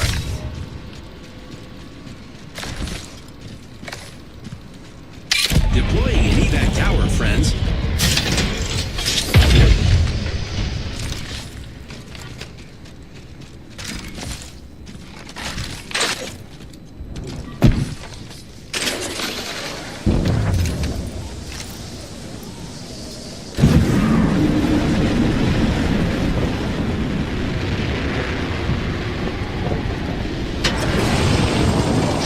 Just 10 seconds. Tick-tock, says the clock.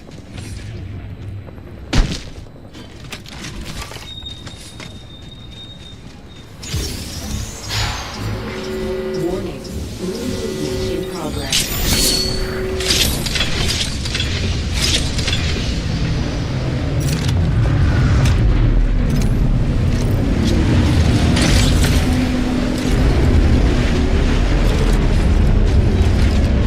Back on me feet. Here I come. We're on to the rescue. After being rescued. I bet that care package has some sweet gear for us.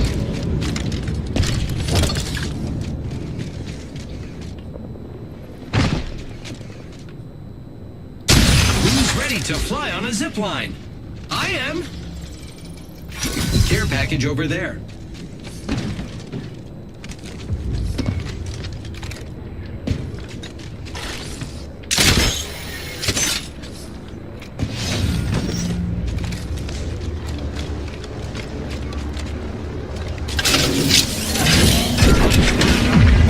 Check your maps to see.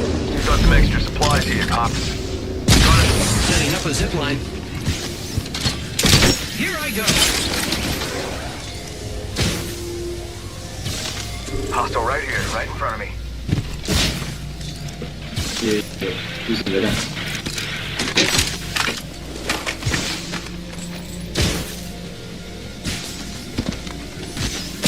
Using grapple. I am repairing myself.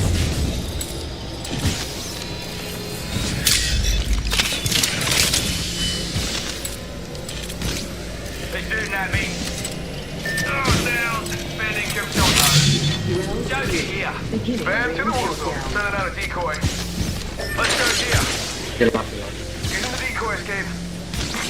Attention. Victims have been restocked. Alright, just relax. I got everything under control. They're dropping. Getting hurt over here. The fuck? Repairing. I'm down. Got us. Using me shields. 1 minute. The ring isn't far. Repairing.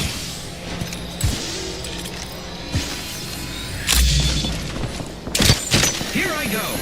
Healing. Give me a sec. Rings close. Repairing.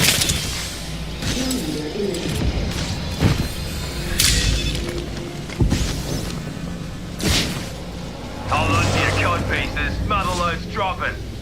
Healing. Give me a sec. Rings near with 30 on the clock. Let's move.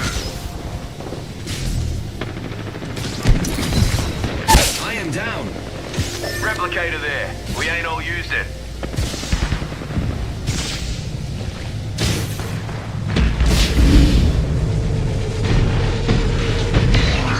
Seconds and the ring's close.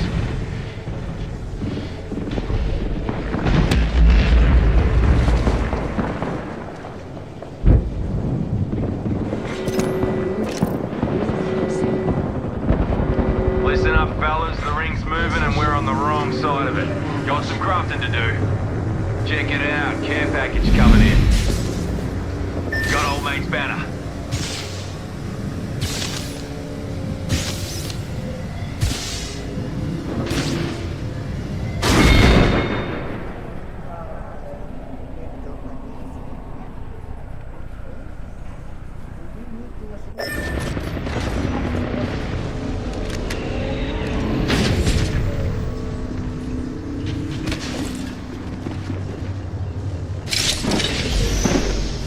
Joker's shooting at me.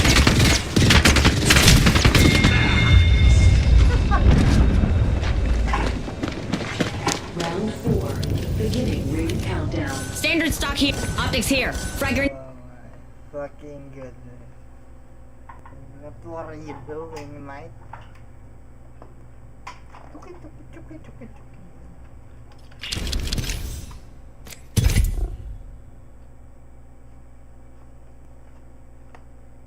What are you doing, mate? What are you doing? No way to shag spiders. What are you doing, boy? What are you doing? Aren't we here to shag spiders?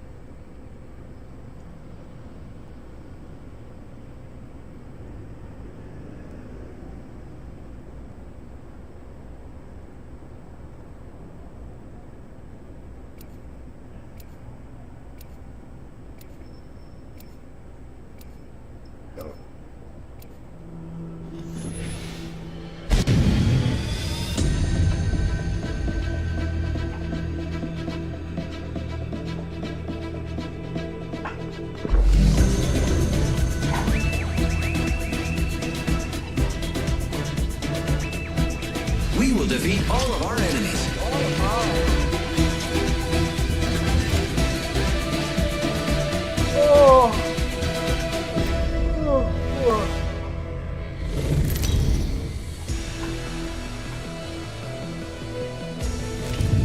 This is your champion.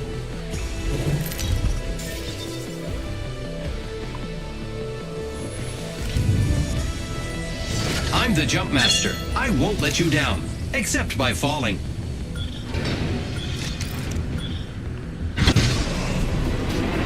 Hold your breath if you have to breathe.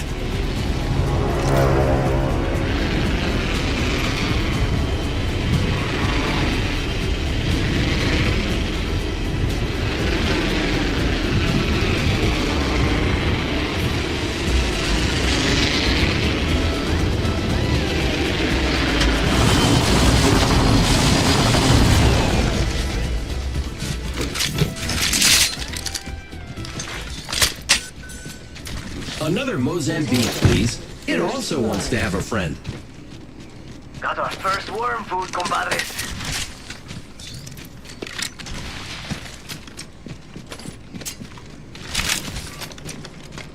Optics here. Close range. Backpack here. Level 2. Ready to go! Beginning ring.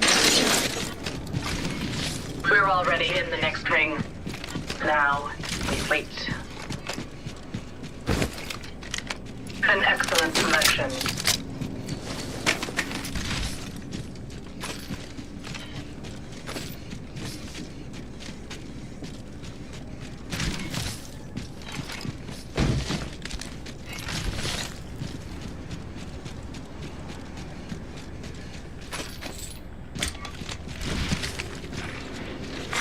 Evo harvesters are now available.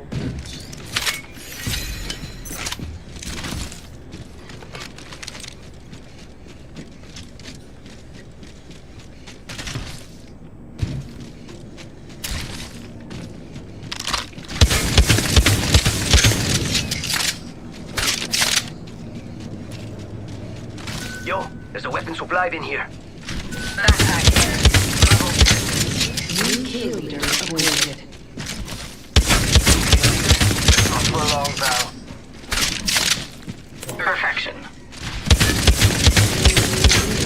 Ring closing.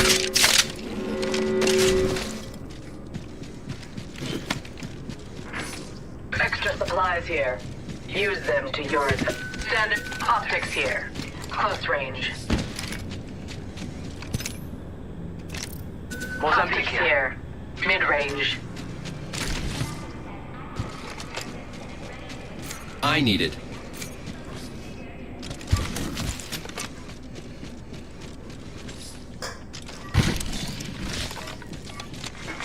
Care package being delivered. Faster, faster, faster. Here I go. Care package incoming. Care package over there. Let's get on that.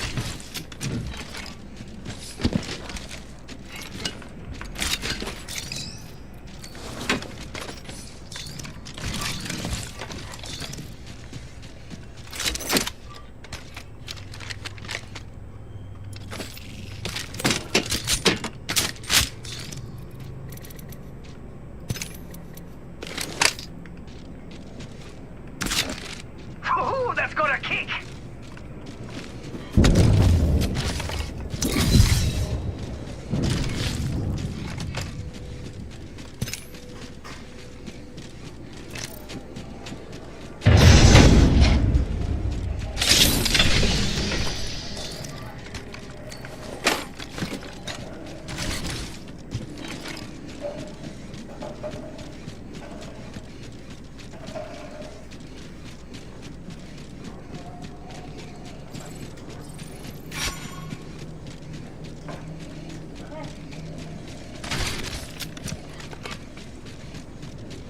G7 scout here. I need it.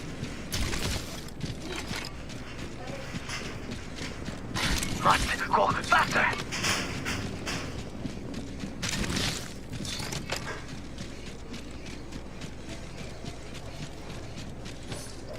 Extra supplies. You would do well. Standard laser sight here. Optics here. Yeah, I could use that. Evac tower near me.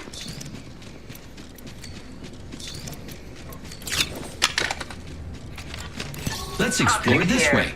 Mid-range.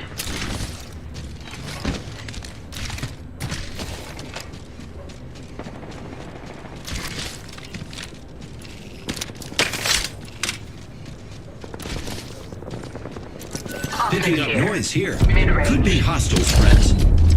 On you. Got an enemy out there. Got an enemy out there. Zipline there. Oh, that's got a kick.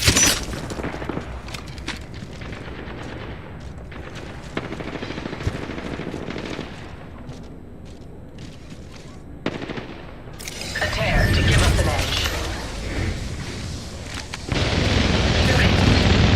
Eliminate the enemy. Enemy shield cracked. Reloading. Half the squads remain. You know. Eliminate the enemy.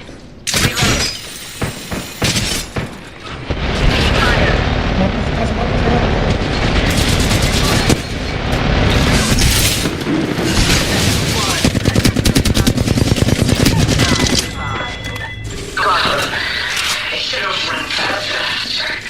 Putting the Phoenix kit to use. An enemy shield.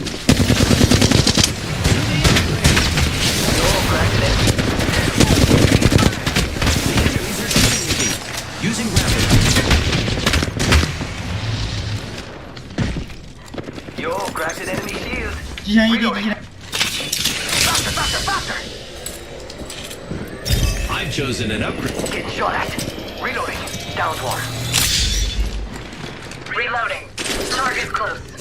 One. Shooting. Reloading. Round 2. Enemy shield cracked. Reloading. We're already in the ring. And that's all of them. Good job, compadres. Grappling. Attention. Delivering replicator. I spotted our enemies. Check your maps to see. Faster, faster, faster.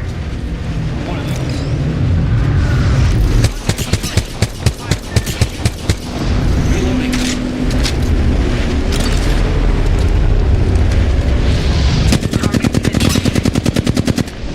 Contact with target. Zipline deployed. Got trouble here. Reloading. Contact. Enemy in the distance. Target spotted. Knockdown shield here. Level 1. Enemy spotted. Phase tear ready.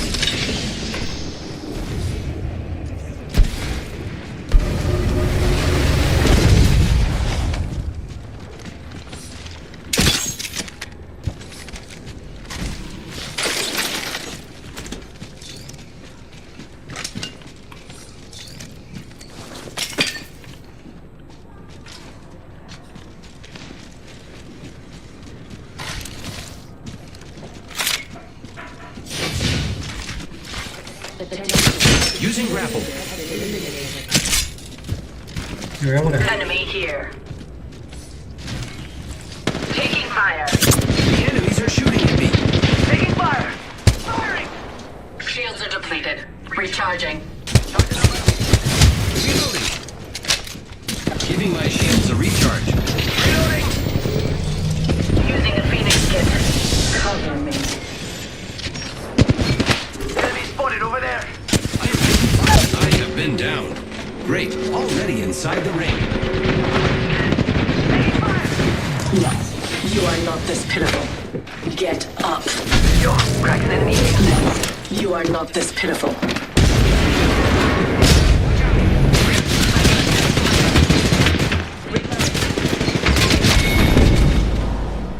Never quit. That's how you win.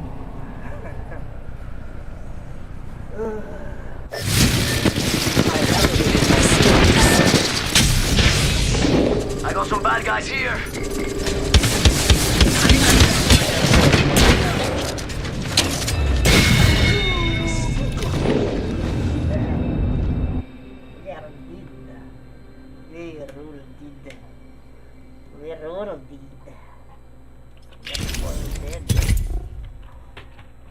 Oh. Oh. Oh. Oh. Oh.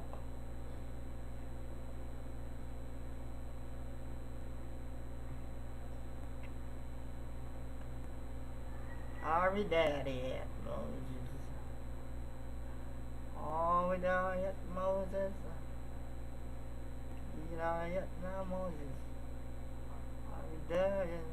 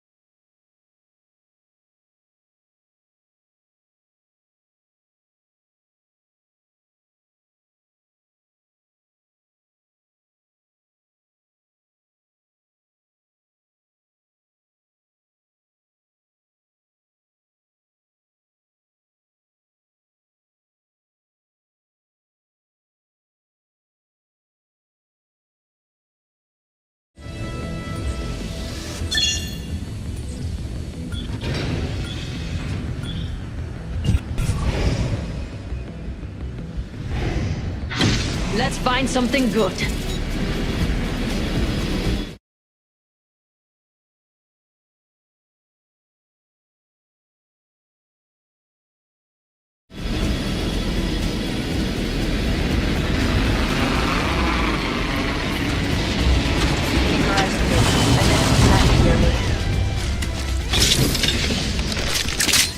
Throwing an arc.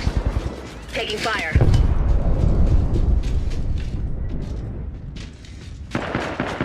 Taking fire. Using jump drive.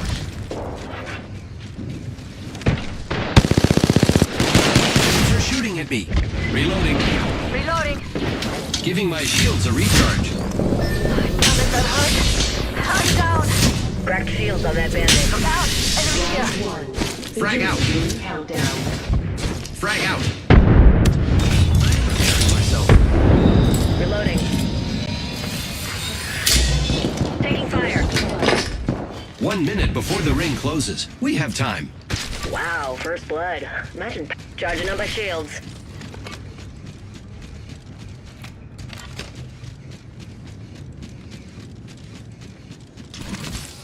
Great. The ring is close. Less than a minute. Evo harvesters are now available.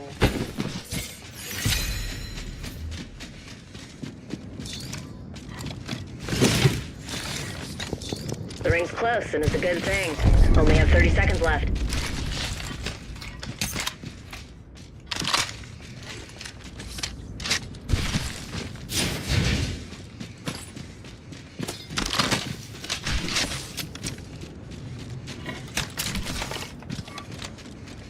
Ring closing in 10. Hold up. Healing.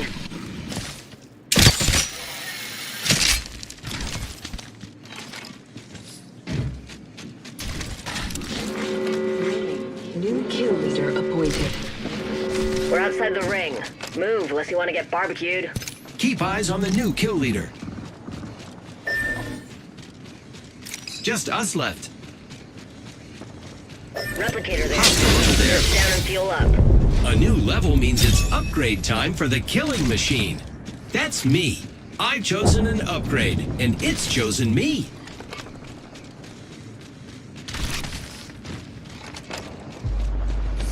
Taking fire. Attention. Recharging shield. Care package. Incoming care package. Alert 5, Valkyrie on station. We are go for burn. Go for burn.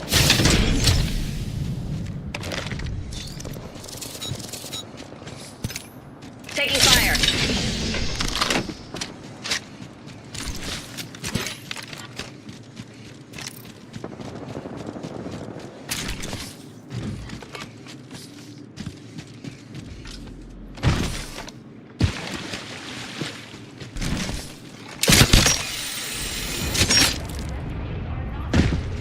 Replicator there, with supplies left too. I need to use this Phoenix kit. Who's ready to fly on a zip line? I am.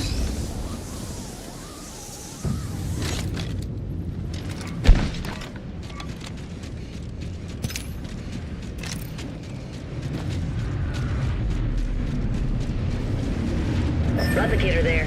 Dropship coming in. That could be good or bad.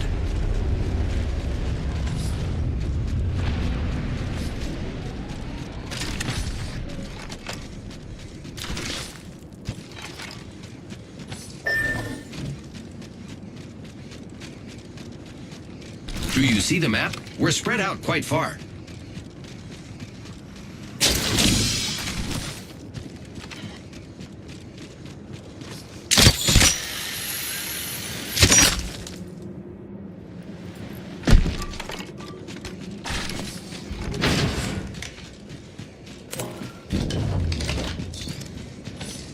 Initializing respawn beacon.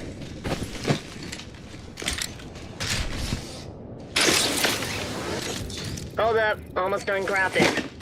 Got the banner, let's bring him home.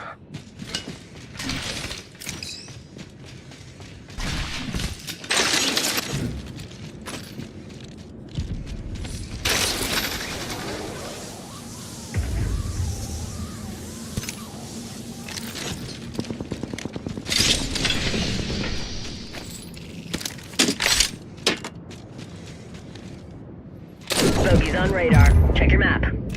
Survey beacon out there. I'm not done yet.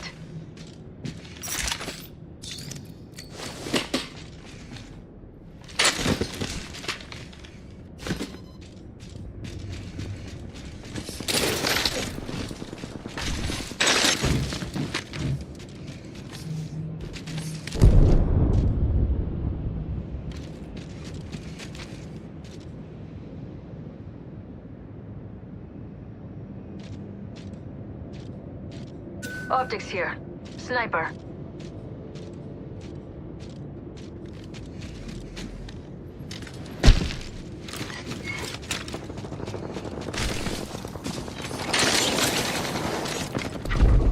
Bogey's on radar. Check your map.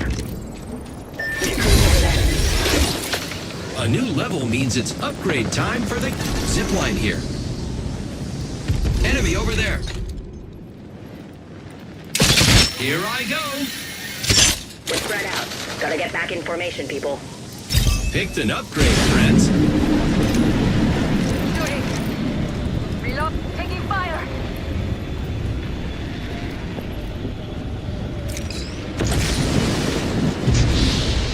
Jump drive in position.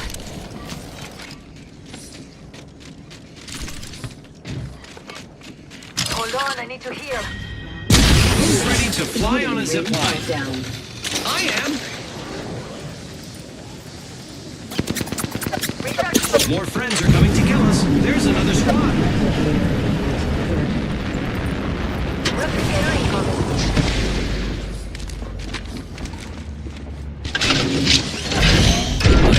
The enemies, and I found them. Check your map.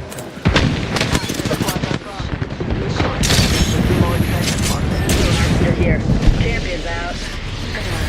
More friends are coming to kill us. There's another squad. We are EMP'd.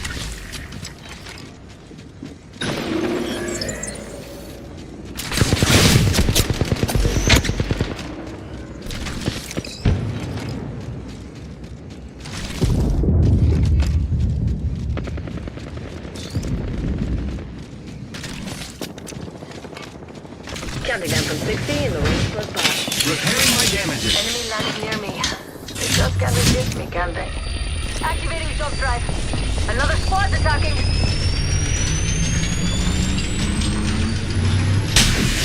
Recharging shields.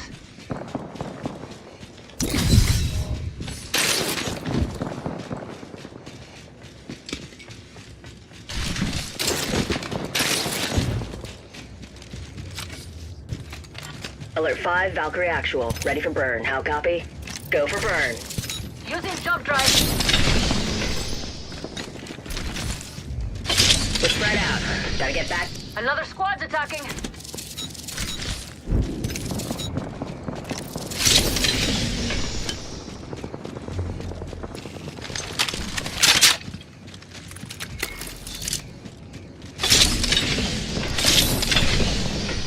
Taking fire. Throwing jump drive. Closing. Recharging my shields.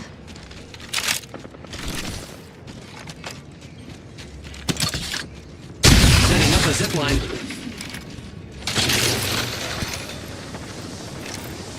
Recharging my shield. Care package being delivered. Ooh, I feel good about this care package. Shall we? Jump drive in position. Recharging shield. The enemies, and I found them. Check your map.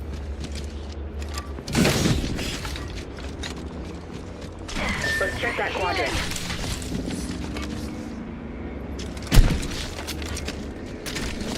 Shop's open for business.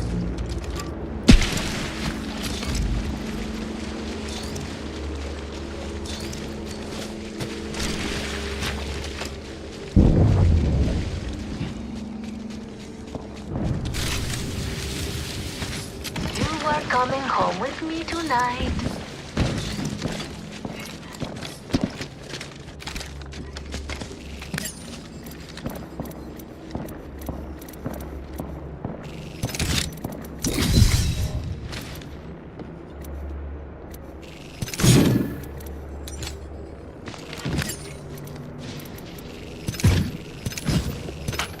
Jump drive in position.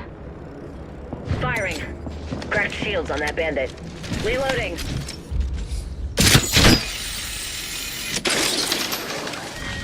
Round 3. Beginning ring countdown. Thermite out.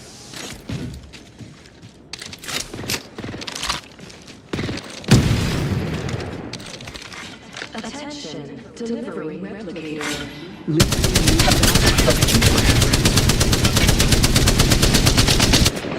Reloading.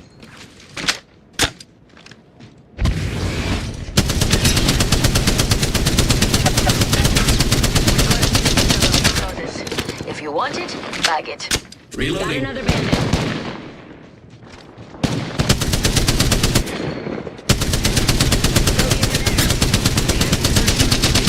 I cracked an enemy shield. Opening fire. Hey, who invited the third party? Giving my shields a recharge. I cracked an enemy shield. Reloading. We've got 30 seconds to get to... Recharging shields. I've been snared. Reloading. Reloading.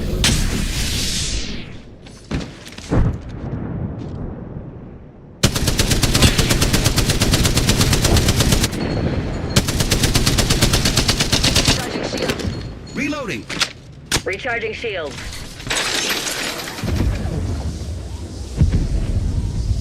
Another bogey. Reloading. Closing. We're all outside the ring, and a wall of death is coming our way. Cracked shields on that bandit. Incoming care package. Pro tip, don't try grabbing something moving at that Alert 5, ready to scorch for burn. Go for burn. Using jump drive.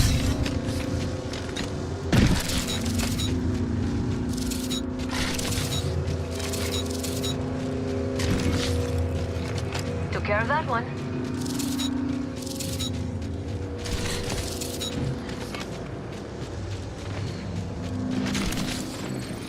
Target down.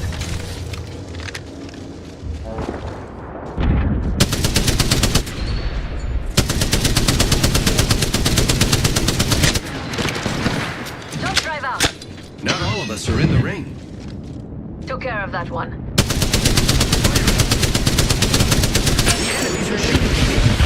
Box 3, I got radar lock. Giving my shields a... Cracked shields on that bandit. Reloading. We got another squad extending to engage. Bogey here. Taking fire. Charging on my shields. Setting up a zipline. Hell of a time to go.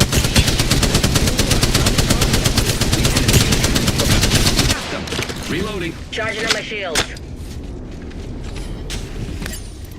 Recharging my shields.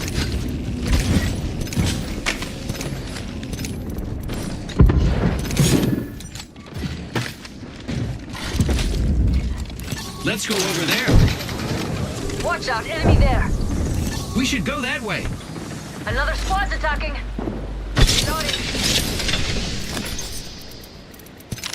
Freshening up with a Phoenix kit.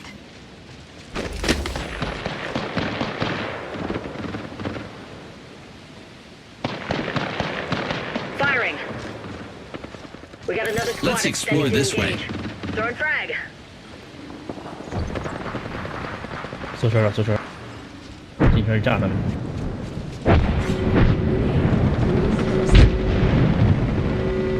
Target over there. Charging on my shields.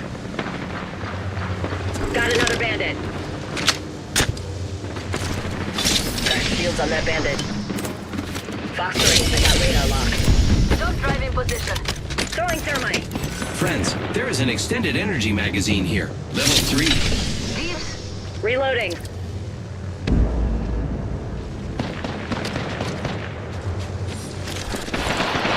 Reloading.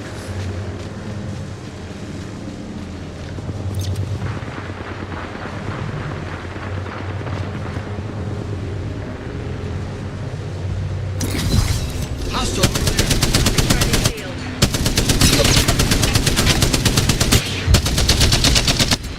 Reloading. Bogey there. 5. Beginning ring countdown. Target over there. Alert 5, Valkyrie on standby, ready for burn. Go for burn. Throwing an arc star. Tossing thermite. Firing. Taking fire. Jump drive activated. Crack the bogey shield. Who's ready to fly on a zipline? I am. Fox 3, firing missiles. Crack the bogey shield. Reloading. Shields on that bandit. Only 30 seconds. Hostile right here. Reloading. No, there's another squad attacking. Taking fire. Crack the shields on that bandit. Reload. We just... Taking fire.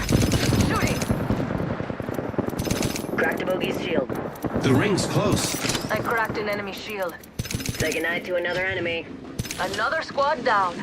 Final 2 squads, and I don't do second place. Let's end this. They're shooting at me.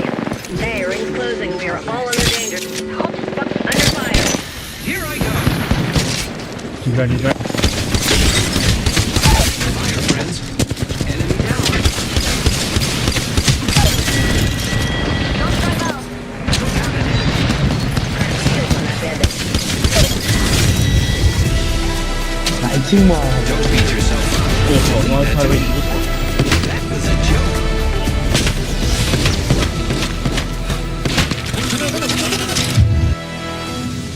You are the Apex Champions.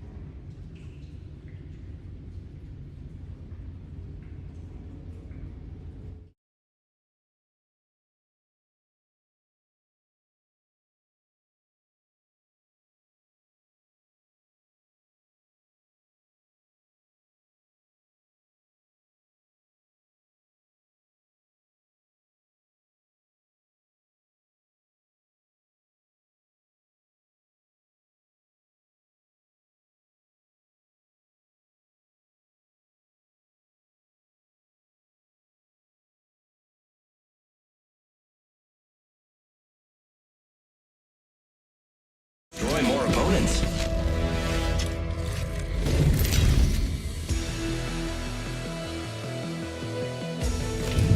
This is your champion.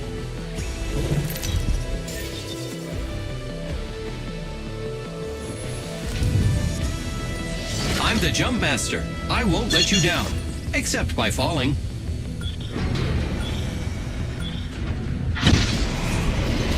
Hold your breath. If you have a respiratory system,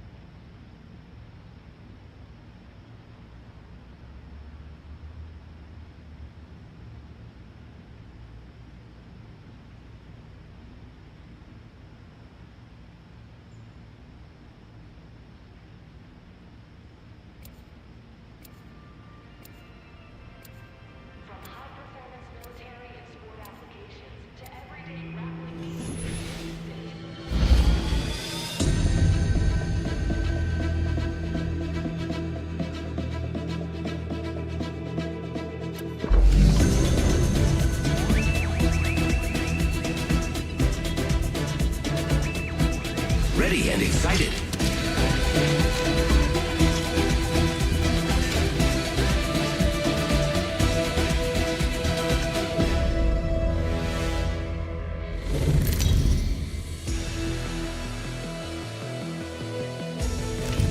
This is your champion. To be the last thing you see will be my honor, legends. I'm the Jump Master. Jump this way.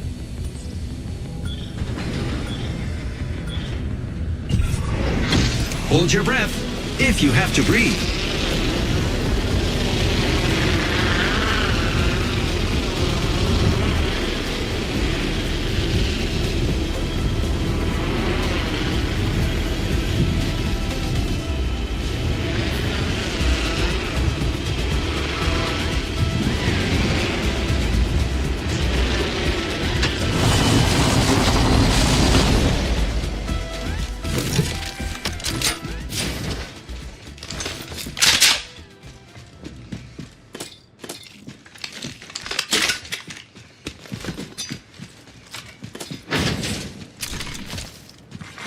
Attention. First blood.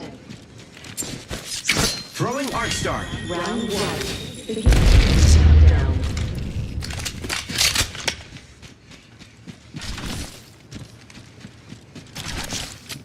Frag out. Throw. The ring's close, and we've got a whole minute to dawdle.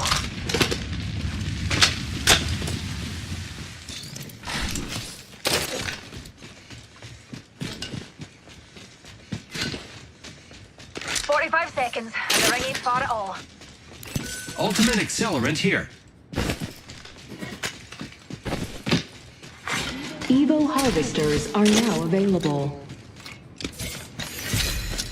Frag out. 30 seconds until the ring closes. You like cutting it close, huh? I take that.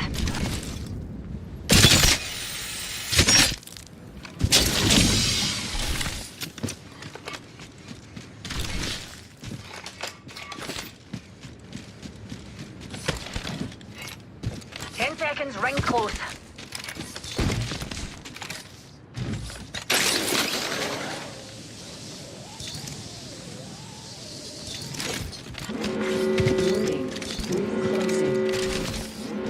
The ring's moving, friends. Attention, the champion has been eliminated. Champion's no longer part of the data pool, darlings. There's an idiot.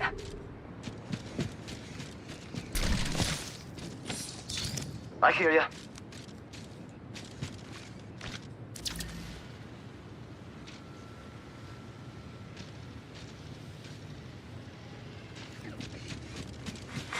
Care package being delivered. Incoming care package. I love loot. Care package over there.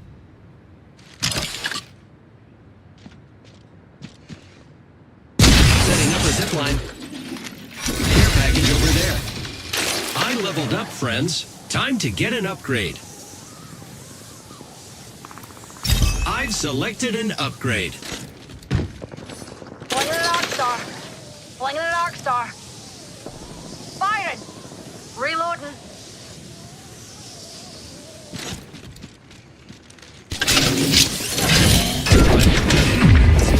They should be on your map. New kill leader appointed. Hey, watch my back, pals. There's a new kill leader out. Reloading. Arc star.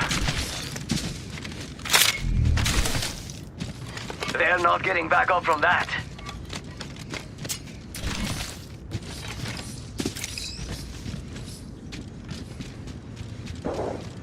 Reloading. They're not getting back up from that.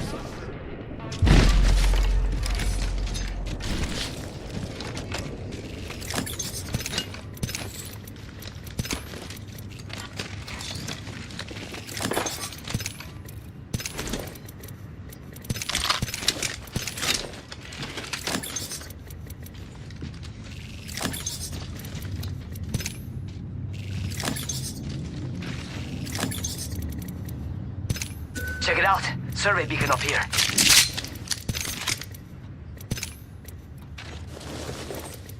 Energy ammo here.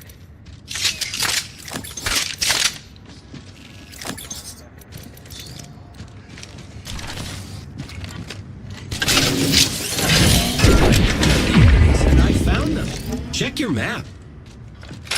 Over there looks fun. Ooh, that's got a kick! Who's ready to fly on a zipline? I am.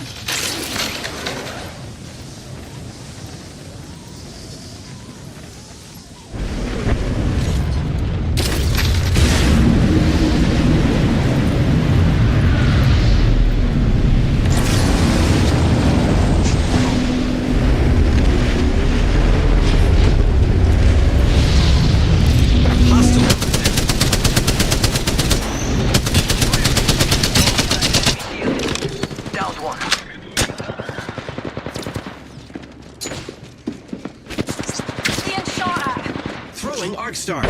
Frag out. Oh no, there's another squad attacking. Hit the ejector seat. Detecting enemy sound waves this way. Crack the badges.